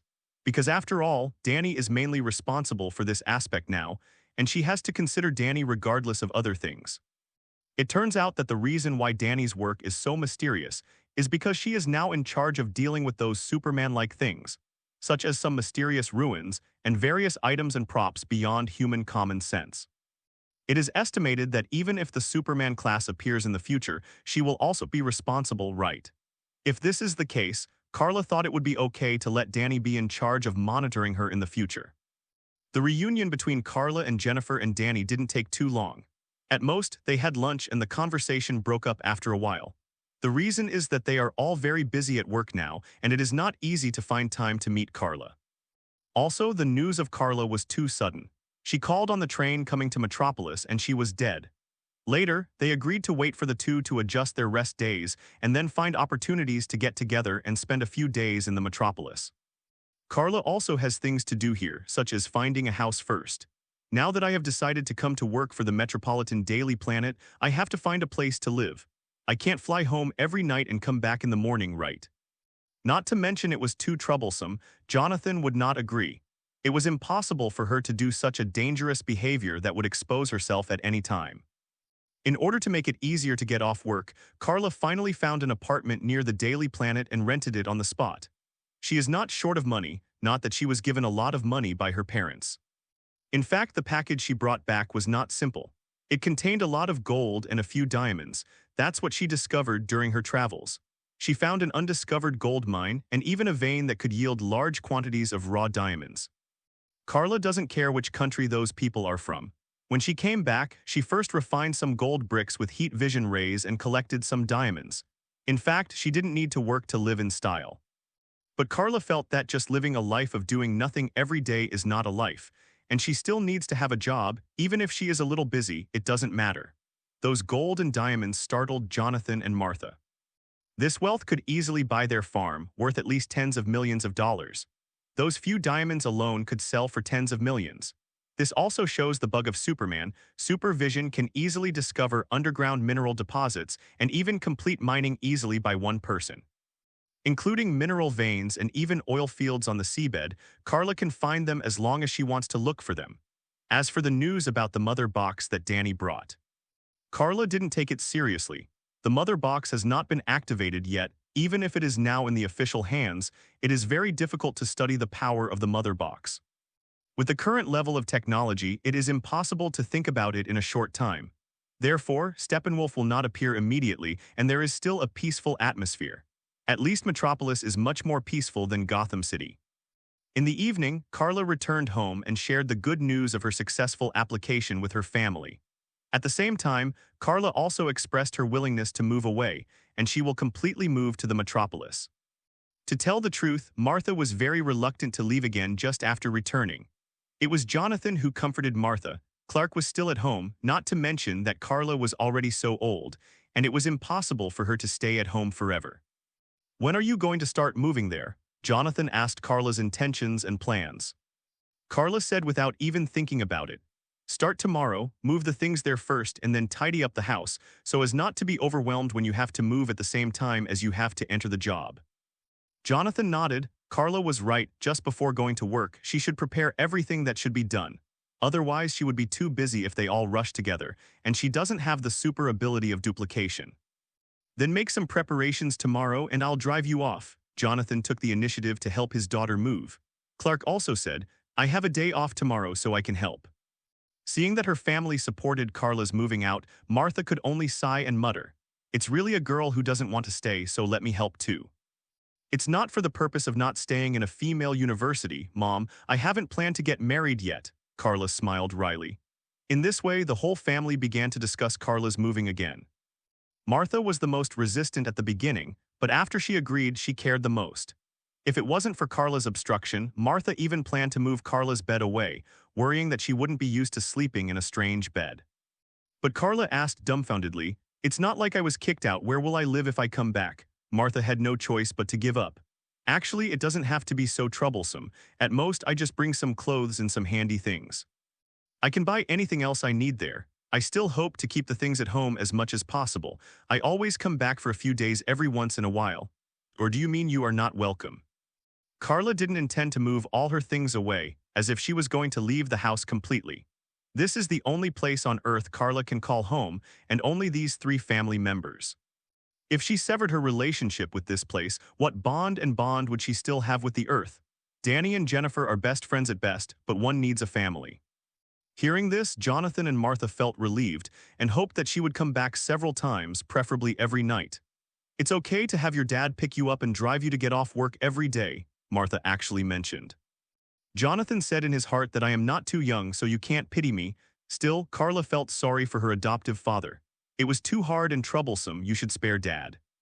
Clark also persuaded with a smile from the side. "It's not that my sister is going to disappear this time. She's in the metropolis. If you have time or miss her, you can go and stay with her for a few days." "Welcome, welcome. My 3 meals a day will be taken care of by then.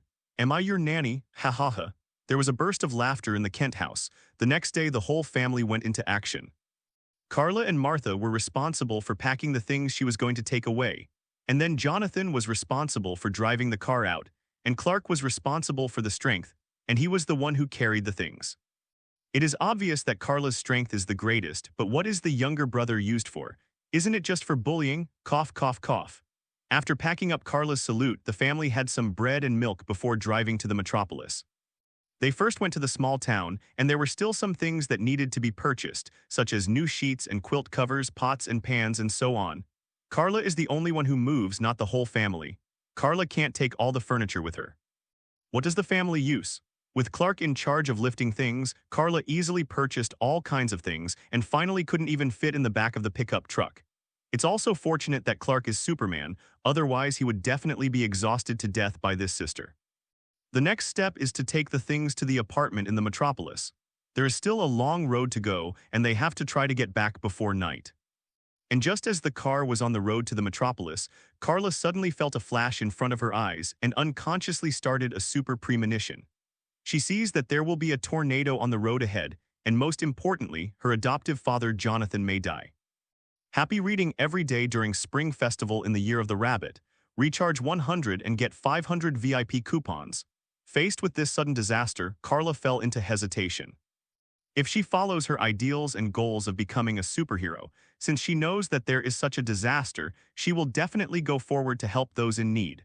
But Carla is more aware of Jonathan's persistence. He is not a selfish person but very upright, and has played a great guiding role for both Carla and Clark.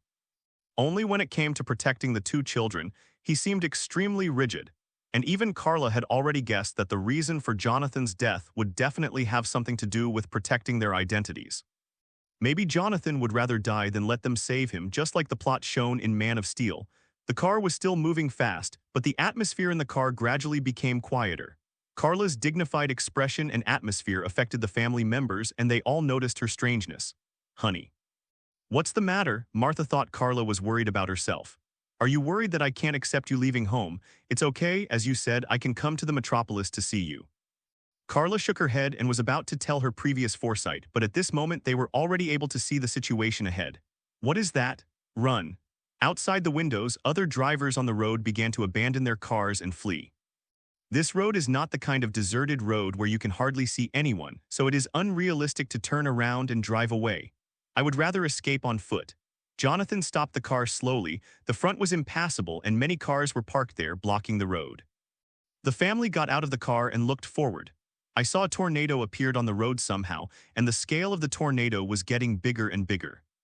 Gradually, the closest vehicles on both sides began to be affected, and many of them didn't have time to get out of the car, and there were bursts of terrified cries.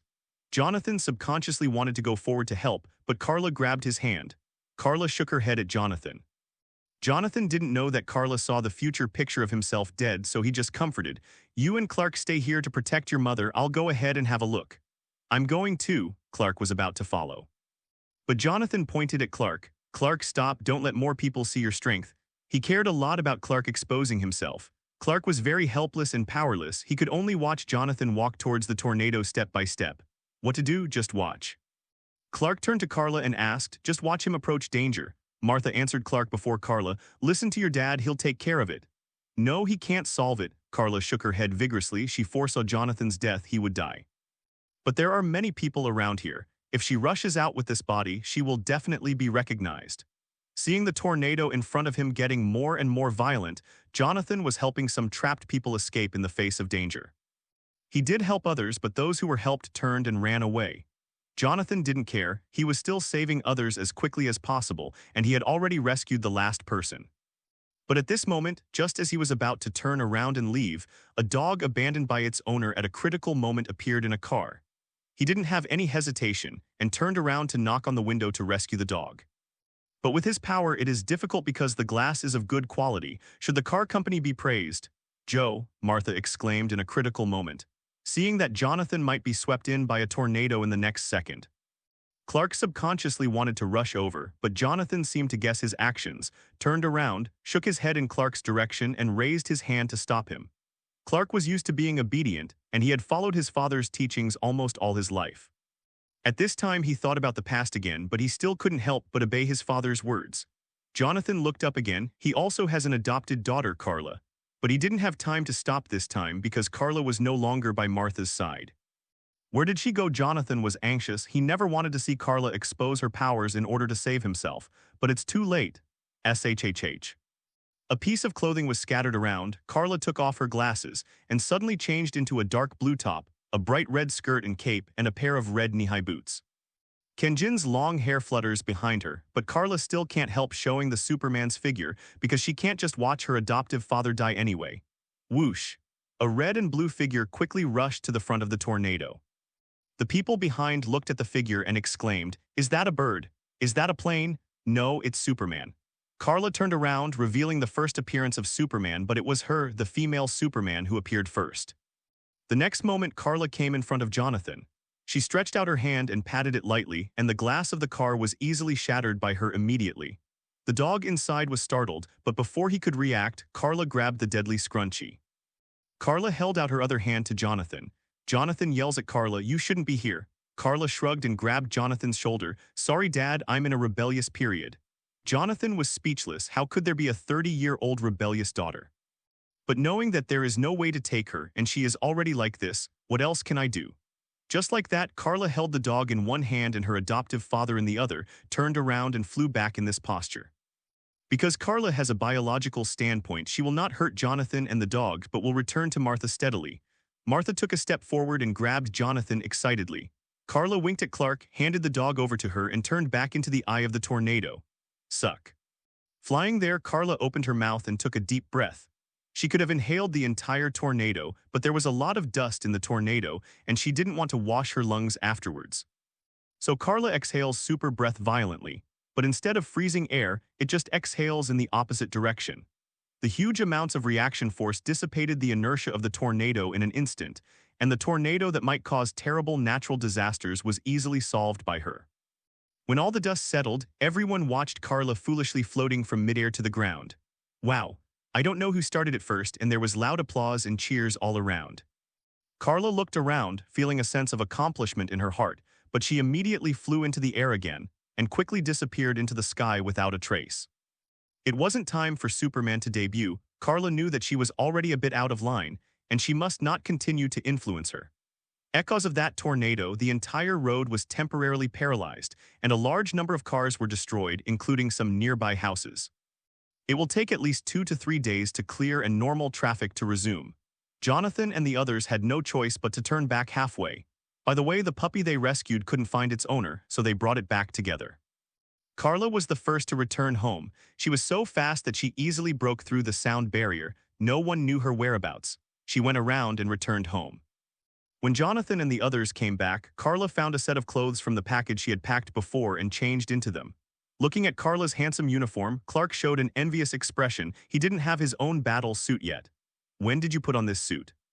Jonathan looked at Carla's battle suit, getting angrier the more he looked at it. You shouldn't take risks. Should I just watch you die? Carla turned to look at Jonathan. Sorry, I can't do that. Jonathan was relieved and helpless. I'm worried that you and Clark's identities will be exposed because of this. If the world knows about your existence, do you know what will happen? Carla, the two of you can easily destroy the world. Everyone is panicking. Even if you have no malicious intentions, if no one believes you, you will only be targeted by the whole world. The world is not ready to accept you. Jonathan had always seen clearly. Carla put a long-sleeved sweater on indiscriminately. The tights were okay, but the cloak was a bit in the way, which made her feel a little annoyed. Martha sighed and came to help her hide the cloak under the hem of her blouse and lifted up her skirt. Jonathan looked back, but it was nothing. Carla was wearing an extra pair of shorts under her skirt, which she used as safety pants to protect herself. No wonder she was able to wear pants outside the skirt before, but she could lift the skirt up. It's a little unladylike, though. As for the shoes, Carla hides her boots in her trousers and puts a pair of shoes on top of the boots. In fact, this is also the first time she has done this. But Carla is worried that she may have to do this frequently in the future to prepare for battles at any time, which can be regarded as a preview in advance. Jonathan glared at Martha, seeing her skillfully helping Carla straighten her clothes. She knew that she must have done it secretly for Carla before, so just pet her. Martha didn't care at all. Jonathan sighed and reminded Carla, "This is only the first time. No one has had time to take your video yet, but never take chances, Carla. Never do it again next time. It's you. Don't be too selfish, Dad. You say I'm selfish." The father and daughter suddenly quarreled, and the atmosphere of the confrontation was a little stiff. Martha patted Carla at a loss. "Don't talk to your father like that." Carla didn't say the hurtful words that it wasn't her biological father, but looked directly into Jonathan's eyes and raised her own question. "You are the head of the family. Don't you think that if something happens to you, if so, what should we do with this family? What about my mother? Where about Clark? Don't you want to set an example for him? Don't you want him to become a hero who can bring hope to the earth and mankind in the future? What about me? If I helplessly watch you were taken away by the tornado and remained indifferent, what have I become? How should I let go in the future? I definitely know that you are worried about the situation of me and Clark on the earth, and even attract potential threats and enemies, and even if you are not caught by the government, you may be wanted for a lifetime. You have your reasons. We are very grateful and understand the support, but we also have our reasons. I have never regarded this family as a game of playing house. You are family in my heart. Let children see their parents with their own eyes. Don't you think it's cruel to die in front of you? Carla has lived in this family for more than 10 years and has integrated the most sincere feelings. People's hearts are fleshy. How can a person who has been kind to you for half his life have no feelings? Even if they are not related by blood, she still regards them as her parents. So Carla clearly wants to be a superhero, but reaches out to hold Jonathan to prevent him from passing. Is this what a hero does? It was impossible for her to just watch at the critical moment, but she took the risk of revealing her identity and made a move. It's impossible for me to watch you. My most important family members are being hurt. The forces of nature can't do it, let alone others, Carla said, turning and pushing the door and going out. Oddly enough, the puppy came out with her.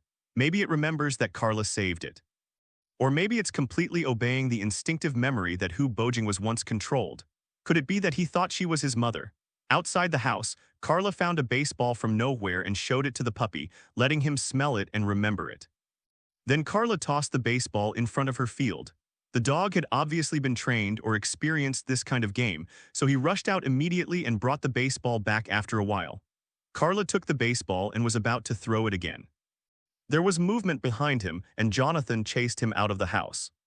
Seeing that Carla has already started teasing this new puppy who just joined today, she also laughed and wanted to open the topic. If no one comes to look for it, it should replace you as a new member of the family. Carla's hands froze. What do you mean? Is she a dog? It turned out that this little thing replaced him. Gritting her teeth, Carla raised her hand and threw it away, just watching the baseball disappear into the distant sky with a swoosh. The puppy was dumbfounded and rushed into the farmland instinctively, but let alone this farmland, it doesn't matter if the baseball is still in this country. It is very difficult for the dog to come back to Carla innocently. If it could talk, it would definitely say, "Am I a human? You are a real dog." Even Jonathan was speechless.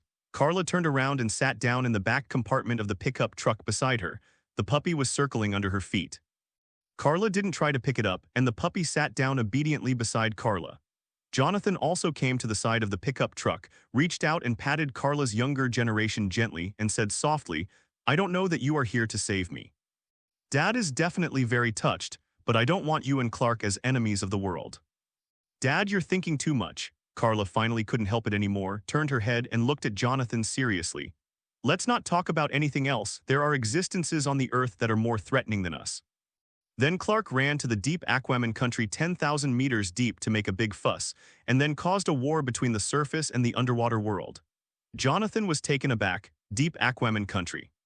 Carla nodded. Ah, it's the legendary Atlantis. It really exists, and it's in the depths of the sea, with a population of more than hundreds of thousands of people, and their technology is leading hundreds of years on the ground. I guess they can even build spaceships. At worst, they will be pulled out and blamed, and the ground will fight them to the death, and no one will care about me and Clark. Jonathan was taken aback, sweating coldly. Don't mess around, the world will be destroyed. Carla pouted. That definitely was the worst solution, but it was also a good solution. Carla is already a badass. In short, under her intimidation, Jonathan didn't know what to do for a while. You said Atlantis was real? Seriously. Jonathan seemed to be very concerned about the Straight Kingdom. Carla shrugged, and suddenly she jumped up into the air and raised her hand. In the next second, a baseball fell into her hands accurately. Jonathan's eyelids twitched when he saw it. Did this kid throw a baseball around the earth just now? Leaving aside the fact that the baseball is still intact at such a high speed, how much strength does it take to go around the earth so easily? One more. You just wanted the dog to find this baseball. Jonathan looked at Carla speechlessly. Were you kidding? Even the dog opened its mouth, staring at Carla dumbfounded. Are you serious? Carla landed lightly on the ground, shook the ball at the dog, and was about to throw it forward again. Jonathan behind him couldn't help reminding her, you must first decide whether you are playing with it or with yourself. Carla's shoulders tilted. Dad, when did you learn to be so black-bellied? As she spoke, she just threw the ball into the field not far ahead this time. Watched the puppy rush out, turned around and returned to the pickup truck, stretched out her hand and sat on it. Jonathan put his arms around Carla's shoulders and sighed. When did you grow up like this? I still remember when you and Clark first came home. At that time, Carla still had distrust and great vigilance towards him and Martha, and even some hostility. It took them a long time to finally get Carla to give Clark to their care day and night, including Carla herself finally willing to call their parents. Unknowingly, so much time has passed, Carla has grown up, and will even be 30 years old in 2 or 3 years. If she would be honest, maybe Martha would be happy to arrange a blind date for her. Find a husband early and have 2 or 3 children, and the family will grow stronger. Definitely they did mention that they hoped that Carla would get married early, but Carla has always resisted. Once she directly told them not to even think about it, want to hold a grandson, tell Clark to find a girlfriend and it'll be over. Clark lay innocently shot. But Clark has also grown up, and in the coming year he will have to decide whether he wants to go to university or whether he is ready to work after graduating from high school. If it's the latter, you can indeed get married and have children. In fact, this is normal in a certain country. For example, in the bucket list, Carter Chambers should have a good future. He has already been admitted to college and was even the main force of the basketball team at that time. He will have a decent job in the future. That is beyond doubt. However, because of his innocence, his girlfriend became pregnant. Carter had to choose to plunge into the workshop after graduating from high school and work as a repairman all his life to support his family. So Carla has the same attitude now. Dad, you should teach Clark to bring a girl back quickly, otherwise who do you plan to inherit this farm? Me, I don't want it. Carla shook her head. Jonathan was angry. He wasn't dead yet, and he didn't say that he would hand over the farm to her. Go to bed early and you don't have to worry about Clark. Jonathan couldn't talk to her anymore. The child always threatened himself. Was he just cursing himself to die early? Jonathan turned away angrily. Carla didn't care. She looked down at the dog who had found the ball and brought it to her. She smiled and thought of using psychokinesis to ingest the baseball in front of her. And without taking a shot, the baseball flew out automatically. The dog turned around and was about to chase, but found that the baseball was not going forward but flying into the sky and disappeared in the sky in an instant. The dog looked at Carla with resentful eyes, got up and left lonely and stopped playing with her.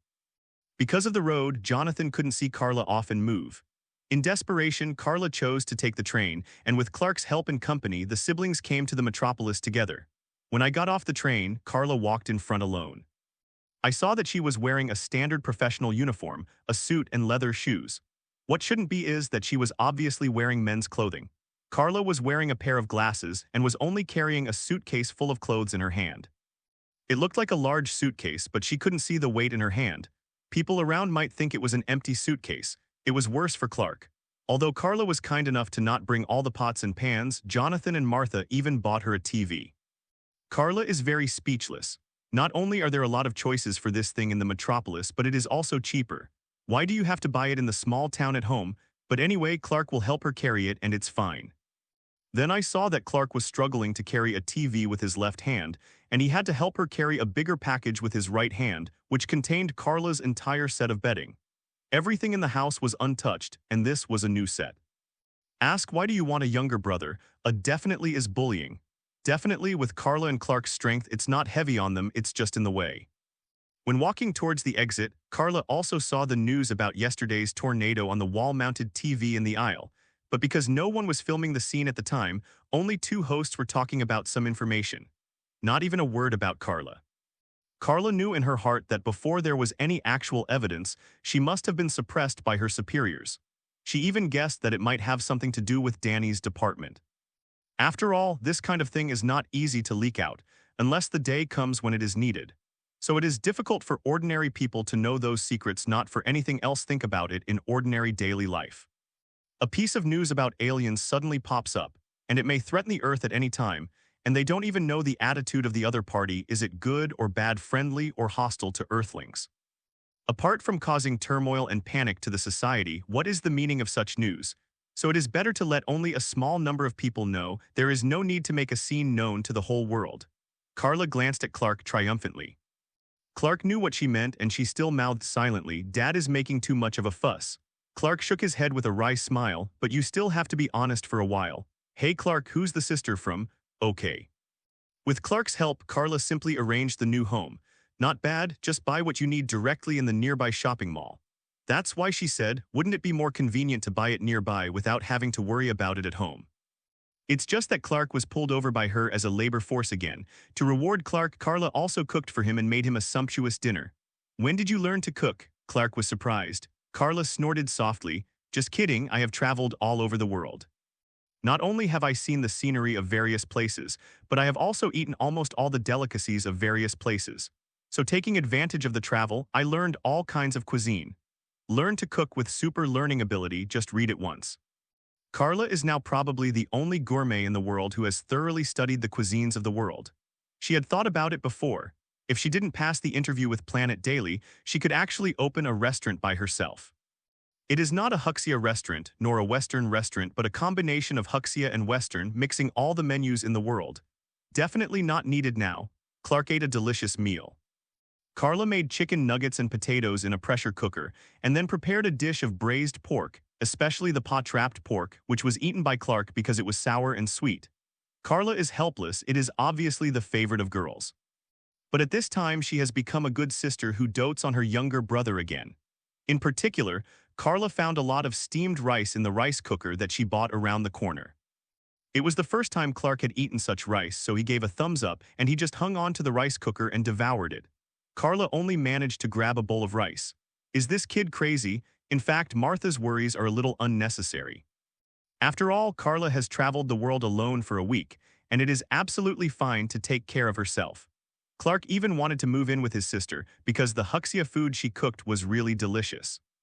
It's just that Clark still didn't choose to stay overnight, but had to fly back in the middle of the night. Carla also warned Clark not to go back and talk nonsense to her mother. She still likes the food made by Martha very much. It tastes like home. Clark expressed his understanding, then said goodbye to Carla and flew back home overnight. Carla looked at the mess left after Clark left and had no choice but to clean it up. In the blink of an eye, a week later, Carla came to the office building of Planet Daily again. She changed into an elite female white-collar dress again. There was nothing wrong with it except that the skirt was replaced by trousers and the shoes were small flat leather shoes. A head of beautiful long hair is tied into a single ponytail and hangs obediently on the back. Carla is still wearing those glasses. At first glance, she has a sense of sight of an intellectual literary big sister. Today she came to work officially, holding a folder in her hand, which contained the planning she had completed alone in the past week, and it was also a task assigned to her by the editor-in-chief before. Carla was asked to make a plan, which was about herself column copy. Carla is also unambiguous, using her rich knowledge to get it done easily. There are even 3 categories in total.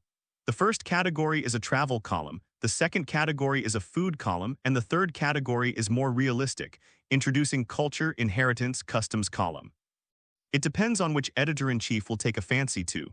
When Carla arrives, everyone else is already at work. When Perry saw Carla, he warmly greeted her and accompanied her to the editor's office. The only person Carla knows here is Perry, including for Perry, Carla is also the only junior from the same school after him. So the two naturally wanted to get closer, and Perry was willing to take care of this junior who he knew in school. In the office, the editor-in-chief began to review the 3 copywritings prepared by Carla. The more he looked at the back, the more dignified his expression was, and his brows were tightly knit together. Perry, who was by the side, asked with some concern, "Editor-in-chief, how is it going? Is there anything that needs to be revised?" Instead, Carla looked indifferent, as if she was an outsider, but she was clearly the one involved. Perry gave her a sneaky look. It was true that the emperor was not in a hurry and the eunuchs were in a hurry. "No, he is not a eunuch." The editor-in-chief looked at it for a while before raising his head, glanced at Perry, and then turned his gaze to Carla, took a long breath and said, "The 3 copywritings are all good. I really want to accept them all at once. But I'm a newcomer, so I plan to let you only be responsible for 1 column for the time being. And when you become more proficient in your business and gain a reputation, you can find an opportunity to create a new column." It turned out that it wasn't that it was bad, but that it was so good that he wanted to accept all 3 proposals.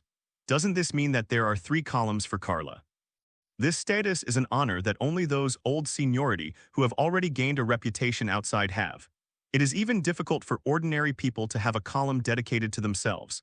It can be seen how outstanding Carla's ability to write copywriting is. At the same time, the editor-in-chief is also testing Carla. If her level of column writing is far inferior to that of copywriting, she will not even be able to keep a column. Only when Carla becomes famous for her writing will a new column be created for her. It's just that it doesn't need to be said. "Tell me about your thoughts. Which aspect do you want to start with?" The editor-in-chief threw Carla a difficult problem. The 3 copywritings were all good, but it was difficult to choose. At that time, the food column was also very popular, and there were even many TV programs that featured food as the selling point, such as teaching people how to cook or cooking competitions, food tasting, and so on. Definitely travel style is also good. This is the era when the world is restoring peace. Rich people will inevitably want to go out and see the world. So Carla's experience of traveling the world helps a lot. As for the introduction of the world in a realistic style, it will also attract many readers who are curious about this aspect.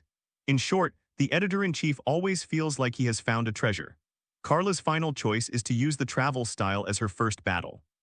Because this aspect needs to be better written, and it will be very attractive, and even have the opportunity to take some photos and share the beautiful scenery I saw from her perspective.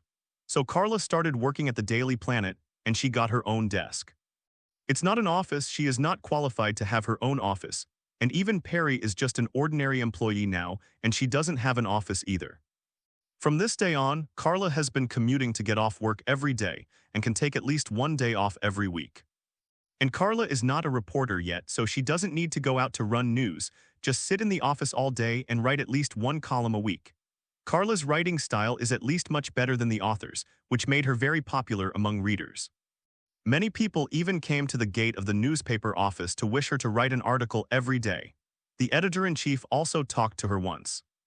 "Carla is very helpless. Even if the earth is so big, if you have to write an article every day, you will finish it sooner or later, so you refuse decisively. Why don't you change someone?"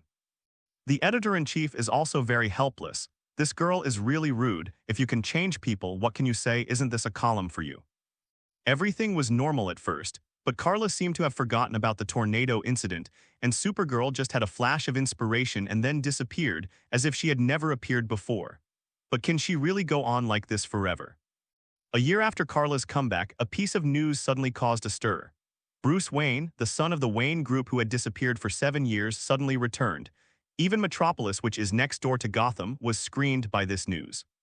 Unknowingly, a year has passed since Carla came to the Daily Planet. That is, 4 years have passed since she circled the world. There is nothing to say about this year.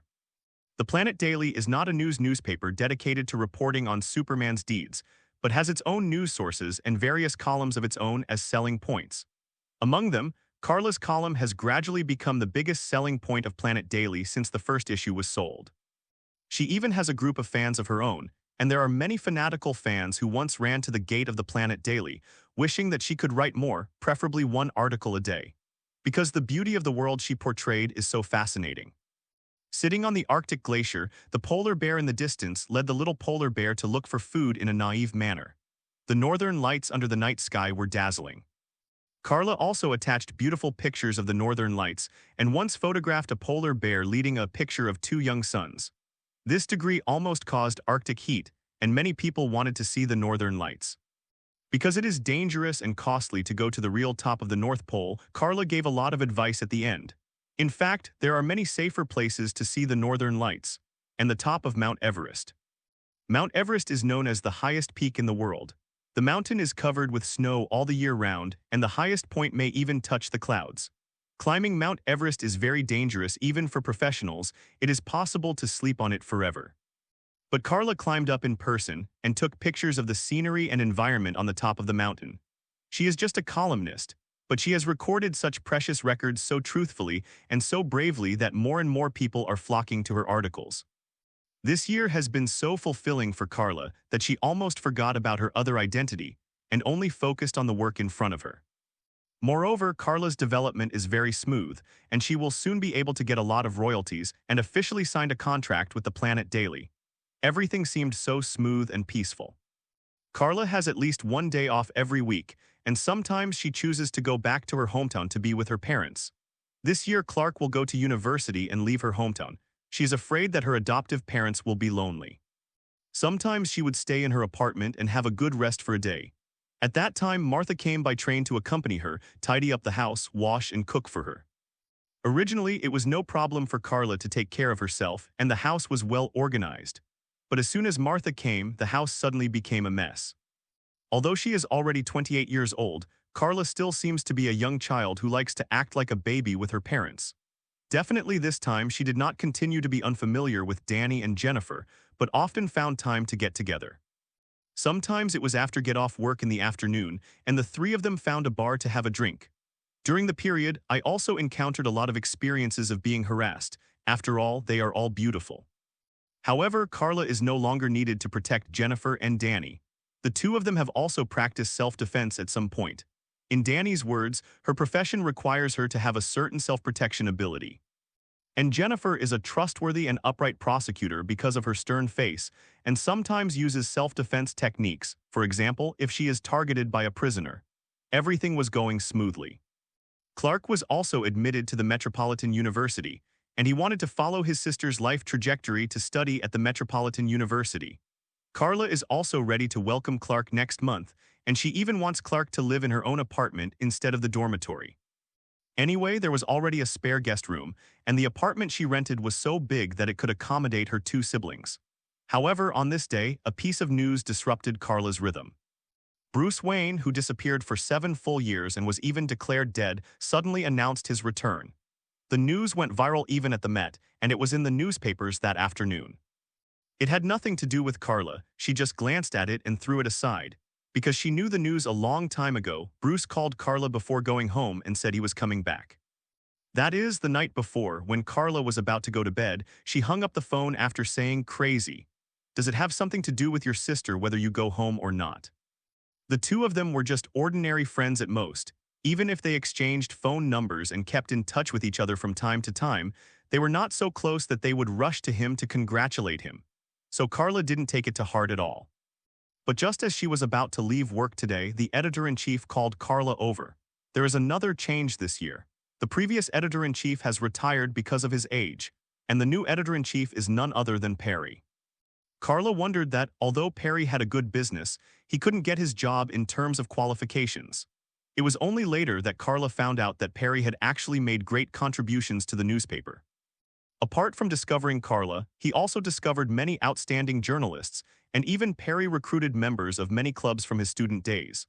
Unconsciously, Perry's position in the company is getting higher and higher, and it is reasonable for him to become the editor-in-chief. And today, Perry called Carla into the office. "Sit," Perry beckoned to Carla, only to see that he was late and she had already sat down. Perry didn't care and asked, "How is it? Is next week's column already written?" "I'll take a look first. After all, I'm also your fan." Carla gave a hee-hee with a half-smile. Brother, I just handed in this week's paper yesterday and you're going to next week's now. Do you really think I'm writing an article every day? In fact, Carla has already seen that Perry's looking for her is definitely not for this matter, but for something else. Carla is not stupid either. She rolled her beautiful big eyes and immediately guessed what was going on. Raising her right hand, she deliberately pushed the frame with her middle finger. Carla narrowed her eyes slightly and warned Perry, "Don't go too far." Perry also knew that she had guessed it, so he stopped concealing it and coughed dryly to signal Carla to put down her fingers. "It's too uncivilized, she is such a beautiful girl." "Ahem, Carla, you and Bruce have known each other since we were students, and now news of him is flying everywhere, so I plan to send someone to do an exclusive interview with him." Perry finally said his purpose of finding Carla. Carla knew that he was aiming at this idea, and only Perry knew best. Carla and Bruce used to be classmates and even had many overlapping activities. Maybe they had a good relationship in the eyes of others. In fact, because the two had an encounter while traveling around the world, Carla also received a lot of help and advice from Bruce, and the relationship was indeed better than when she was a student. "But, so you're telling me to go to Gotham?" "I'm not going to that goddamn place." Carla jumped up, telling her to go to Gotham. Hell, she wasn't going. Metropolis is very close to Gotham City, and it is very close, very close. In fact, go across a bridge in the Metropolis, cross a highway, and then you will have Gotham City. There is only a lake or inland sea in the middle. At the moment, Carla is driving a sedan and is crossing that bridge on his way to Gotham City. After all, she was tricked by Perry, who wanted her to interview Bruce. That be asterisk asterisk asterisk D. Carla gritted her teeth and cursed under her breath. And the reason why Perry was able to buy her was that the conditions he gave were very simple, and he bought her with 1 month's paid vacation. The premise is that Carla has to prepare 4 columns a week in advance. Sure enough, the holidays are still much more fragrant. This month, she can have a good rest and even go home to spend time with her family and help Clark prepare for college. As for the 4 columns, to be honest, she had already prepared the manuscripts. Why did Perry know that she only handed in this week's manuscript yesterday and the next week's manuscript today? In fact, Perry also knew that she had manuscripts for several columns, but she just didn't bother to break through them. "Damn, Perry, you must beat him up when you go back. The distance from Metropolis to Gotham City is not far, but that's just the distance between 2 cities. But it doesn't mean that arriving in Gotham City is equivalent to arriving at Bruce's home." Carla had called Bruce when he was on the bridge and asked about Bruce's current whereabouts. He had just returned, and now he was staying at Wayne's Manor to sleep late. Wayne Manor is a super manor built outside Gotham City. If Carla wants to visit, he has to cross half of Gotham City. "Trouble is dead," Carla muttered, still complaining. Now she can't wait to fly over with her own car, it's faster. However, now she could only drive obediently, at a moderate speed, and after spending a total of several hours, she arrived at the gate of Wayne Manor at noon. The Wayne Manor may cover an area of several thousand square meters. The garden and lawn around the outside are all decorated, and there is a splendid and magnificent castle inside, like the castle of a medieval lord.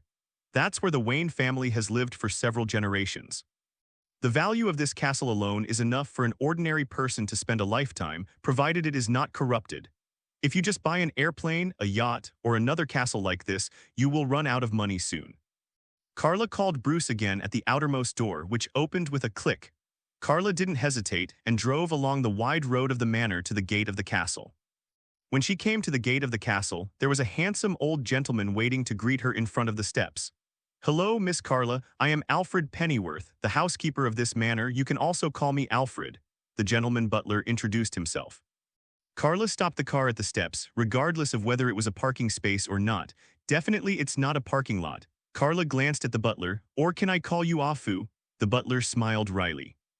He was the same age as Bruce's father, and Carla and Bruce were the same age and were classmates. "I always feel impolite." Carla shrugged. "The name Alfred is too long. I think Alfred is good. What do you think?" In fact, she already knew that this is the Afu known as the housekeeper man, who has helped Batman out of danger many times, and is even Batman's most loyal and beneficial backing. Afu didn't dwell on the issue of name and title, but turned around and made a pleased gesture and said, "Master Wayne is already waiting for you in the living room, please." Carla nodded and followed Afu. The two walked up a long step in front of the door. After entering the door, they crossed a long corridor and came to a spacious living room. With the wealth of the Wayne Group family, not to mention the luxurious and historical cultural relics and decorations, Carla didn't bother to care about them. When I came to the living room, I saw Bruce, whom I hadn't seen for several years, sitting in front of the sofa by the window. It was already noon, but he was only wearing pajamas with his legs crossed and a glass of red wine in his hand. Watch Carla come in. Carla rolled her eyes, turned her head and asked Afu, "Is that how you indulged him?" Afu shrugged. After all, he is the young master. Although I don't want to see the heir of the Wayne family look so sloppy and decadent, I can't say anything. Bruce blinked. "Alfred, you've talked a lot." As soon as they sang together, they came in and heard him. "You know, he just came back from wandering, so why not take a break?" Carla pursed her lips, holding back a smile, and took a shoulder bag from her shoulder. It wasn't an LV bag, let alone a decoration, but a very practical, slightly large bag, and it wasn't a tool bag that I didn't care about. Carla started to dig things out of it. Bruce took a sip of the wine, but Afu forcibly took the glass away. He turned his head and looked at Carla's movements curiously. She took out the camera first and clicked the shutter button of Bruce involuntarily.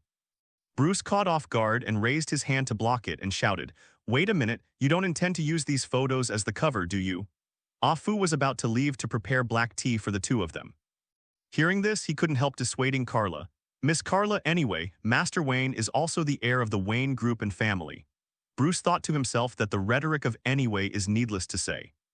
Carla waved the camera in her hand and threatened, "Why don't you go and change my clothes?"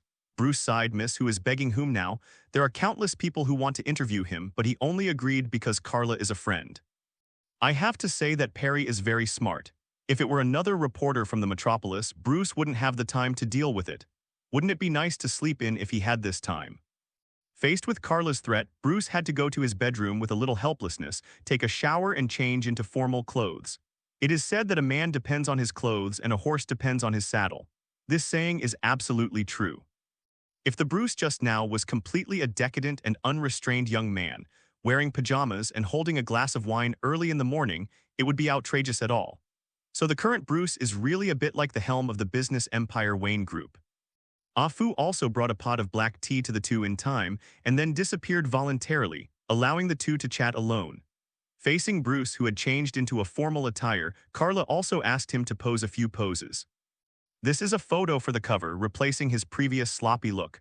Bruce was being manipulated helplessly by her, very obedient, at least he didn't want his previous photos to be published. It seems that you also know the importance of appearance. Carla also joked with a smile, "I thought you didn't care all the time." Bruce couldn't help but let out a chuckle. "I remember you weren't much better back then, right?" The two were referring to their previous encounters while traveling the world, when neither of them was much better off. Carla shrugged. After taking the photo, she put away the camera, then took out a voice recorder and put it aside, took out a notebook and pen, and made a mouth gesture to indicate that it was about to start. Bruce sighed, "You definitely want to treat me to dinner. This interview will definitely make you a lot of money." "My money is nothing compared to yours, Bruce." Carla wasn't fooled. Bruce was about to start saying, "Didn't you find several uninhabited gold mines and even a nice diamond vein?" Carla raised her hand in a SHH gesture. "Shut up, Bruce. Those gold mines and diamond veins are the wealth of other countries, and she can mine some secretly at best." "Okay, let's get into the topic officially. Mr. Bruce, you disappeared for 7 years before and you didn't even have time to finish your university studies. Where have you been all these years?" Carla started to work, asking these are also very formal questions. Bruce wants to say "don't you know," but he noticed that Carla's eyes were very threatening, so he cleverly changed his words and replied, "In fact, I have used these years to broaden my horizons. I have traveled to many places to allow myself to grow. At least personally, I feel that I am much more mature now than before.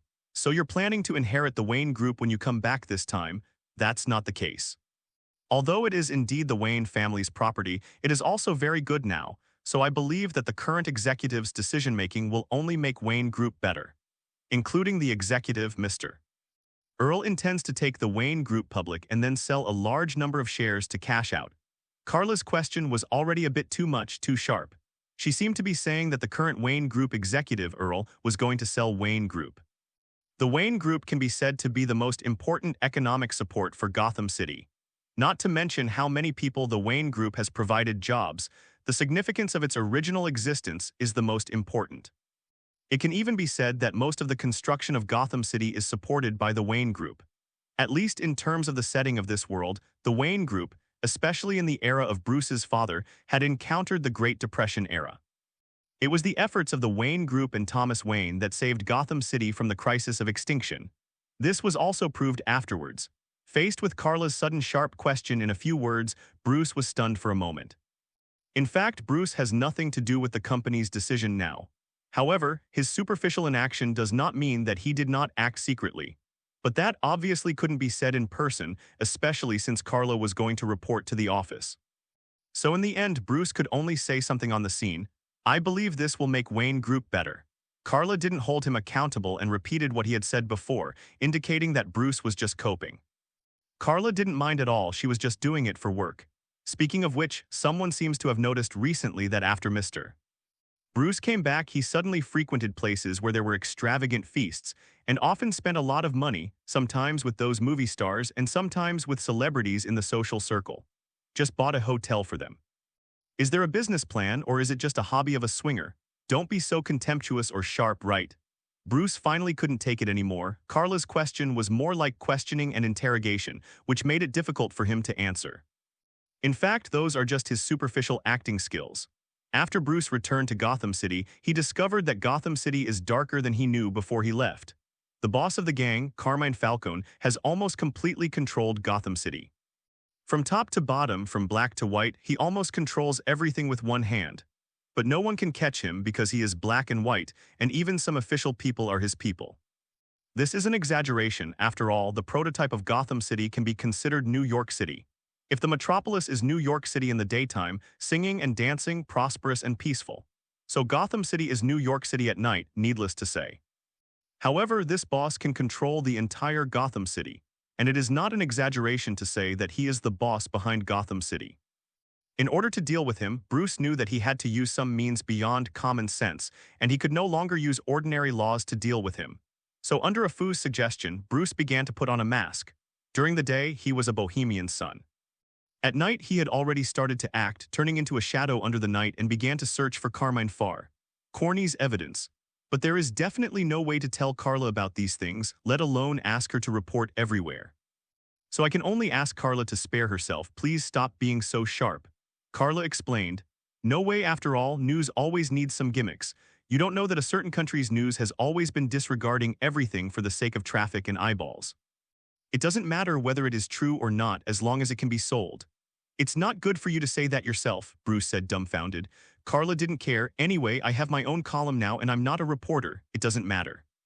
It doesn't matter to you, but what about others? And, Carla raised her eyelids to look at Bruce. Her eyes suddenly revealed a look of accusation. You be *****D, don't you know that your gossip will make a girl sad? Who was it you? Bruce joked with a smile. His smile was not serious, it was just a joke because he knew that Carla and himself were just friends and they were limited to friends. Carla was actually his favorite, but he had a sweetheart. And Bruce is very self-conscious. He is not Carla's type, otherwise there will be ambiguity back then. Carla clapped the notebook in her hand.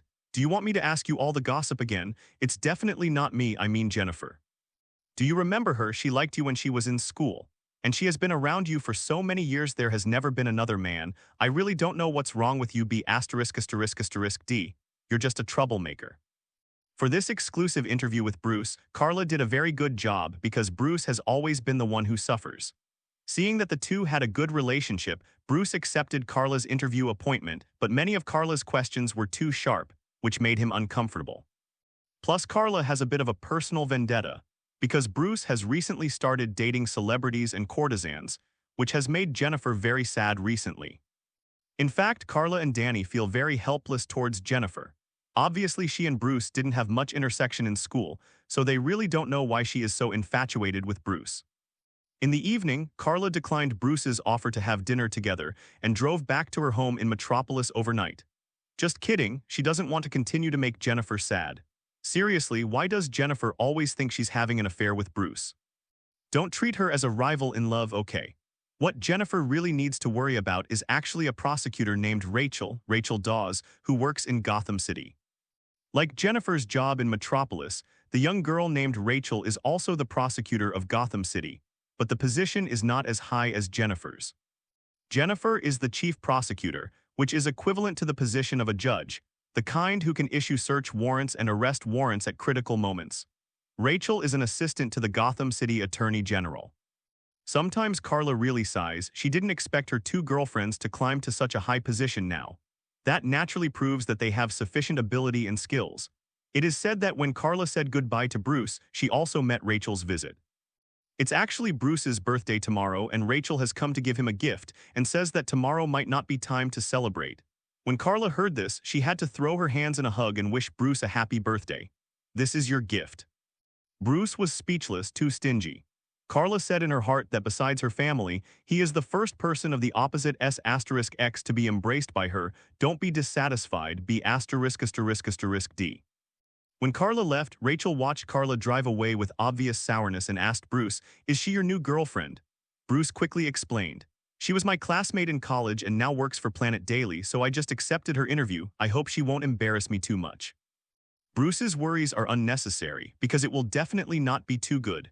The next day, Carla got up early and came to the Planet Daily with the materials compiled last night and the 4 columns prepared in advance. Perry snorted after reading her article. "I knew it." He guessed that Carla had a manuscript in her hand, but she never sent it out, keeping readers' appetites. "Don't send it out all at once," Carla threatened Perry. "As I said before, I plan to go back to my hometown this month. Even if you call me, I won't answer it." Perry looked at Carla helplessly. "Can't you improve a little more?" "I'm planning to write a 2nd and 3rd column for you." Carla immediately refused. "It's fine now." Perry could only sigh, stop the topic, and took the materials Carla had sorted out. After a casual glance, Perry had to admire, "Only you can easily obtain such good information." He refers to Carla's interview with Bruce. In order to complete the work, Carla also digs out some things besides lace news. Definitely Bruce is not all frank. There is no need to say a lot of secrets. "Okay, if it's okay, I'm going home. In fact, I'm hesitation whether to drive back or take the train. Would you like to be reimbursed for the gas?" Carla said her hesitation. Her car was recently bought and the loan has not been paid off. She felt a little distressed if she went back to the farm home and she would be too embarrassed. Perry said without even thinking about it, "Don't think about reimbursement. At most you can report some of the gas money you went to Gotham City." Carla rolled her eyes. The distance between Gotham City and Metropolis is not as good as if she went back home, and she could go back and forth twice. What a sting. Forget it, a month of paid vacation is better than anything else. Definitely. Perry is not taking special care of Carla. One is to buy Carla to let her conduct an exclusive interview with Bruce, and the other is that Carla has been working for a year, so she can take some annual leave. Not to mention that she is not prepared enough in advance to publish a month's article yet. So Carla came to the company less than half an hour before leaving, and she was not driving to go home. To be precise, she didn't intend to go back to her apartment, but went straight to the town where her farm was located. The trip took several hours, and when Carla suddenly drove back to the farm, both her adoptive parents and Clark came out to greet her in surprise. And that dog, the original puppy, is now grown up, standing upright and hugging Carla's waist, wagging his tail and holding a baseball in his mouth. Carla smiled and reached for the baseball, throwing it forward casually. The dog turned his head and watched the baseball disappear into the distant sky. He didn't wag his tail and ran to Clark's feet whimpering. Martha went over and hugged her daughter dumbfounded. "Don't bully it, it obviously likes you so much." Obviously, only Carla stayed at home for the shortest time, but this dog was the closest to her. But Carla always bullied it. But every time Carla came back, he would still find Carla with a ball in his mouth. Carla smiled and bent down, reached out and rubbed the dog's head. The dog immediately wagged its tail quickly again. Jonathan just came out of the field. It was noon, and he planned to make a casual lunch. At the moment, seeing Carla came back, she silently took off her muddy boots and put on ordinary shoes, picked up the car keys, and prepared to start the pickup truck to go to the town to buy some delicious food. But Jonathan muttered mercilessly, "If you are busy with work, you don't have to come back all the time." Martha turned her head and glared at her husband. "My daughter came back to see me." Jonathan didn't argue with her either. Clark greeted him and said with a smile, "Welcome home, sister." Carla also greeted Clark. "I'm back, by the way, Dad. I bought ingredients when I came back from the town. Clark, help me get them in." As soon as he came back, he unceremoniously instructed his younger brother to do things, as expected of his own sister. Clark went over to open the rear door, and sure enough, he took out a big bag of things. Especially when I saw a chicken inside, I couldn't help but say, "Is my sister planning to make chicken curry?" "What chicken curry?" Martha looked at Carla curiously. She couldn't cook it. Carla bit her lip, pinched her waist, and stared back at Clark. "I don't know what you're talking about." This idiot, she said not to reveal that she can cook. She originally wanted her adoptive mother to cook roast chicken. Because of Clark's revelation or disclosure, Carla finally revealed the secret that she already knew how to cook. So the lunch meal was prepared by her herself. Martha stood at the door of the kitchen with a look of relief watching Carla busy there. Why? Carla was a little uncomfortable, and her already superb cooking skills seemed to be in a hurry. Martha just shook her head with a gratified smile and suddenly became a little excited and said with a choked voice, "My Carla has grown up." Carla hurried over and put her arms around her adoptive mother. Now she is the tallest in the family with a height of 1.9 meters, even Clark is a little short. Carla comforted, "Please, I'm not married yet, I'm still the daughter of the family." "But you still moved out and found your own life and job in the big city," Martha said, still with a little resentment. Jonathan's voice came from the living room outside the door. "Martha, don't embarrass Carla, and I'm starving to death, come out and stop hindering her." Martha was angry, this old thing. Carla let go of her with a smile and pushed her adoptive mother out. "You are really going to hinder me, Mom, I can eat later." Because it was noon, Carla didn't prepare too many things, just as Clark expected, using the potatoes and carrots at home as ingredients. And the rice usually used to make soup, steamed a large pot of rice and made a curry chicken. I also specially boiled some chicken in white water and 2 eggs for the dog at home. I don't know when the dog's food became picky. Many people say that dogs cannot eat salty food, spicy food, this or that. I really don't know what dogs ate when there was no dog food. Maybe dog food first and dogs later. Martha and Jonathan may have eaten such a lunch for the first time, or they may have eaten chicken curry in other restaurants. But it is definitely not as sweet and delicious as today, because this was the first time they had a meal cooked by their daughter. Including that dog also ate all the dog food mixed with Carla. Carla couldn't laugh or cry should she save face like this. Then Carla also helped to clean up the things, and she also cleaned up the dishes. Martha began to secretly wipe tears from the side, saying that her daughter had grown up. This is also the reason why Carla has been doing nothing in front of her mother, for fear that she would think too much. Isn't it the same relationship when you grow up, really? Don't be so sad, okay? She obviously came home to live, why did it seem like she was going to move out back then? In this way, Carla returned to her home in the countryside. She had a full month's vacation to be with her family, and she had enough time to help Clark prepare for the upcoming college life. The only thing that upset Carla was Clark's plan to live in a dorm instead of moving in with her. "I want to live on my own, sister. I have always been by your side and taken care of by you, but I have grown up, so it is time for me to be independent." Clark is still a young man with ideas. "I want to take this opportunity to be independent, and I don't want to be taken care of by my family all the time." Facing Clark's complaint, Carla has no way to stop it. After all, she came here in the same way back then, and it didn't make sense that she wanted to be free at the beginning.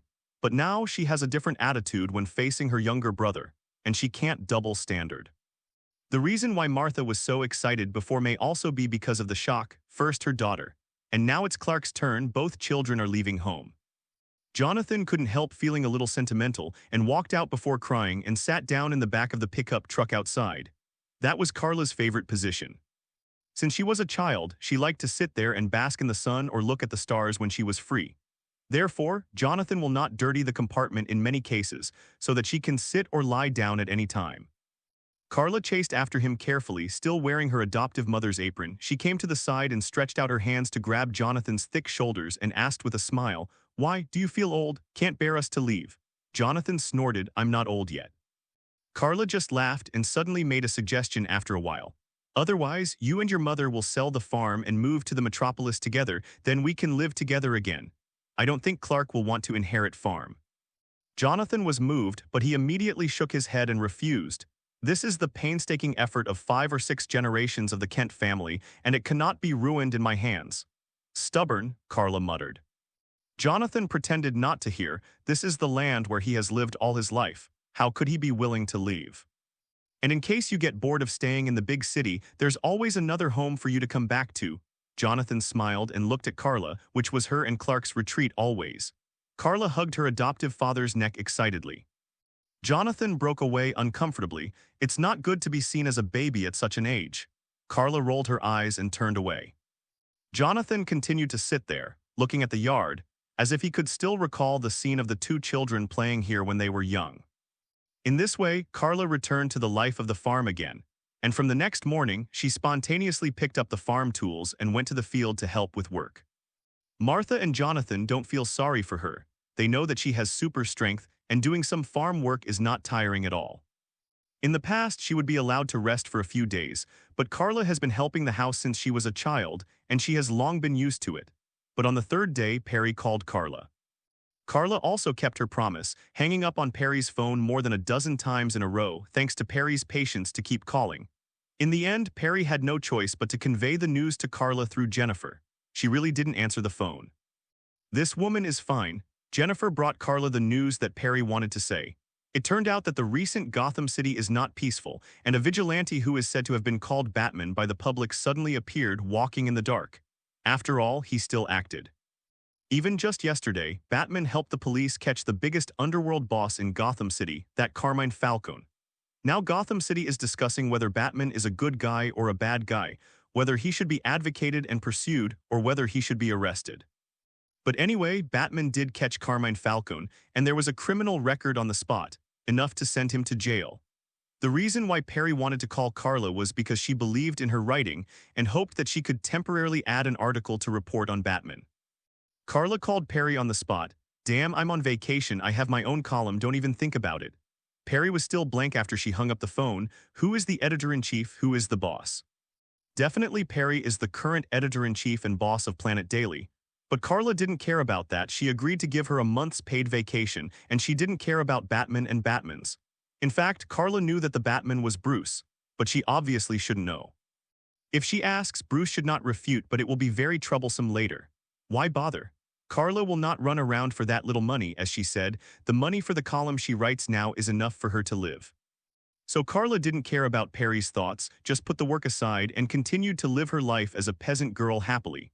In fact, the farm does not have endless work, it is not exhausted. Sometimes it is necessary to sprinkle water manually, but most of the time it is for entertainment. Anyway, I have nothing to do when I am idle, so I pass the time to do some work in the field. At the same time, it is also a pleasure to get some fresh food from the ground, such as roasting a sweet potato or roasting a few corns. The way she eats makes the family feel fresh. At least the way of eating roasted corn has never been tried, and it is not bad to taste. Not the kind of grilled corn that is put on a charcoal fire as a skewer, but the whole skewer with twigs and then put it there to cook. It tastes both the original sweetness of corn and a slightly roasted aroma. To be honest, isn't this just farmhouse music? And Carla likes this kind of free life very much. However, although she tried her best not to cause trouble, trouble still came to provoke her. One night, Carla was woken up by a sudden ringing of the phone. She took the flip phone on the bedside and punched in. It was Bruce's phone number. Carla pressed the answer button, pressed her forehead that was already starting to ache with one hand, and asked, "Bruce, why do you have to call me so late? If you dare say it's just to harass me, I'll kick it tomorrow." When she was on campus, Carla kicked Bruce into the air and killed him instantly. "Carla, I need your help." Bruce's heavy words came from the other end of the phone. "Come find me, I'm afraid Gotham City will be destroyed." Carla sighed. She really didn't want to get involved. "I'm just a newspaper columnist who makes some money, and you think highly of me, Bruce." Carla didn't agree right away. She actually didn't know what happened in Gotham City. It stands to reason that the mafia boss was caught, right? It should be fine, right? This is because she has been deliberately ignoring the situation in Gotham City recently. Bruce's tone became more anxious. "Carla, you can fool others, but you can't fool me. What I have learned in at least 6 years, you have learned everything in less than a year. It seems that you have been wandering outside for 3 years. In fact, it only took 1 year to visit all the high teachers I visited, and don't forget that I recommended you to go." Carla was silent. Apart from the fact that the identity of the Kryptonian is still a secret, Bruce is right. Maybe the person who knows her best in the world is this guy. Definitely her family must know her better. I need your help, Carla. You may have stronger strength and skill than me. I need you to help me deal with the enemy, otherwise Gotham City will be destroyed. Bruce asked again, and he did not. It is an exaggeration. He once spent 6 years visiting famous teachers in the world. And finally tempered his skills. But Carla took less than 1/6 of his time to master all the skills Bruce learned. They all master almost all styles of kung fu in the world, and Carla may be stronger than him. Carla combed her long hair back, finally made up her mind and asked, "Who is the enemy?"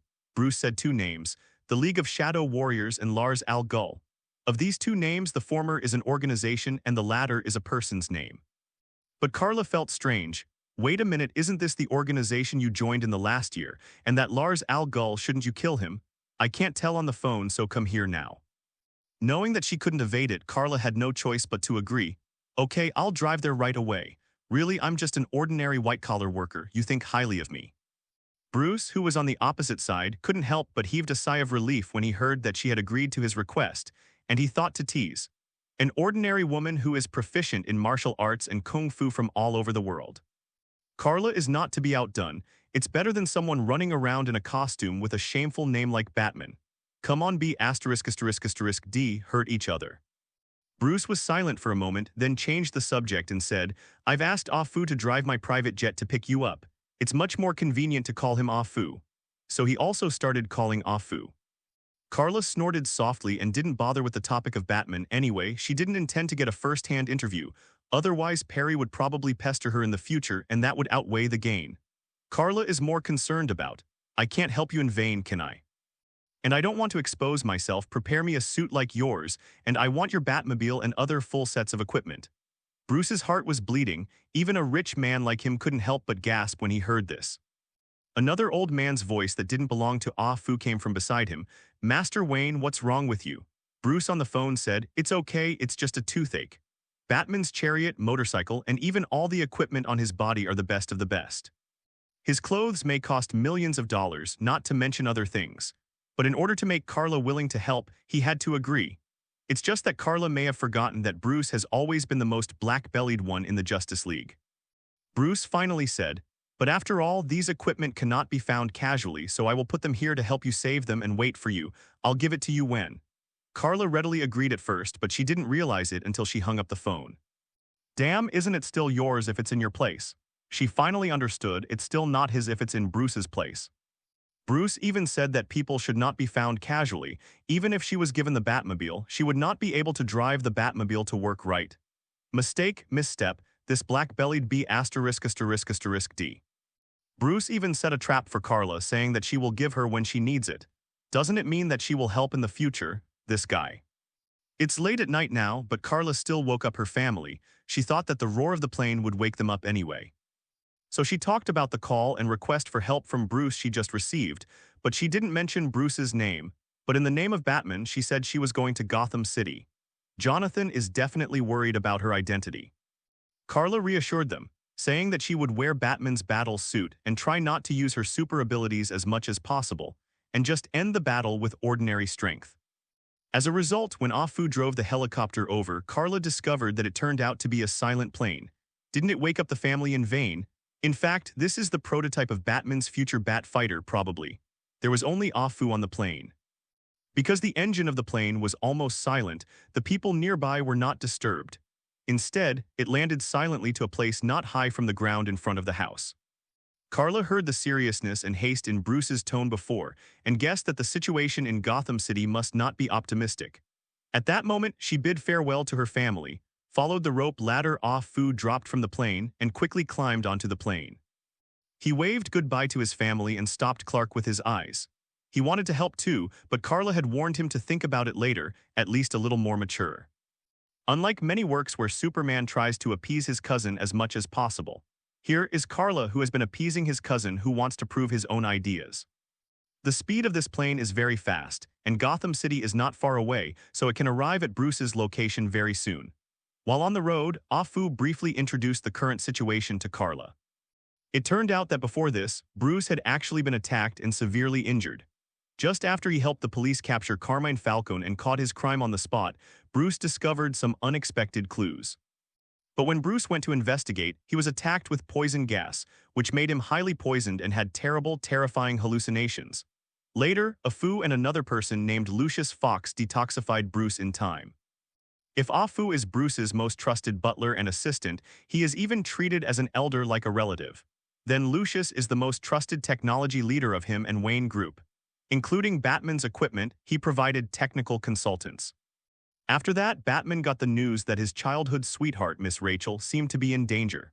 Bruce had to rush to the rescue, and he rescued Rachel from the most famous Arkham Asylum. And because of this, I learned of a shocking conspiracy and crisis. There is a group of people, it is the League of Shadow Fighters and Lars Al Ghul.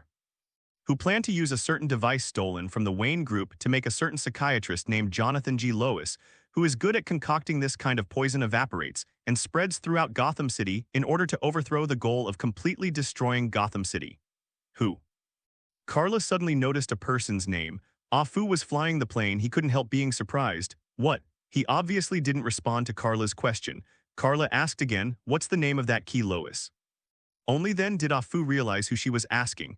We also just learned that he also has a nickname called Scarecrow. No, I mean his real name. Carla didn't want to know what his name was, Scarecrow or not. She only cared about Lois' real name. Afu felt strange and added another sentence. Jonathan, miss, his name is Jonathan Lois.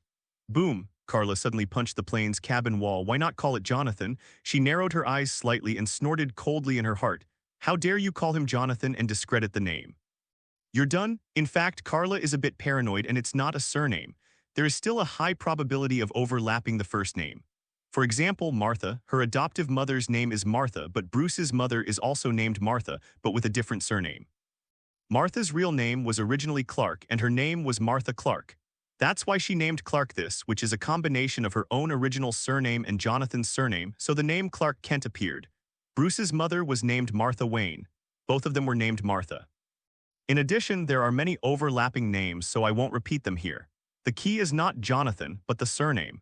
In fact, in public, such as Carla's exclusive interview with Bruce, he should be called Mr. Wayne instead of Mr. Bruce. As for Afu calling Carla Miss Carla instead of Miss Kent, it is because he knows that she and Bruce are friends. So Afu called Rachel is also Miss Rachel instead of Miss Dawes. Anyway, it's more troublesome. It's just that Carla obviously held a grudge against the Scarecrow and mourned for him for a few minutes. Next, Afu was still explaining the current situation to Carla.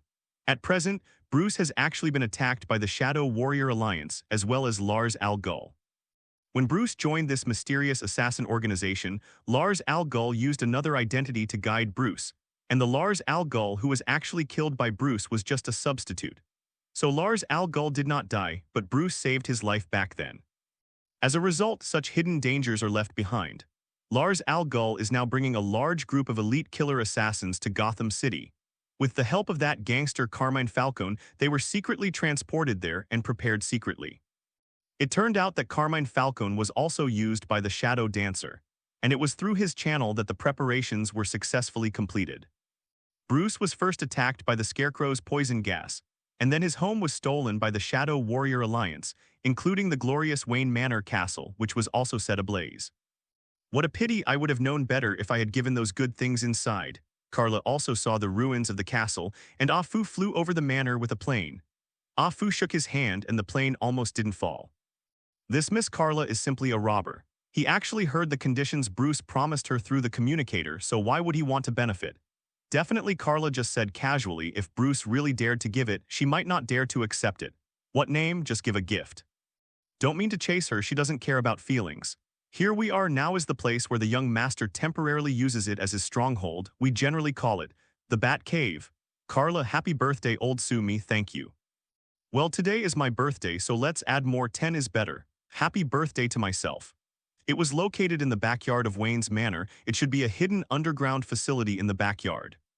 According to Afu's introduction, this place used to be used by the Wayne family to help the enslaved slaves avoid persecution during a special period. Speaking of which, the belief of the Wayne family has the spirit of service. They serve Gotham City and many people in need.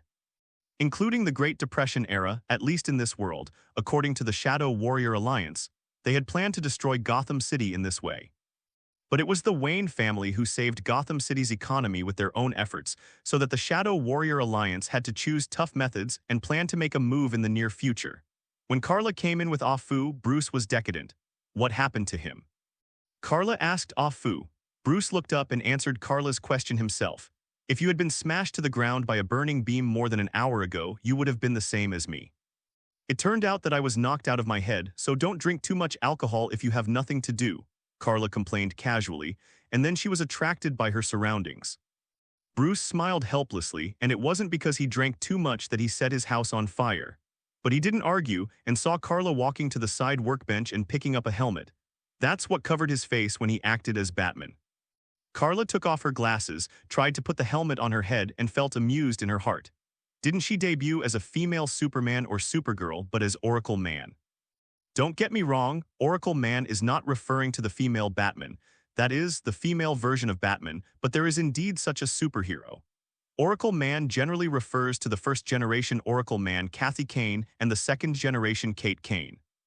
They are also included in the Batman family. There is another misunderstanding that needs to be explained clearly. The Batman family has Oracle Man and Batgirl. Oracle Man is equivalent to Batman, and Batgirl is equivalent to Robin's position. The original Oracle Man was Kathy Kane, and Kate Kane was her niece and the original Batgirl. It's just that Oracle Man is definitely not as well known as Batman, so most people don't know the existence of this man. And now, instead of being Robin to help Bruce, which is Batman's, Carla will wear the same costume as Batman and debut as Oracle Man. So Carla was amused and kind of fresh and weird. How is it? Turning around, Carla asks Bruce how she looks as if wearing his Batman helmet. It would be better if you could cover your hair, Bruce said mercilessly. He who was complained by Carla just now was obviously narrow-minded and insisted on returning it. It's not good for a man to be too dark, Carla said, picking up Batman's cloak and hanging it on her shoulders and hiding her long golden hair inside and asked, "How?" Bruce nodded and this time he expressed his approval. "It can make you hide in the dark perfectly." Carla sighed. That's why she didn't want to be some kind of Oracle Man. Just hiding in the dark is very unfulfilling. Only this time, Bruce, and what's going on with your Shadow Warrior Alliance? Carla threw all the things on her body aside and began to learn more about the situation. What Afu said was only approximate, and there must be many details that have not been mentioned. Bruce was the real party involved, so he started to tell, and while explaining to Carla, he modified an existing set of equipment to better meet her standards according to her requirements and figure. Regardless of the original reason, under the leadership of Lars Al Ghul, the ultimate goal of the League of Shadow Fighters is to completely destroy Gotham City and kill everyone. Carla almost spit out a classic saying, "Gotham City is simple and honest and Arkham is full of talents." Definitely, in fact, Metropolis people are not qualified to complain about Gotham City people. When Superman starts to rise, Metropolis will become less peaceful. It's not that Superman brought enemies in, it's just that the existence of Superman amplified the existing problems. Definitely there are also some reasons, because the existence of superhero has attracted more challenges, as the vision of a certain universe said. If there is no superhero, the bad guys can finish the bad things smoothly, wouldn't there be so many troubles? Your resistance turned out to be the superhero's fault. Far away. Originally, the potion used by the Scarecrow, that is, Jonathan Lois, could not poison the whole city by infecting the drinking water. He used a kind of poisonous gas, so all the poison must be spread throughout the city through the sewer pipes in some way and then repeated. Tone evaporates them. It just so happens that the Wayne Group has been a weapons businessman before and now. At least one of their departments is responsible for developing weapons. There is a device called a microwave launcher or something that can evaporate a lot of water. But now, a microwave transmitter has been stolen. As for who the prisoner is, it seems needless to say. Carla slapped his forehead. "This is your pot together. Why do you want to develop something like a microwave transmitter?" Bruce said. "When I get back control of the company, I will dismantle the weapons development department as soon as possible. But it is meaningless to say these now. Besides, it is not what we want to lose." Carla said in her heart that I was just complaining. "You insist on deliberately hurting me." Seeing that the two of them were about to start a fight, Afu had to remind him, "If you guys insist on fighting, why not wait until that alliance is resolved? It's still at stake." Carla and Bruce looked at Afu together again, always feeling that this butler was the most cunning, always complaining just right, and whether it was Carla or his own young master Bruce, he would never let it go. Bruce shrugged helplessly. "All my money is with you, you have the final say." Afu showed a smug expression and said deliberately, "Then hurry up and work, be careful that I will take back the car and nameplate I lent you." It seems that their relationship is really good, not the kind of master-servant relationship where they are wary of each other, but more like family. "So what's your plan now?" Carla finally got serious too, since Bruce asked her to help. He naturally would not hold back. "We already know that he, Lars, intends to deliver the poison to every corner of Gotham City through the sewers as long as he brings a microwave transmitter around turning around the whole city, can turn all poisonous water into poisonous gas." But Carla felt strange. "Actually, what I'm more curious about isn't the human body the first to be vaporized?" Bruce froze. If that microwave transmitter is really that powerful, logically speaking, the blood and water in the human body with not too strong physical fitness should be the first to evaporate, right? This thing is simply bug. Bruce thought for a while and could only say, maybe they just want to do this. That's the only way to explain it. Finally, Bruce personally completed the creation of her bat battle suit for Carla. With the help of Bruce and Afu, Carla began to put on the battle suit that did not belong to her. By the way, you haven't said what your plan is. You interrupted me, right? Well, my plan is very simple. I hope you can help me stop Lars' plan. It's really simple, and it's too simple, right? On the street in the middle of the night, Gotham City still doesn't know what's going to happen, so it's still a peaceful scene. This is Gotham City. Isn't it supposed to be full of hooligans and hooligans? Carla looked out through the car window. At the moment, she has put on a pure black battle suit, and now she is transformed into Oracle Man and rides on the Batmobile. This Batmobile does not only have a seat for one person, it actually has a co-pilot and a rear seat. At least Lucius was in the passenger seat during Bruce's first test drive, and Rachel was in the back seat when he later went to rescue Rachel. So Carla is sitting next to the driver. The speed of the Batmobile is naturally unquestionable, but in Carla's eyes, if she wants, everything around her seems to be still, and she can see all the passing pictures clearly. Bruce, who was concentrating on driving, still had the energy to hear Carla's words and couldn't help saying, "What do you think of Gotham City? Even Gotham City in the dark is not a criminal concentration camp." Carla shrugged, Facing Carla's perfunctory sneer, Bruce had nothing more to say. He is a Gotham native himself and definitely knows Gotham City more clearly. Speaking of which, this voice changer sounds terrible. Carla began to lower her head and fiddle with the equipment on her body again. This is Bruce's bat battle suit, which was originally transformed from his spare battle suit. There is a voice changer near the neck, which makes Carla's voice sound hoarse, not as crisp and pleasant as her original voice. Carla's voice is definitely as sweet as a silver bell, even if it is not as heavenly as the legend says, but if she wants, she can definitely carve out her own world in the field of music. Clark's voice is also very magnetic. Perhaps this is the unique capital of Superman and Supergirl. Bruce said the reason why I wear a mask and change my voice is that I don't want to be recognized as my identity. Whatever I do is not legal. Bruce knew very well that he was not a judge, let alone a policeman. In fact, he was not qualified to arrest others. The most important thing is, I don't want those people I offended to know my identity and then deal with people I care about. You don't want your adoptive parents to be hurt by others, do you? Carla frowned, it was definitely, but she loosened her eyebrows again and snorted softly, thinking disapprovingly in her heart that she and Clark could use psychological hints to make people not recognize themselves. For example, when acting as Superman and Supergirl, they will become great heroes. But after returning to the mundane, no one will associate them with superheroes. Unless they are in ordinary identities, they don't do anything to cover up and show up almost exactly the same as in action. That's why she started wearing glasses in advance. Regardless of a small change, it is enough to cause cognitive impairment. Many times, the most brilliant cross-dressing is just showing people what they really are. Okay, tell me about the guy's plan and what we're going to do now, Carla said, repeating Bruce's plan. In fact, what Bruce said before was too simple, so simple that he almost didn't say anything. Bruce said, I'm going to Ney Island soon. There is a friend of mine there. I think he is also confused. Why don't we explain it to you at that time? Save me saying it again, Carla didn't mind either and would have chosen to do so if she had. So the two stopped communicating and went straight to the direction of Ney Island amidst the roar of the Batmobile. Ney Island is a small island close to Gotham City. Because of its particularity, Gotham City built a prison called a mental hospital on it. Yes, it is the Arkham Asylum. Bruce said before that Lars transported all the fear toxins that passed through the Scarecrow Lois to the Arkham Asylum through the channel of the gangster Falcone. And today's Ney Island is completely chaotic. Lars has already acted. At least he started to turn Ney Island into chaos, but full of fearful toxins everywhere. In such an environment, there is no need for Lars to do it himself, and Gotham City will be destroyed by itself. What a terrifying picture that was. It was full of fear like hell. But Carla and Bruce didn't hesitate and flew into the sky along the connecting bridge between Gotham City and Ney Island. Because of the unexpected situation on Ney Island, the bridge has actually been suspended, which is equivalent to disconnecting the connection. But Bruce didn't mind and rushed out along the raised broken bridge and finally landed on the opposite Ney Island accurately. Carla sat there with an old god all the time until the end he complained, "Your flying car skills are not bad." Carla is already indifferent to exciting facilities such as roller coasters, including this speeding car, which can't make her heart beat faster. If you have the supersonic flight ability to break through the sound barrier, you can even break through 20,000 meters and fly to the edge of the atmosphere. When you get to the ground, you will feel that those are pediatrics. Crack. Doors opened on either side of the Batmobile.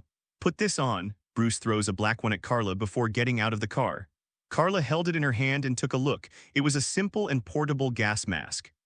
It turned out that Bruce was worried that Carla hadn't injected the antidote, fearing that she would be infected by the fear toxin that had now covered the entire Neh Island. Looking at Bruce getting out of the car, Carla shrugged and threw the mask away.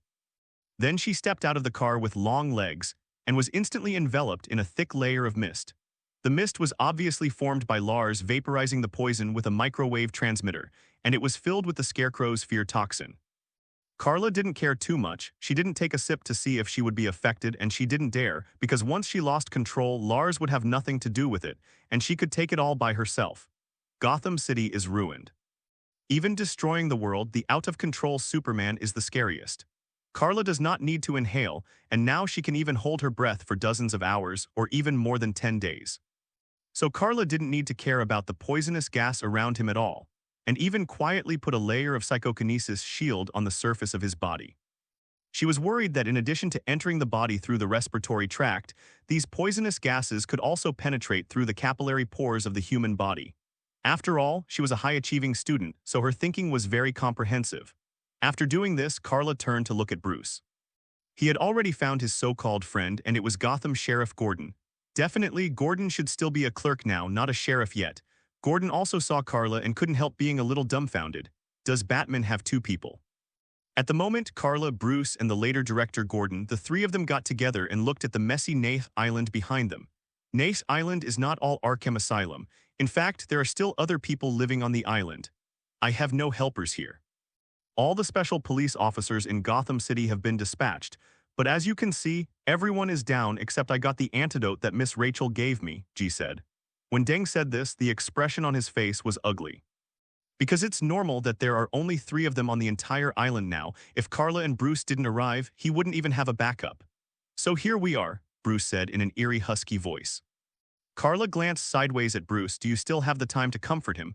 It seems that the relationship is really good.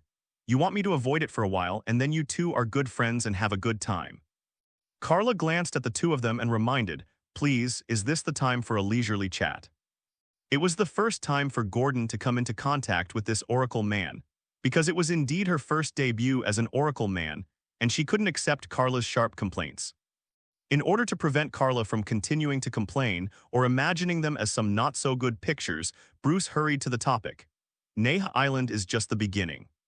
A group of people are planning to spread the poison throughout Gotham City through tap water and underground water pipes, and then pass through the Wayne Group's underground main hub, covering the whole city with these poisonous gases with microwave emitters. Bruce briefly talked about Lars' plan. Gordon couldn't help but thumped in his heart and exclaimed, in that case, the entire Gotham City will be destroyed. That's right, Lars and the Shadow Warrior Alliance are planning to destroy Gotham City and even kill everyone. They frantically believe that Gotham City is completely corrupt and hopeless, and they may even think that they are just. Carla curled her lips. Even if she also belonged to the more radical kind, she would not implicate innocent people. She will only judge the damned, but there are still many ordinary people in Gotham City. They are innocent and should never have been implicated. Therefore, Carla will never approve of the actions of the Shadow Fighters Alliance and Lars. That's why she readily agreed to Bruce's request for help. Precisely because she couldn't just sit back and watch. How do they plan to send that launcher to the Wayne Group? Gordon also began to get to the point, knowing that the situation was urgent and he had to find a way to stop the enemy's plan. Bruce is Bruce after all, and Batman is Batman after all. He had already guessed Lars' plan. He intends to go straight to the Wayne Group on the single track. It turns out that there is also a single-track train between Neh Island and Gotham City. As soon as Carla slapped her forehead, she didn't complain about why Gotham City decided to raise the bridge, but didn't temporarily close the elevated railway tracks. And since that bridge exists, why do we need to build an elevated railway track? Most importantly, why does it have to be a single line? That is to say, there is only one train running back and forth. In short, this plot always feels a bit deliberately rushed anyway, that's it. I don't even bother to complain, since a microwave transmitter can instantly evaporate the water source of the whole city. Wouldn't it turn Gotham City into a big steamer to steam everyone? Surely it will be turned into jerky by the evaporated water, right? Carla still couldn't hold back and muttered beside her like a monster. Bruce and Gordon glanced at her. Is this woman complaining that too few people died? Are you one of those people? If it weren't for the fact that she and Batman were wearing a series of battle suits, and the two came together, Gordon would have suspected that she might also be part of the enemy. Bruce, who was used to Carla's sharp complaints, didn't bother to argue with her and continued to Gordon, I need your help. Gordon was taken aback. What can he help? Bruce took out the keys of the Batmobile and handed it to Gordon and said to him, my car has weapons that can destroy the viaduct. I need you to rush to the Wayne Group as quickly as possible and blow up the viaduct for me. Gordon looked at Bruce dumbfounded. Let him, the policeman who should guard Gotham City, destroy the city buildings. But Gordon also understands that Bruce's plan is a last resort, and the enemy must not let the microwave transmitter be sent to the Wayne Group, otherwise everything will be over. There is not much antidote yet, and now only 4 copies have been made. Bruce has injected 1, Rachel and Gordon each have 1, and Gordon has a backup in case of emergency. The antidote cannot be produced in a large amount in a short period of time. If the enemy's plan is successful, everyone in Gotham City will go mad because of the fear of poisonous gas, and no one will be able to save the city by then. After thinking about this clearly, Gordon immediately took Bruce's car keys and took a deep breath. Trust me. Bruce nodded. Carla on the side spoke again, unwilling to be lonely. By the way, do you really know how to drive this car? Gordon was about to cry. He watched the two of them jump over just now, and the suspension bridge has not been lowered. Doesn't it mean that he will also jump back to the other side? It's okay if Carla doesn't say it, but if he says it, he will retreat. What's more, Carla's worry is not without purpose. Gordon really doesn't know much about the Batmobile. Bruce glared at Carla, took Gordon to the side of the Batmobile, and comforted, don't worry, it's just an ordinary manual transmission. Gordon looked at the complicated console. There are a lot of buttons. You call this an ordinary manual transmission. Also, Bruce said there was a weapon system in the car. Are you sure he's okay? After Bruce's simple instructions, Gordon at least knew which is the most important operation and weapon system. I'm going, Gordon said goodbye to Bruce and Carla in a decisive tone, and then he took out the walkie-talkie and shouted inside. I'm Gordon, put the bridge down for me. He didn't have the courage to jump over it. Carla laughed silently, thinking that Gordon was also quite funny. Bruce shrugged helplessly, knowing that Gordon's request for help was meaningless and the other side would definitely not, and he did not dare to lower the suspension bridge because the situation on Neh Island was too bad. So in the end, Gordon still has to muster up the courage to leap over, and he will indeed have that backbone. Then Bruce came to Carla's side. Next, it's our turn, Bruce said. Carla pressed her fingers together with both hands, and there was a crisp crackling sound at the joints, and she moved her neck and shoulders. I wish for it. Although Gordon had been asked to destroy the viaduct, Carla and Bruce did not relax. They still needed to find out the source of the incident, which was Lars and the others. If it's enough to just destroy the viaduct, wouldn't they be able to destroy it first when they come? Definitely, Carla also questioned, wouldn't it be better to destroy the viaduct from Neh Island? Must Gordon go to the city and destroy the other end? Bruce was helpless. Can't you stop complaining about me? Carla spread her hands and kicked a guy who suddenly ran out of the slanted stab into the air and said at the same time, it's just a rant, don't take it too seriously. But her complaints gave Bruce a headache. Because what Carla said is indeed correct. Since the viaduct of the railway track must be destroyed, why not destroy it nearby, so that Lars can see that there is no chance to leave in this way, and the destruction of Gotham City can also be avoided. But since that has been done, Gordon should also start, and there is no point in saying anything. Having said that, the entire Neh Island at the moment fell into chaos, and everyone was infected with fear toxin and became crazy. How did that sentence come from? The extreme point of fear is either collapse or madness and anger. Fights between people can be seen everywhere on the street, because in everyone's eyes, they will see things that make them fear. When they realize that this fear cannot be eliminated, people will go crazy and want to destroy their own. Fear. Carla frowned. She saw so many people almost killing others that she had to knock everyone unconscious. It's just that her shot may be a bit heavy. Even if she recovers, she will have to go to the hospital for a few days. Bruce is also in action. He has many weapons on his body, but he doesn't use them on others. Perhaps from now on he has already adhered to the principle of not killing people. Suddenly, Carla grabbed Bruce's cloak with such strength that he almost fell over. What? Bruce didn't blame Carla but asked her what was wrong. Carla closed her eyes tightly as if she was listening. The next moment she opened her eyes and asked, "Your Miss Rachel is also on the island." What? Bruce was taken aback for a moment and then showed a shocked expression. Rachel? Carla did hear it. She heard the Scarecrow's voice first. Someone came from a corner. "I'm not Key Lois, my name is Scarecrow." The dead Key Lois didn't know that he had been hated by a certain tyrant. When he said the key word Scarecrow, he was locked by Carla. Because of this, Carla accidentally noticed Rachel's location. "Come with me," Carla sprinted out. Bruce had no doubts about how Carla knew Rachel's location because he was more worried about Rachel's current situation.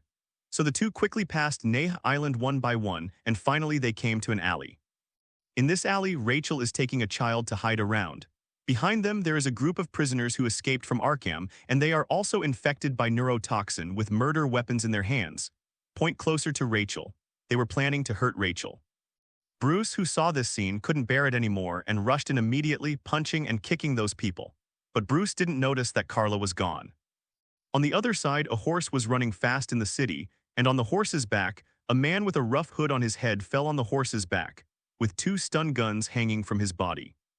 He is the Scarecrow, and he was indeed going to Shanghai Rachel before, but Rachel knocked him down with a self-defense stun gun. At the moment, the Scarecrow screamed involuntarily while running wildly. In fact, the Scarecrow is just an ordinary person. He just uses the fear gas he developed to make people have hallucinatory images of fear, thus bringing people fear. But the fact is that he originally didn't have any so-called real skills. At least he didn't have enough physical fitness and combat effectiveness. At the moment, Carla's cloak floats behind her, making her look as if a large bat is soaring through the sky over the long distance to the Scarecrow. The Scarecrow let out a more terrified cry because he had already fought against Bruce. At the moment, he thought that this Batman was still Bruce coming to find him. Although Carla is not Bruce, she is indeed looking for the Scarecrow, and she is scarier than Bruce. Squinting her eyes slightly, Carla locked on to the Scarecrow without any hesitation.